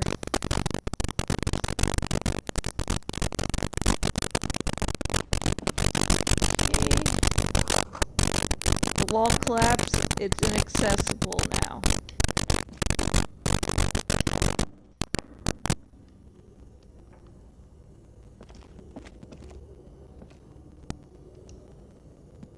A thick layer of coal dust covers the furnace, coloring it pitch black. Looks like this furnace has a face, and it's a face of agony. Look inside the furnace. It's dark and grimy here. In the darkness you can hear chatter is coming from above. A voice or several voices talking to each other. Near the smoke chamber, upstairs.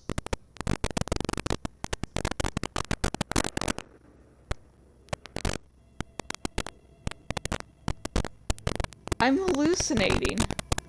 Maybe it's coming from somewhere upstairs. You should investigate. This sounded real, not imagined. Smear your hands with coal. A lush layer of coal now covers your skin, sinking into the wrinkles. Your hands look ancient. You feel the spirit of Ramut Karzai, ancient hero of Grad, pulsing through you. All that's left is to cover your face in war paint.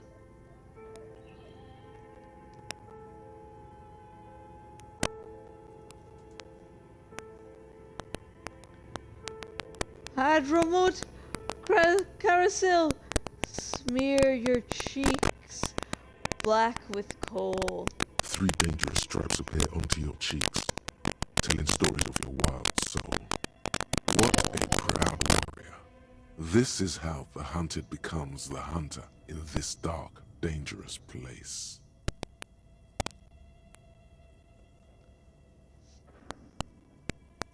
Yell hello into the furnace. Something breaks loose in you. A mighty bellow echoes throughout the chimney's depths. The chatter of tiny voices above suddenly cease. And then you hear a woman's voice answer.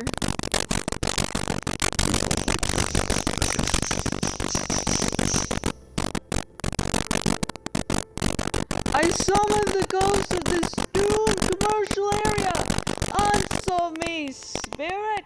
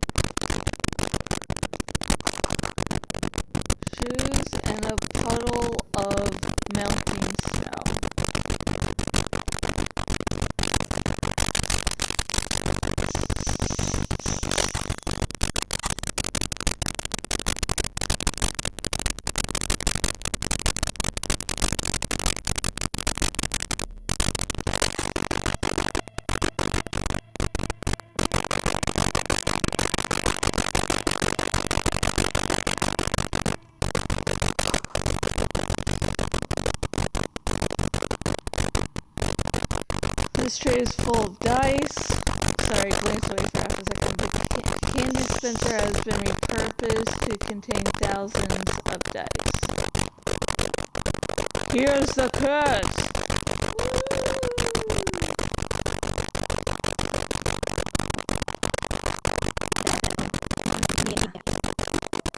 A bird-like woman sits on a throne of tools with emerald light shining through her hair.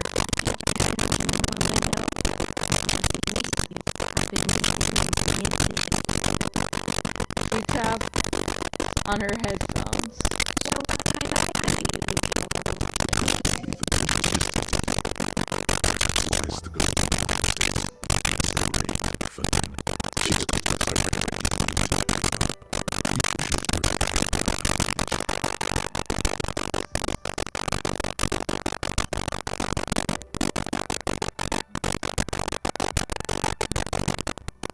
Hold on, what do you mean by milieu?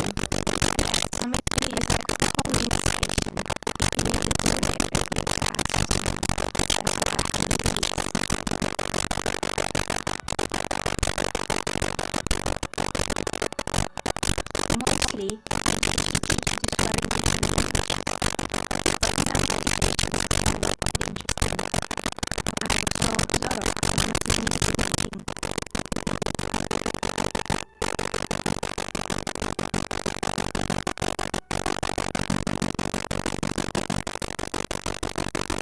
You must have confused me with someone else. I haven't knocked on your window.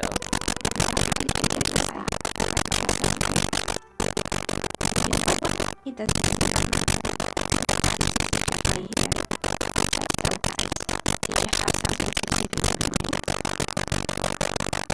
Why are you asking me about dice?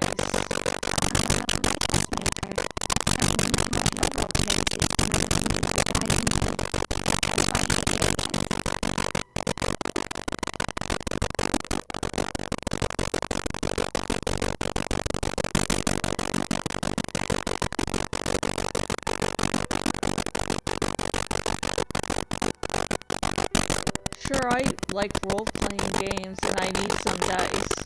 I like role-playing games because I'm playing one! My resistant developer said, unless you want something really unusual.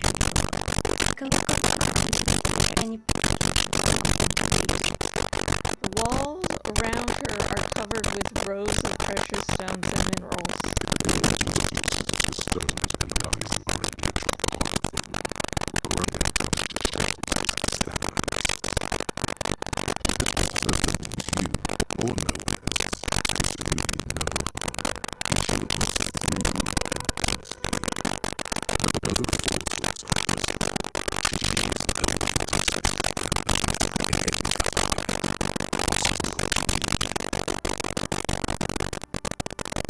How did you become a... How did you become a dice maker? It's a business decision. I was a jeweler at first, but that's an unfocused field with too much competition. Some of my friends were role players. They asked me to make some polyhedral dice out of cobalt. That was my first order. I grew it from there. Do you like role-playing games yourself? Not especially. I like working with rare materials and a steady pay. And role players as customers, they're nice people. Some of those nice people have big bucks to spend on novelty items. She's thankful for the security they provide her. Okay, let's see. Oh, what do you know about the man who was lynched behind the whirling in rags? Nothing really. I didn't know him. Who cares about the dead body?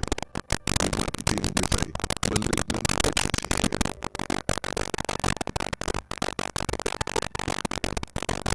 Seriously? You've got a great view of the courtyard and you didn't see or hear anything Sunday night? I'm sorry, detective, but as you know, I usually have my headphones on when I'm working. I check out all to the beginning of the time.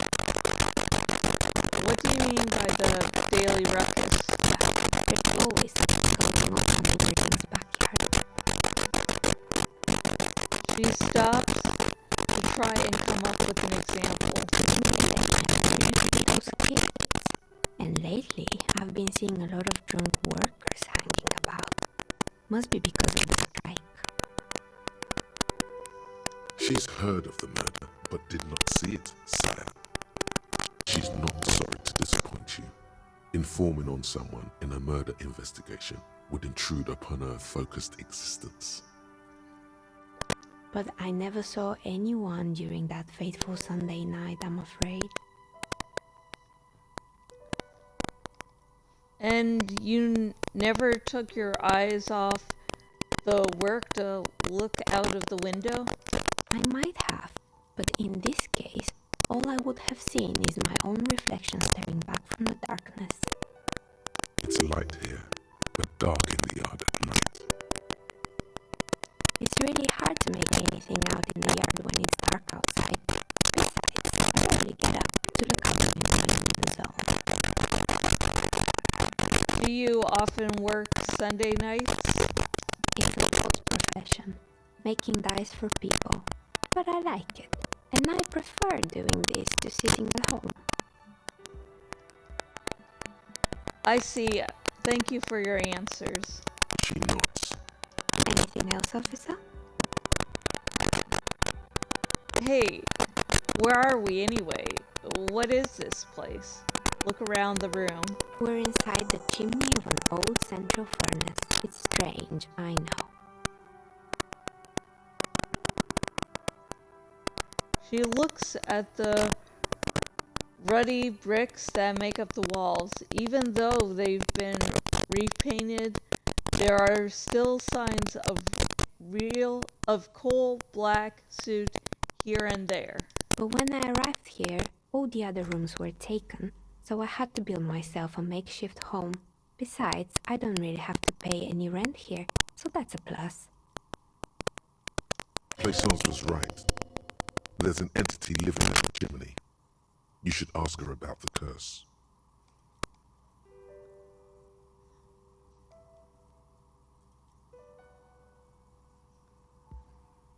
I've heard this place is cursed. Did you know that people call it the doomed commercial area? I've heard the stories, but I don't think those stories are true.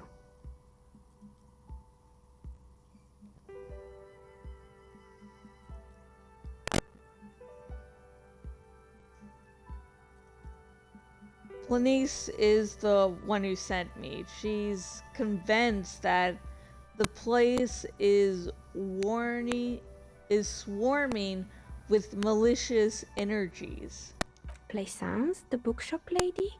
I've heard that her business is doing rather well. Have the energies spared her somehow?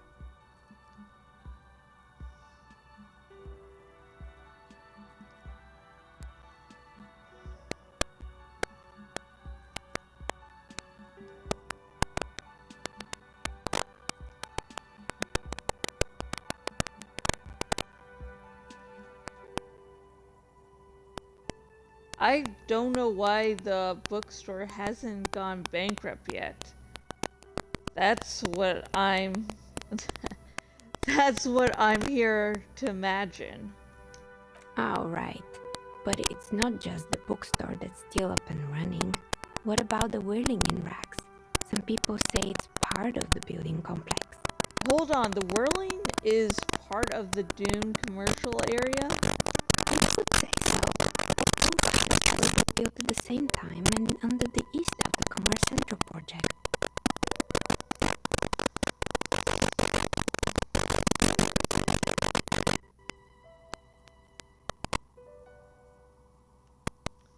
No, the whirling isn't doing well either. Its waitress just took off and customers have trouble paying bills.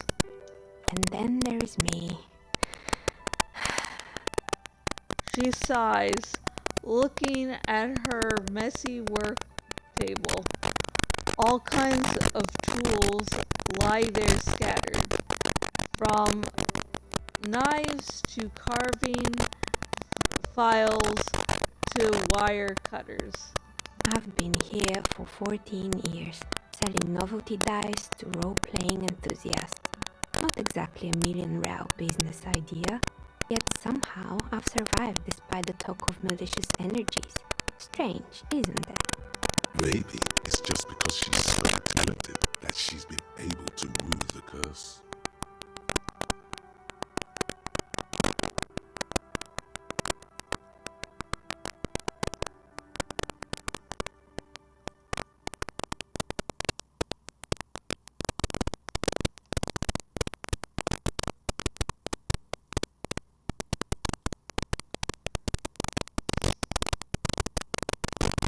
The curse will get to you. Have no doubt about it. It just doesn't care about earthly time frames. Is that what you think, officer? That the curse is real? Time has come to face the source. Fear not, for the forces of the universe are supporting this classic project.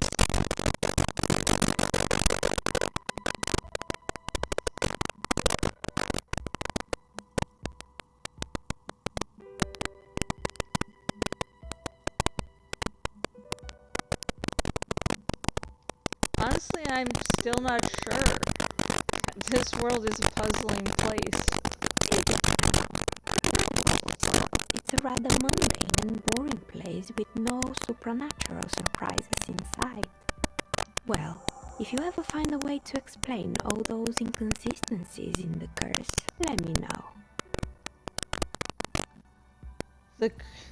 She turns back to her work. That's all she has to say on the subject. She's been thorough and truthful, as far as we can see. Renaissance is not going to like what you have to tell her. You know what? Let's see what's this.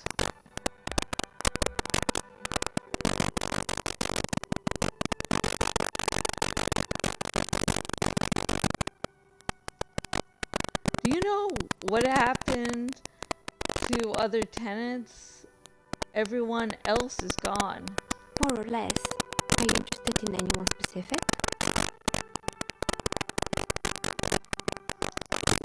Quite a lot of them spring to mind. There used to be a hair salon here, right? Yes, I think it was called Androgynous Orlando or something similar. They weren't a big hit around here. Turns out that working class men don't like genderless haircuts. They're scared of that word.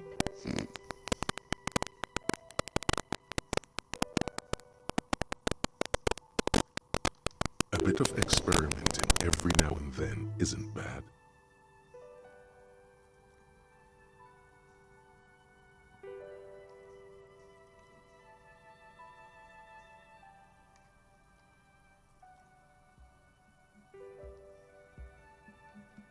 What's wrong with a bit of experimenting? The customers should have been more open-minded.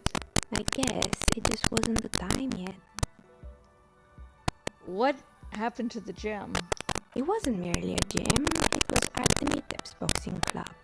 A community project created to steer at-risk youth away from drugs and crime.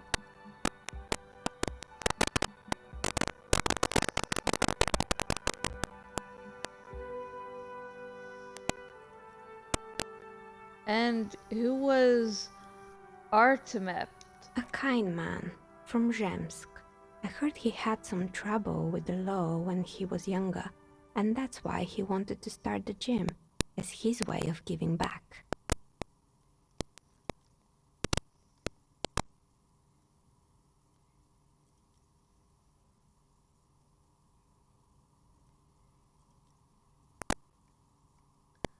Maybe that's what Kuno needs, a community-centric boxing club. Kuno. Who's Kuno?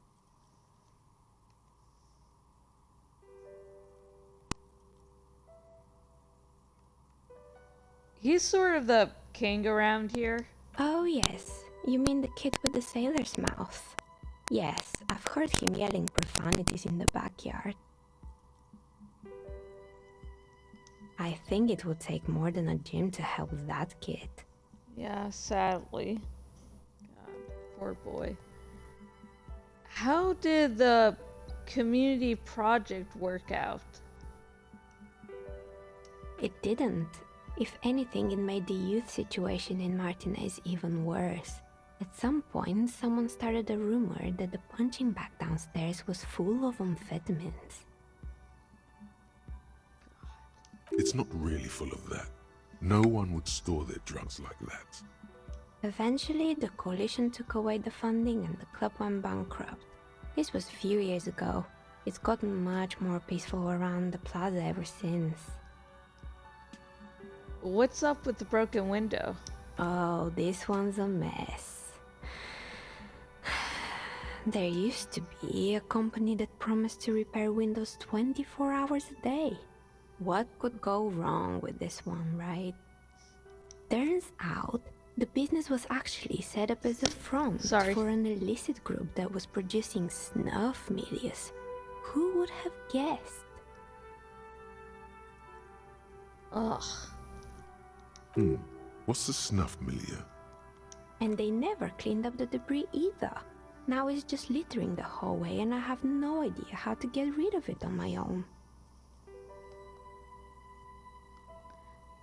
Cool. Very cool about the debris.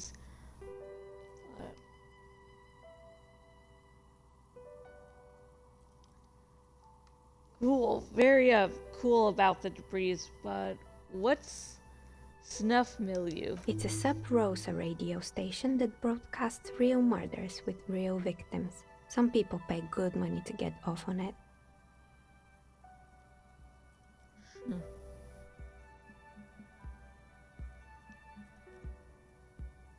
Nothing changes in her tone as she says that, as if it's just another piece of information to lay out for the world.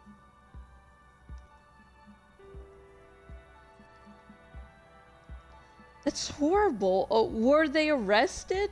I believe the ICP got them. They have a special division that deals exclusively with sub-Rosas. It's the Copperpedia reporting in. ICP stands for International Collaboration Police. In any case, I don't think it's your job to worry about what happens on Milius. I probably shouldn't have even mentioned it. Things like that are better forgotten. Did someone here make stuffed animals? I saw mounts lying around. You mean Mr. Fabron, the taxidermist? No, he mostly just did drugs. Anything else? No, not him. He mostly did them drugs. I found creepy mannequins. There used to be a fashion atelier here, but I have forgotten the head designer's name. They were doing well for a couple of years, until the insect rights activists came.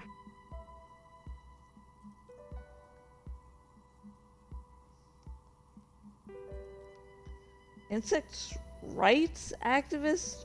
What in the name of? The atelier produced a certain collection that used chitin among the materials. Apparently chitin is made in the Occident, where it's extracted from beetle wings. And you know how all kinds of political movements are big in the Occident. The activists shut down the biggest chitin supplier, which of course caused the price to skyrocket. And, naturally, all the most fashionable tastemakers refused to be seen in chitin from then on. The atelier went bankrupt before they could finish the collection.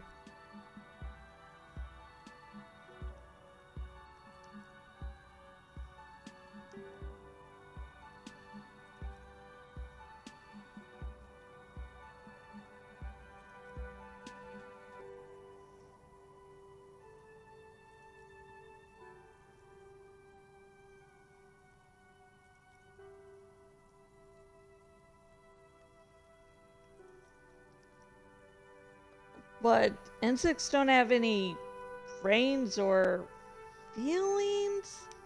Actually, insects do have brains, but yes, I understand what you're saying. I think the protesters took it a little too far. As she shifts around, You notice several dead flies on the windowsill in front of her. Legs up. Anything else? Shit. Legs up, they're not moving. Anything else? What's with the rotor blades and skis? They were made by a company called Slipstream. After they pivoted from making rotor blades to skis, their chief executive took off on a vacation with all their money. She rests her chin on her hand with an impish smile. Honestly, I think it's quite funny. I think he's still sending out holiday transmissions from Tulula or Tiumotiri or Hashtkor or wherever he is.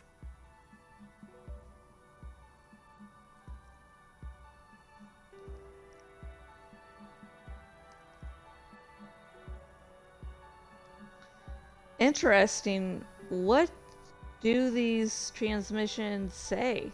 The usual, I imagine.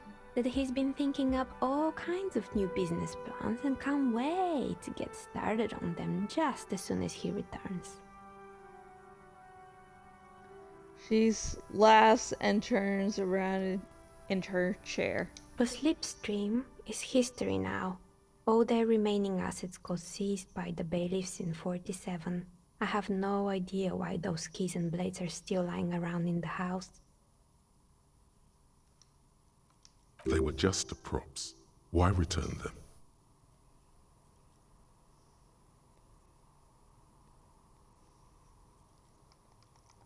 I found a strange machine. Fortress Accident, the radio game studio. She closes her eyes as some remnant of a memory lights up her face. She liked them. They were an interesting bunch. We talked about role-playing systems every now and then. Once, I even saw two of them get into fisticuffs over Wirral.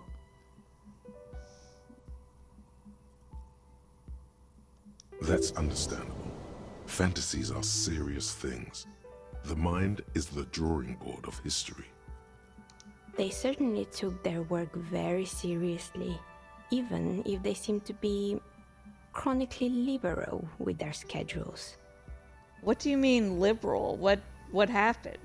The usual. They ran out of money and couldn't get the project done on time. What went wrong? Well, I did hear them talking at times.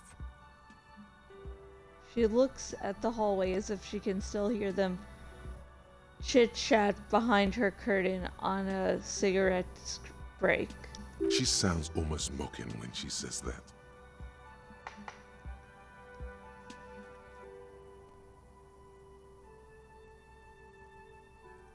From what I've seen so far, the project did look quite impressive. And I see we're just demolishing the fourth wall here. Yay! Yes, but when the money started to run out, they just began to complain a lot about capitalism. You know, how the markets are rigged to keep out new businesses and so on. In the end, they just didn't get it done.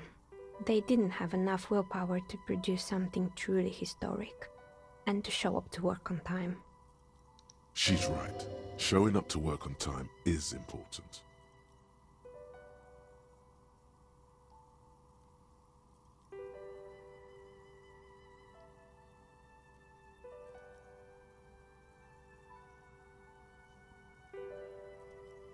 That's too bad. I would have supported them. The project looked great. Not the wisest decision. You would have lost all your savings. She tosses a pair of dice on the table. One of them stops near the edge of the metallic desk. The dice is black and filled with little silvery flakes, like snowfall. Anything else? There was a terrifying taxidermied bear in the cellar. Oh boy, the fabled Revachol ICT. You're in for a treat here. She smiles and leans closer, hands on her knees, like a stand-up comedian ready to tell a story. The place was owned by two guys who had some rather innovative ideas about marketing. The bear was one of them. Now ask me about their other ideas. Indeed, what were the other ideas?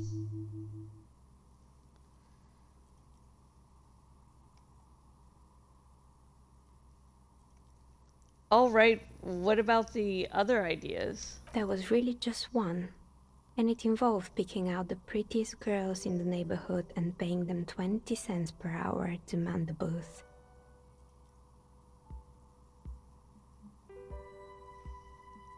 And by man the booth, I mean slump behind the counter with a face that could maim you if you ever dared to disturb their bored magazine browsing. She leans back, disapproving. Sounds like she really didn't like those girls.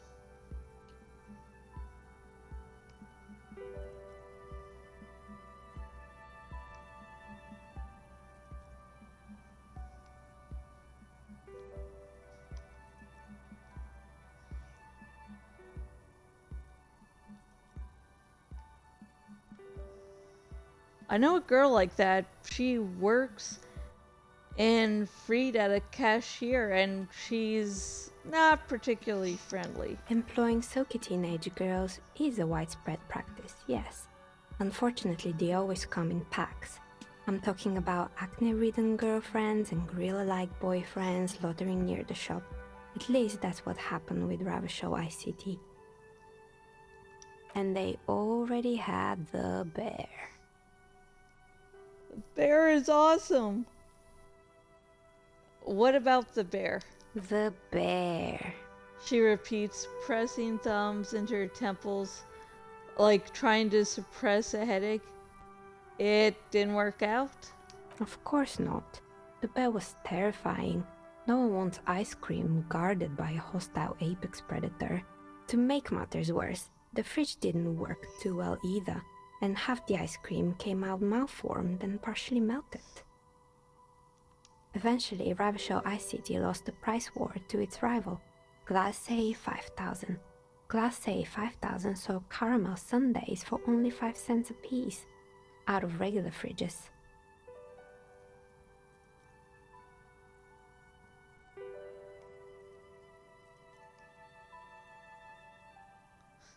The bear was scary. Every time I saw the bear, I felt scared, like it would become alive any moment now. The taxidermist who made it said it was his vision beast. He said he met his vision beast while high on desiccants. He called it Megatherion. Yeah, it's cool. I like the bear. It's scary and cool and awesome. Sounds cool.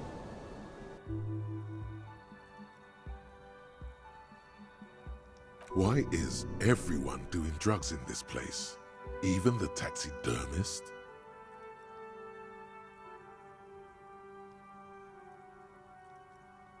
Megatherion?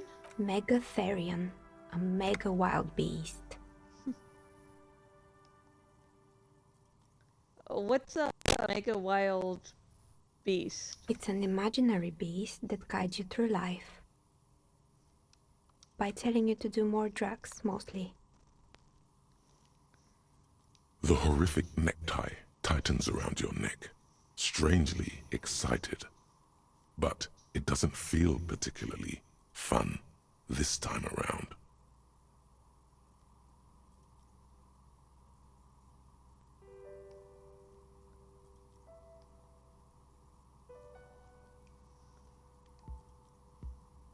Not no, you beast! What?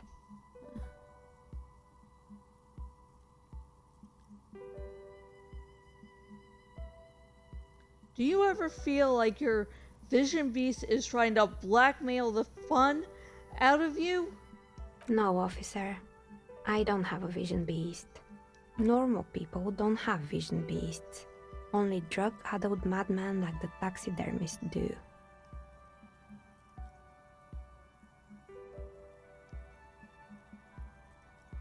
What about horrific neckties? Do normal people have horrific neckties? Neckties? I guess they do sometimes, officer. But I don't understand how it's relevant to our discussion. Anyway, now you know the story of the fallen ice cream empire. She seems almost sad, finishing the story. Some dust beams swirl in the afternoon air. Her eyes follow it idly. Anything else? Another failed business, perhaps? I've been here for a long time. I found the building's intercom, but it's not working. Oh, right. I hope you didn't try to ring me. I think none of those doorbells work, including mine. I'm still in the middle of connecting the wires. Sorry about the confusion. The doorbell with the empty name card must belong to her then. So you're telling me that the doorbell with the empty name card was yours? That's right. I haven't even written my name there. As I said, it's quite useless right now. It doesn't work yet. I'm wondering about the whirling rags. Is it part of the same building complex? You could say so. Both houses were built at the same time and under the East Delta Commerce Center project. That explains why you can call the whirling from the intercom, albeit I doubt that anyone responds. If the whirling is part of the same building, then it's part of the Dune commercial area. The darkness of this place is there, too.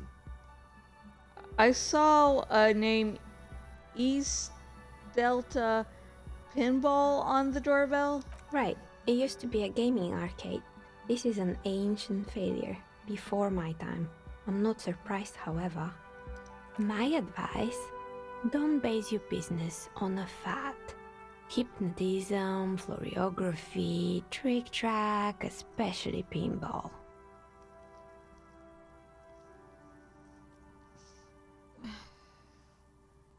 A strange thing happened when I tried calling a company called Slipstream SCA. Someone answered. It can't be true. They don't work here anymore. They've been gone for years. Are you sure it was Slipstream SCA? Was it a woman? Maybe it was Plaisance from the bookstore.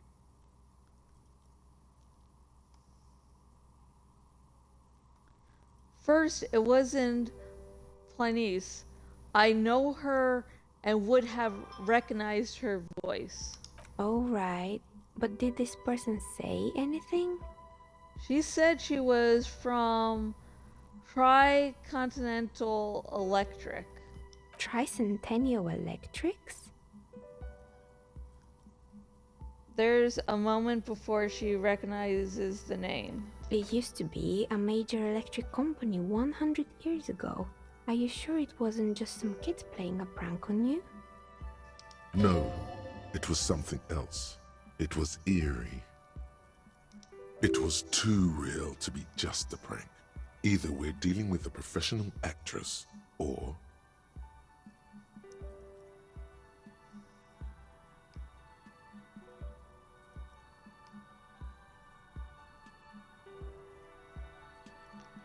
No, it was something else. Something eerie. Narrow your eyes. Pranks can be eerie. She looks as if she's still convinced it's nothing to be worried about. Oh, the kids these days. We were just one of them, and now they're terrorizing us. No solidarity. Hello? Okay. Sorry, something weird was going on with the Xbox. I have a few more questions about the building. I'm listening. I have more questions about the intercom. I'm pretty sure it still doesn't work, but sure, I'm listening. Actually, I had other Good. questions. I hope it clarified things a bit. What else?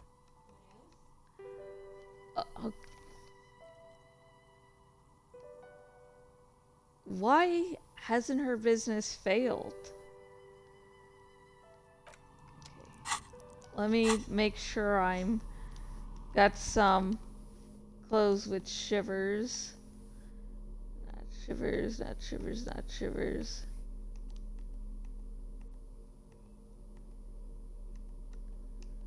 Let's see, does anything minus shivers?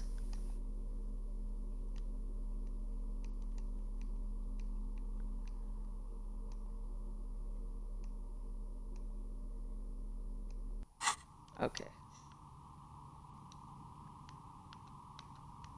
Oh, it's you again. Are you looking for a dye? Why hasn't her business failed? You feel nothing.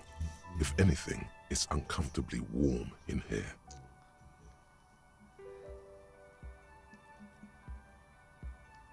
Start taking off your clothes. You need to Excuse connect. me, what are you doing?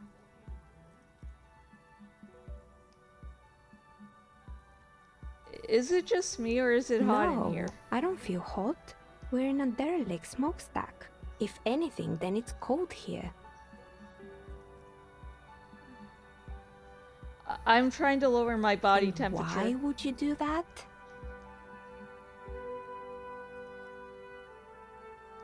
Never mind. That was a terrible Undressing idea. in a stranger's place of business? Yes, it was an unbelievably bad idea.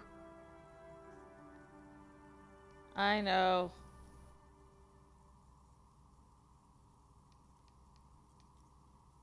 Okay, I like to order a dye from you. Tell me what you have in mind.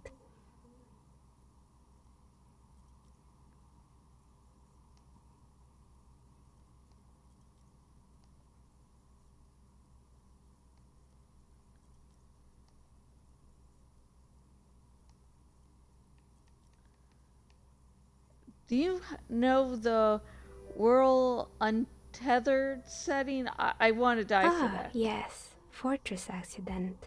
It's too bad they never finished their game. The Whirl Untethered die is a variation of a standard role-playing die. Only, instead of plants, it uses motives of ice and death. And loss, of course. Ice, death, loss. Sounds like you. I'm thinking something made from alligator jawbone, cast in black resin. The reptile bone is as white as ice and dead as, well, death. For 7 real, I could have it ready in 8 hours. Oh, why do you need to cast in resin? Actually, what's a standard role-playing die? It's an icositetrahedron, a 24-sided die that can produce results for 2-sided, 3-sided, 4-sided, 6-sided, and 12-sided die with a single roll. Technically, you can also use it for many other sizes, but you may need to reroll results. Loving it. So nifty. Why do you need to cast it in resin? Untreated bone is porous and prone to chipping. Cast it in something hard like resin though, and voila, it's perfect. It's a deal. Order Great. the die. See you in 8 hours then. Was there anything else? Nope. Okay.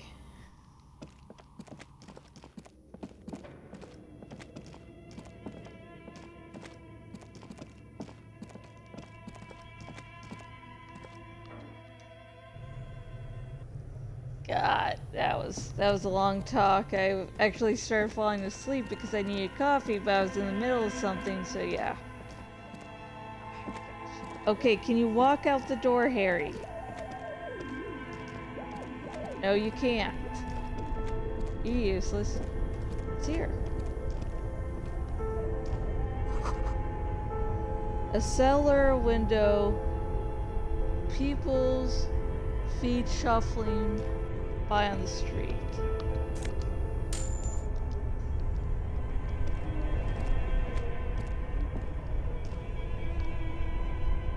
Okay.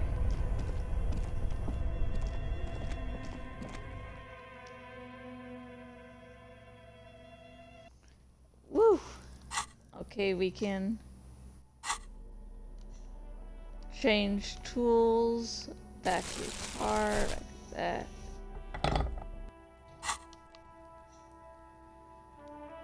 Okay.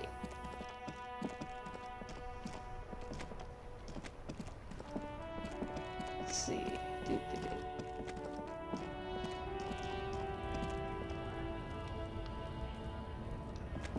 Okay, this Looking will for be the something, final Hunt? part. Come to tell me to fuck.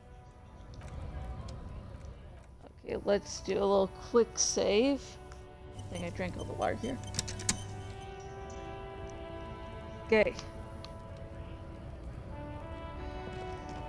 Okay, actually, I'm going to need to refill. I'm going to make myself a cup of Coke, and then I will be right back. Just, yeah. So sorry. But I will be back, have a conversation with the racist, and then I will be done with this stream for the evening. Okay? So just hang on tight, and I'll be right back.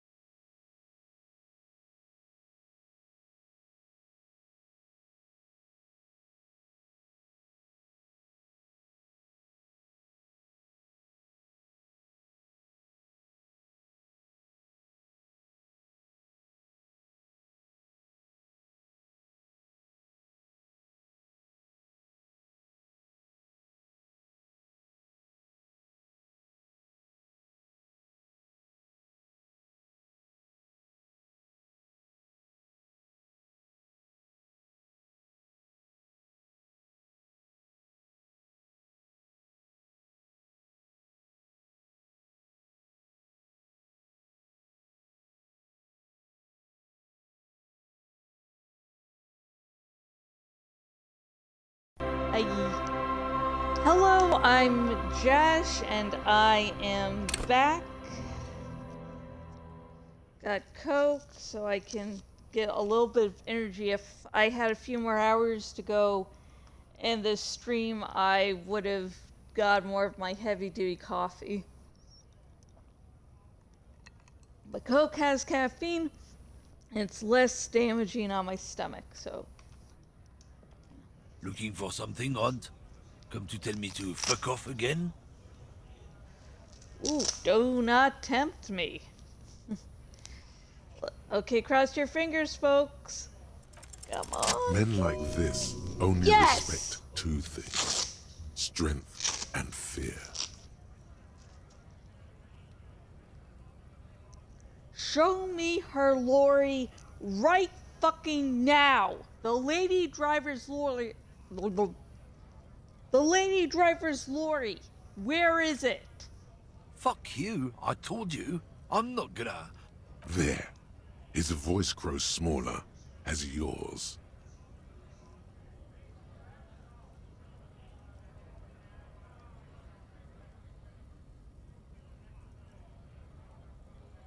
I've been to your fucking lorry. I know where it is. Point to it. I'm going to burn it down. You hear me? Fuck you, man. It's some lorry down there. Green banged up thing. I don't fucking know who she is. When did she go away? I don't know. I don't even know her name. She just rolls with the fleet and acts like a big shot. Some dyke, probably. I haven't even seen her for days. Now it's not a big deal for him anymore. This is how he saves face. Where exactly is her lorry? Past the monument. Down there. The Green Temple. Now leave me the fuck alone, okay? Oh, okay. If you weren't racist, I would have felt really bad about that.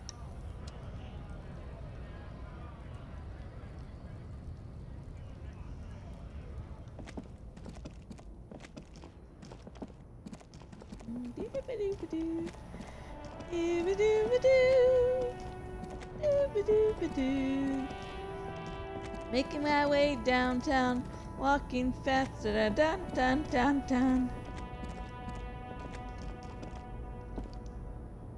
This screen found, A to Z, contemporaire, is parked in the shadow of the ruins looming overhead. It's seen better days. Try to peek in the window. The glass on the side windows is tinted and covered with dust. You can barely make out the shape of a seat and two steering levers. It feels like you're peeking into someone's home residence.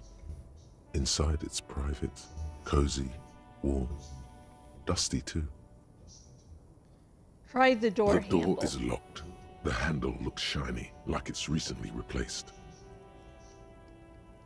How am I going to get With this a key, open? or a tool, like, say, a pry bar. Good thing you have one.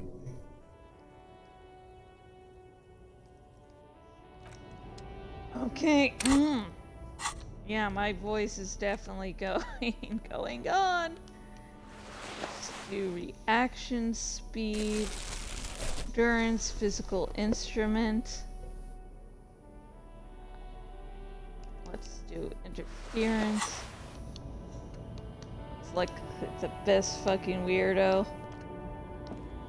Okay, let's quick save.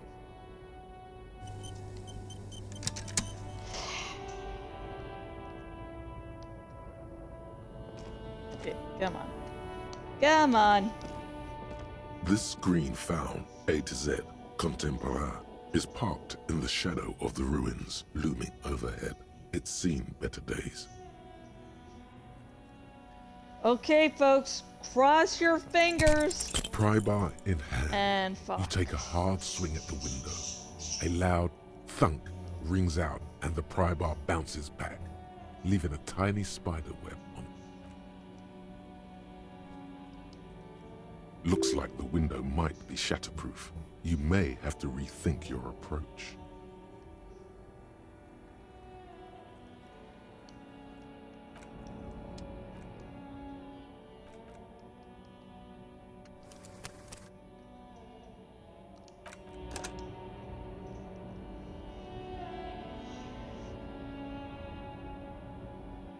We'll try it one more time.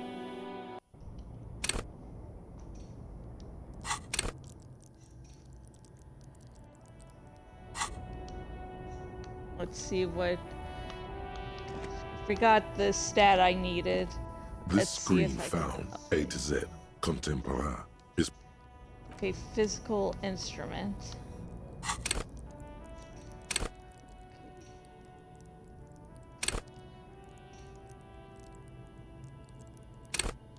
Instrument.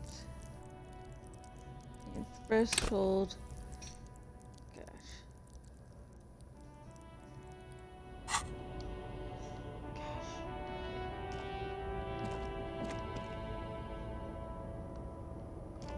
Okay, we're going to try it This one more screen time, found A to Z and Contemporain is parked in the shadow not- of the ruins looming overhead. With a firm grip, you raise Yes! the pry bar, a glint of light catching on the tip. Call down the hammer of truth and justice. Release your secrets, lorry cabin.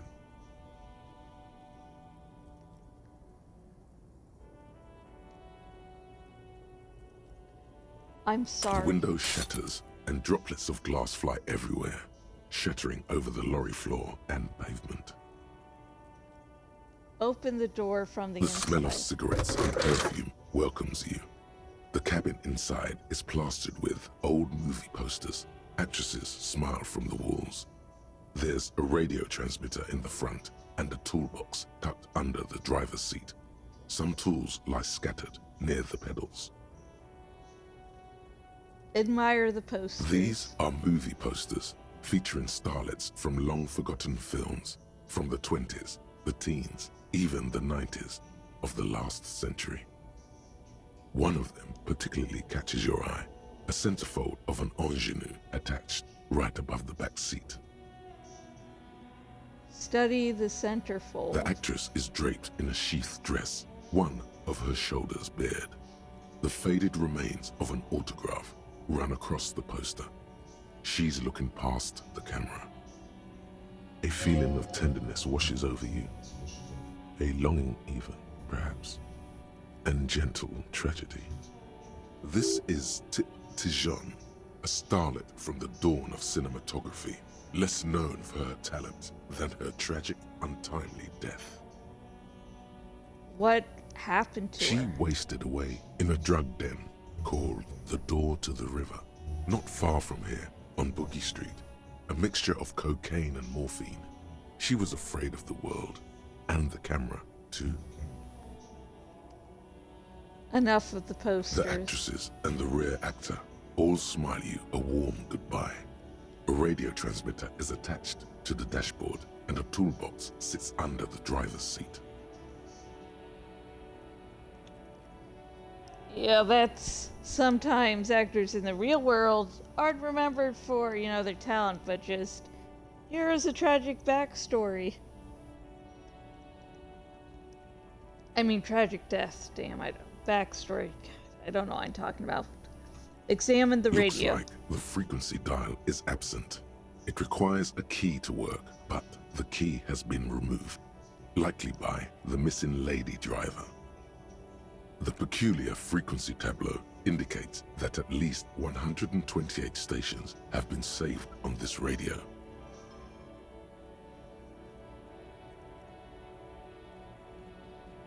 Oh, let's see. Why would anyone need so many radio stations? Unclear.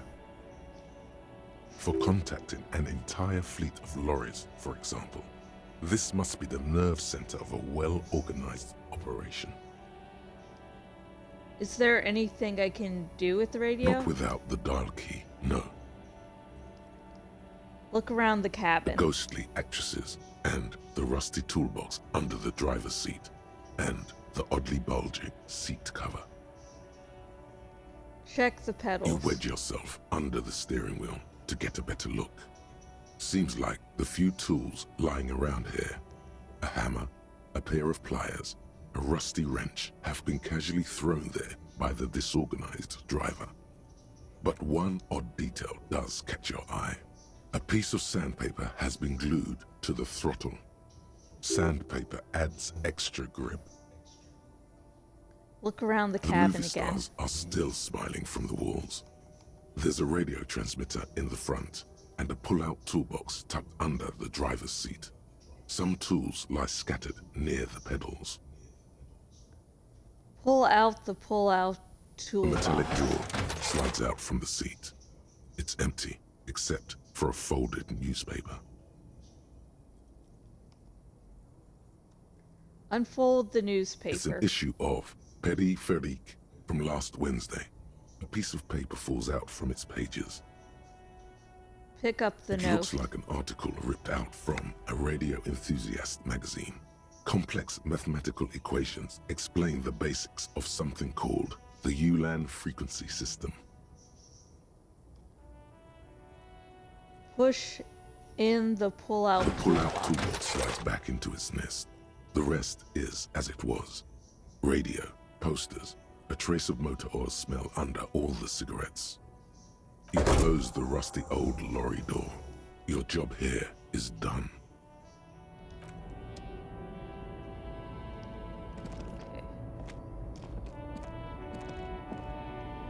Where do you want to go here? Okay.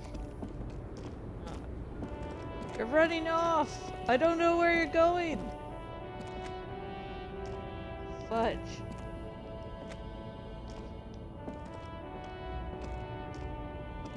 Where do you want to go? I can't control you, can I? You've become your own entity. Oh my gosh. Okay, let's go to the rich bitch and see if we can conclude this little task today. Bye.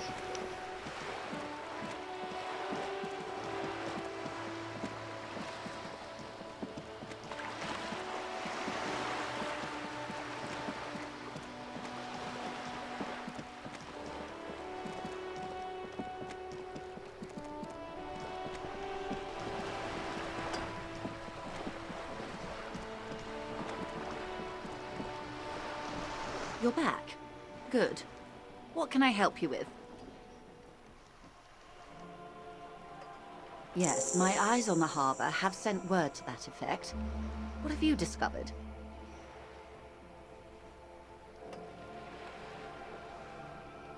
Wait, where exactly are these eyes located? It doesn't really matter. And I do apologize for the surveillance. Wild Pines can't afford to be blind at a time like this. One of the tall buildings overlooking the roundabout, most likely. That would give them a read on the entire quarter.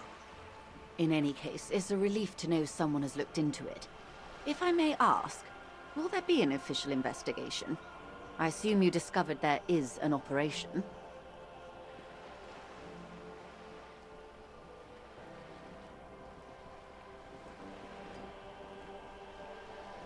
There will be an investigation, that's all I can say. Okay. I thank you for sharing that much with me. My employer thanks you as well. In any case, you've held up your end of our arrangement. Now it's my turn. I wouldn't normally break protocol like this, but the situation demands it. If you don't solve this murder, I'm afraid we may have a bloodbath on our hands. What was that about, a bloodbath? Yes.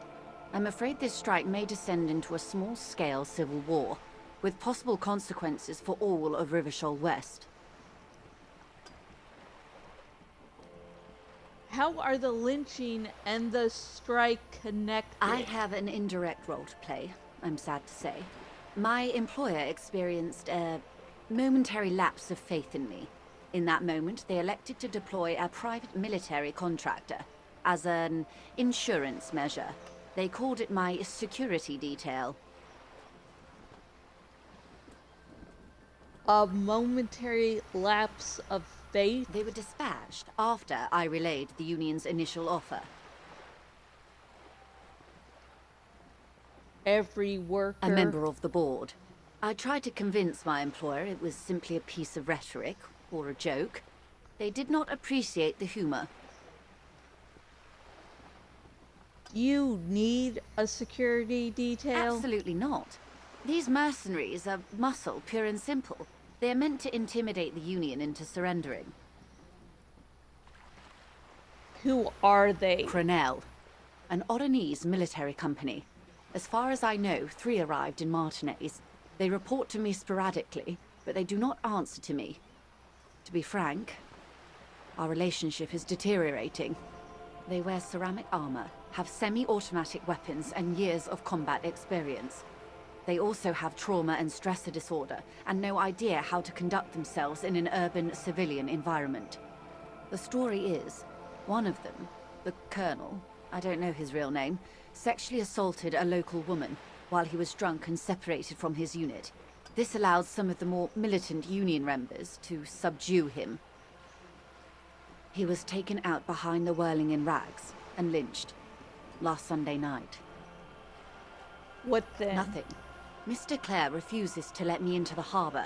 I have not been able to discuss this matter with anyone there. The remaining 2 Crenel contractors carry out their orders, for now. For now? It's a smokescreen. In secret, they are conducting an independent military tribunal into the lynching. Once this investigation is concluded, executions will follow.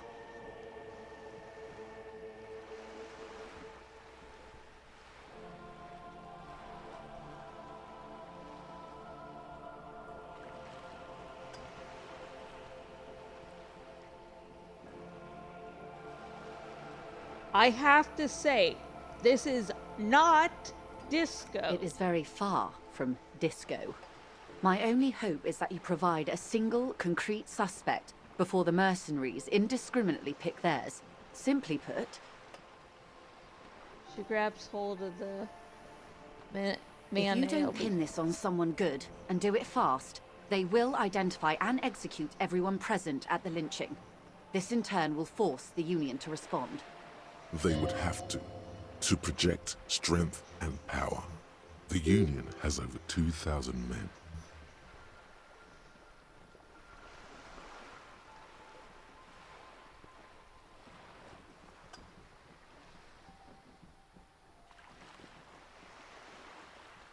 The numbers are against them, 1,000 to 1. Have you ever seen a hornet invade a beehive, Detective?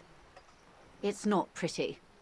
The Serai's giant hornet, the world's second largest insect, can kill 40 honeybees a minute, while a group of 30 can decimate an entire hive of 20,000 bees in less than 4 hours.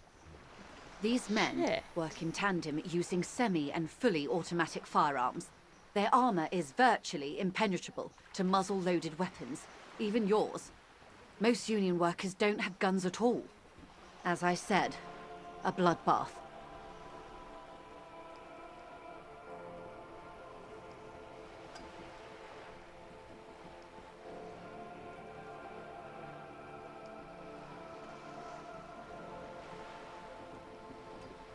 See, this is the great bloodletting I've been telling everyone about. I'm sorry to confirm it.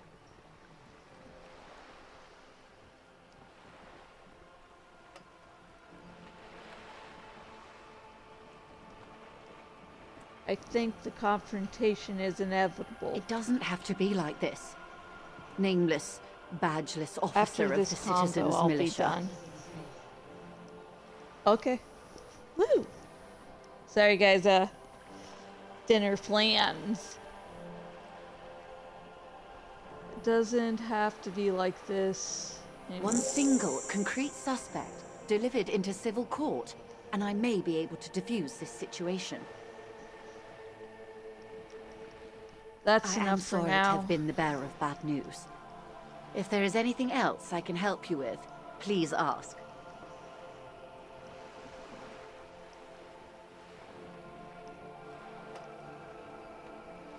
Of course.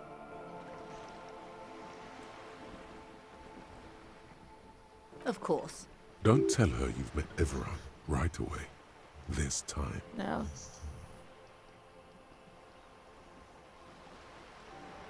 Fuck.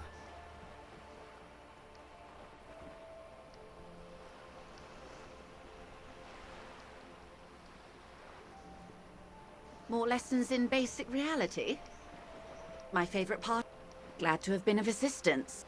Of course. For about half a minute in silence. Her mouth is relaxed. The accordion lines near her mouth vanish. The pearls of her eyes move slowly on the photo's surface. What do you think? Sorry. I was trying to see if I can read the web of interdependencies between these points. The stars. I can't. But that's how you read this story. The points themselves don't have letters, numbers, anything. Their size, location on the body, and distance from each other tells you what they represent. Port cities. On the oceans. This is an Oronese map of the waterways. Is there anything else I can help you with?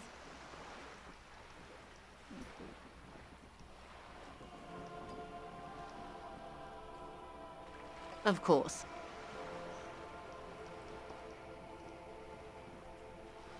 Of course. How else can I help? Sorry, I'm trying to figure out how to get back when I finally do. Of course.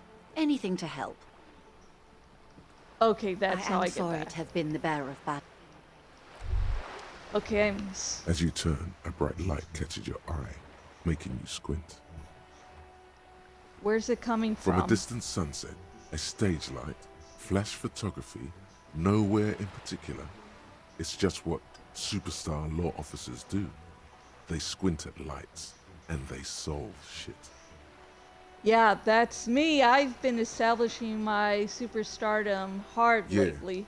you have. You're a big dick cop, Dick Mullen. Salam Rocky Bai, badass on-the-edge disco cop. Time to recede into a ludicrous fantasy world. Here we go. Camera. Lights. With a sudden Action. flash, the world freezes around you, and you along with it. In an iconic monochrome solution, a black silhouette against a rasterized orange world. It's on. Okay, sorry, I was going fast through some of those combos there, but the place we want to get food from is closing soon, so I'll just skip to the end now. Thank you everyone who watched, whether it's for a little bit or the whole thing. I also, if you want to contact me outside of Twitch and or support me, links in the About section. So I have a Twitter, we can chat about anything. I have a Patreon, so if you've been my follower for a little bit, you can, help me do all of this. And finally, I have a follower goal of 10. I'm currently on 9 followers. You can be my final, you can be the 10th follower and really help me out here. If you're watching this, you're not following me, please do. And again, I'm really sorry I'm hurrying this along, but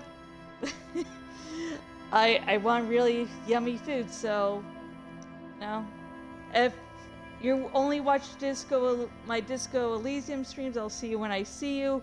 And if you watch my nightly Minecraft stream, I will see you in a few hours.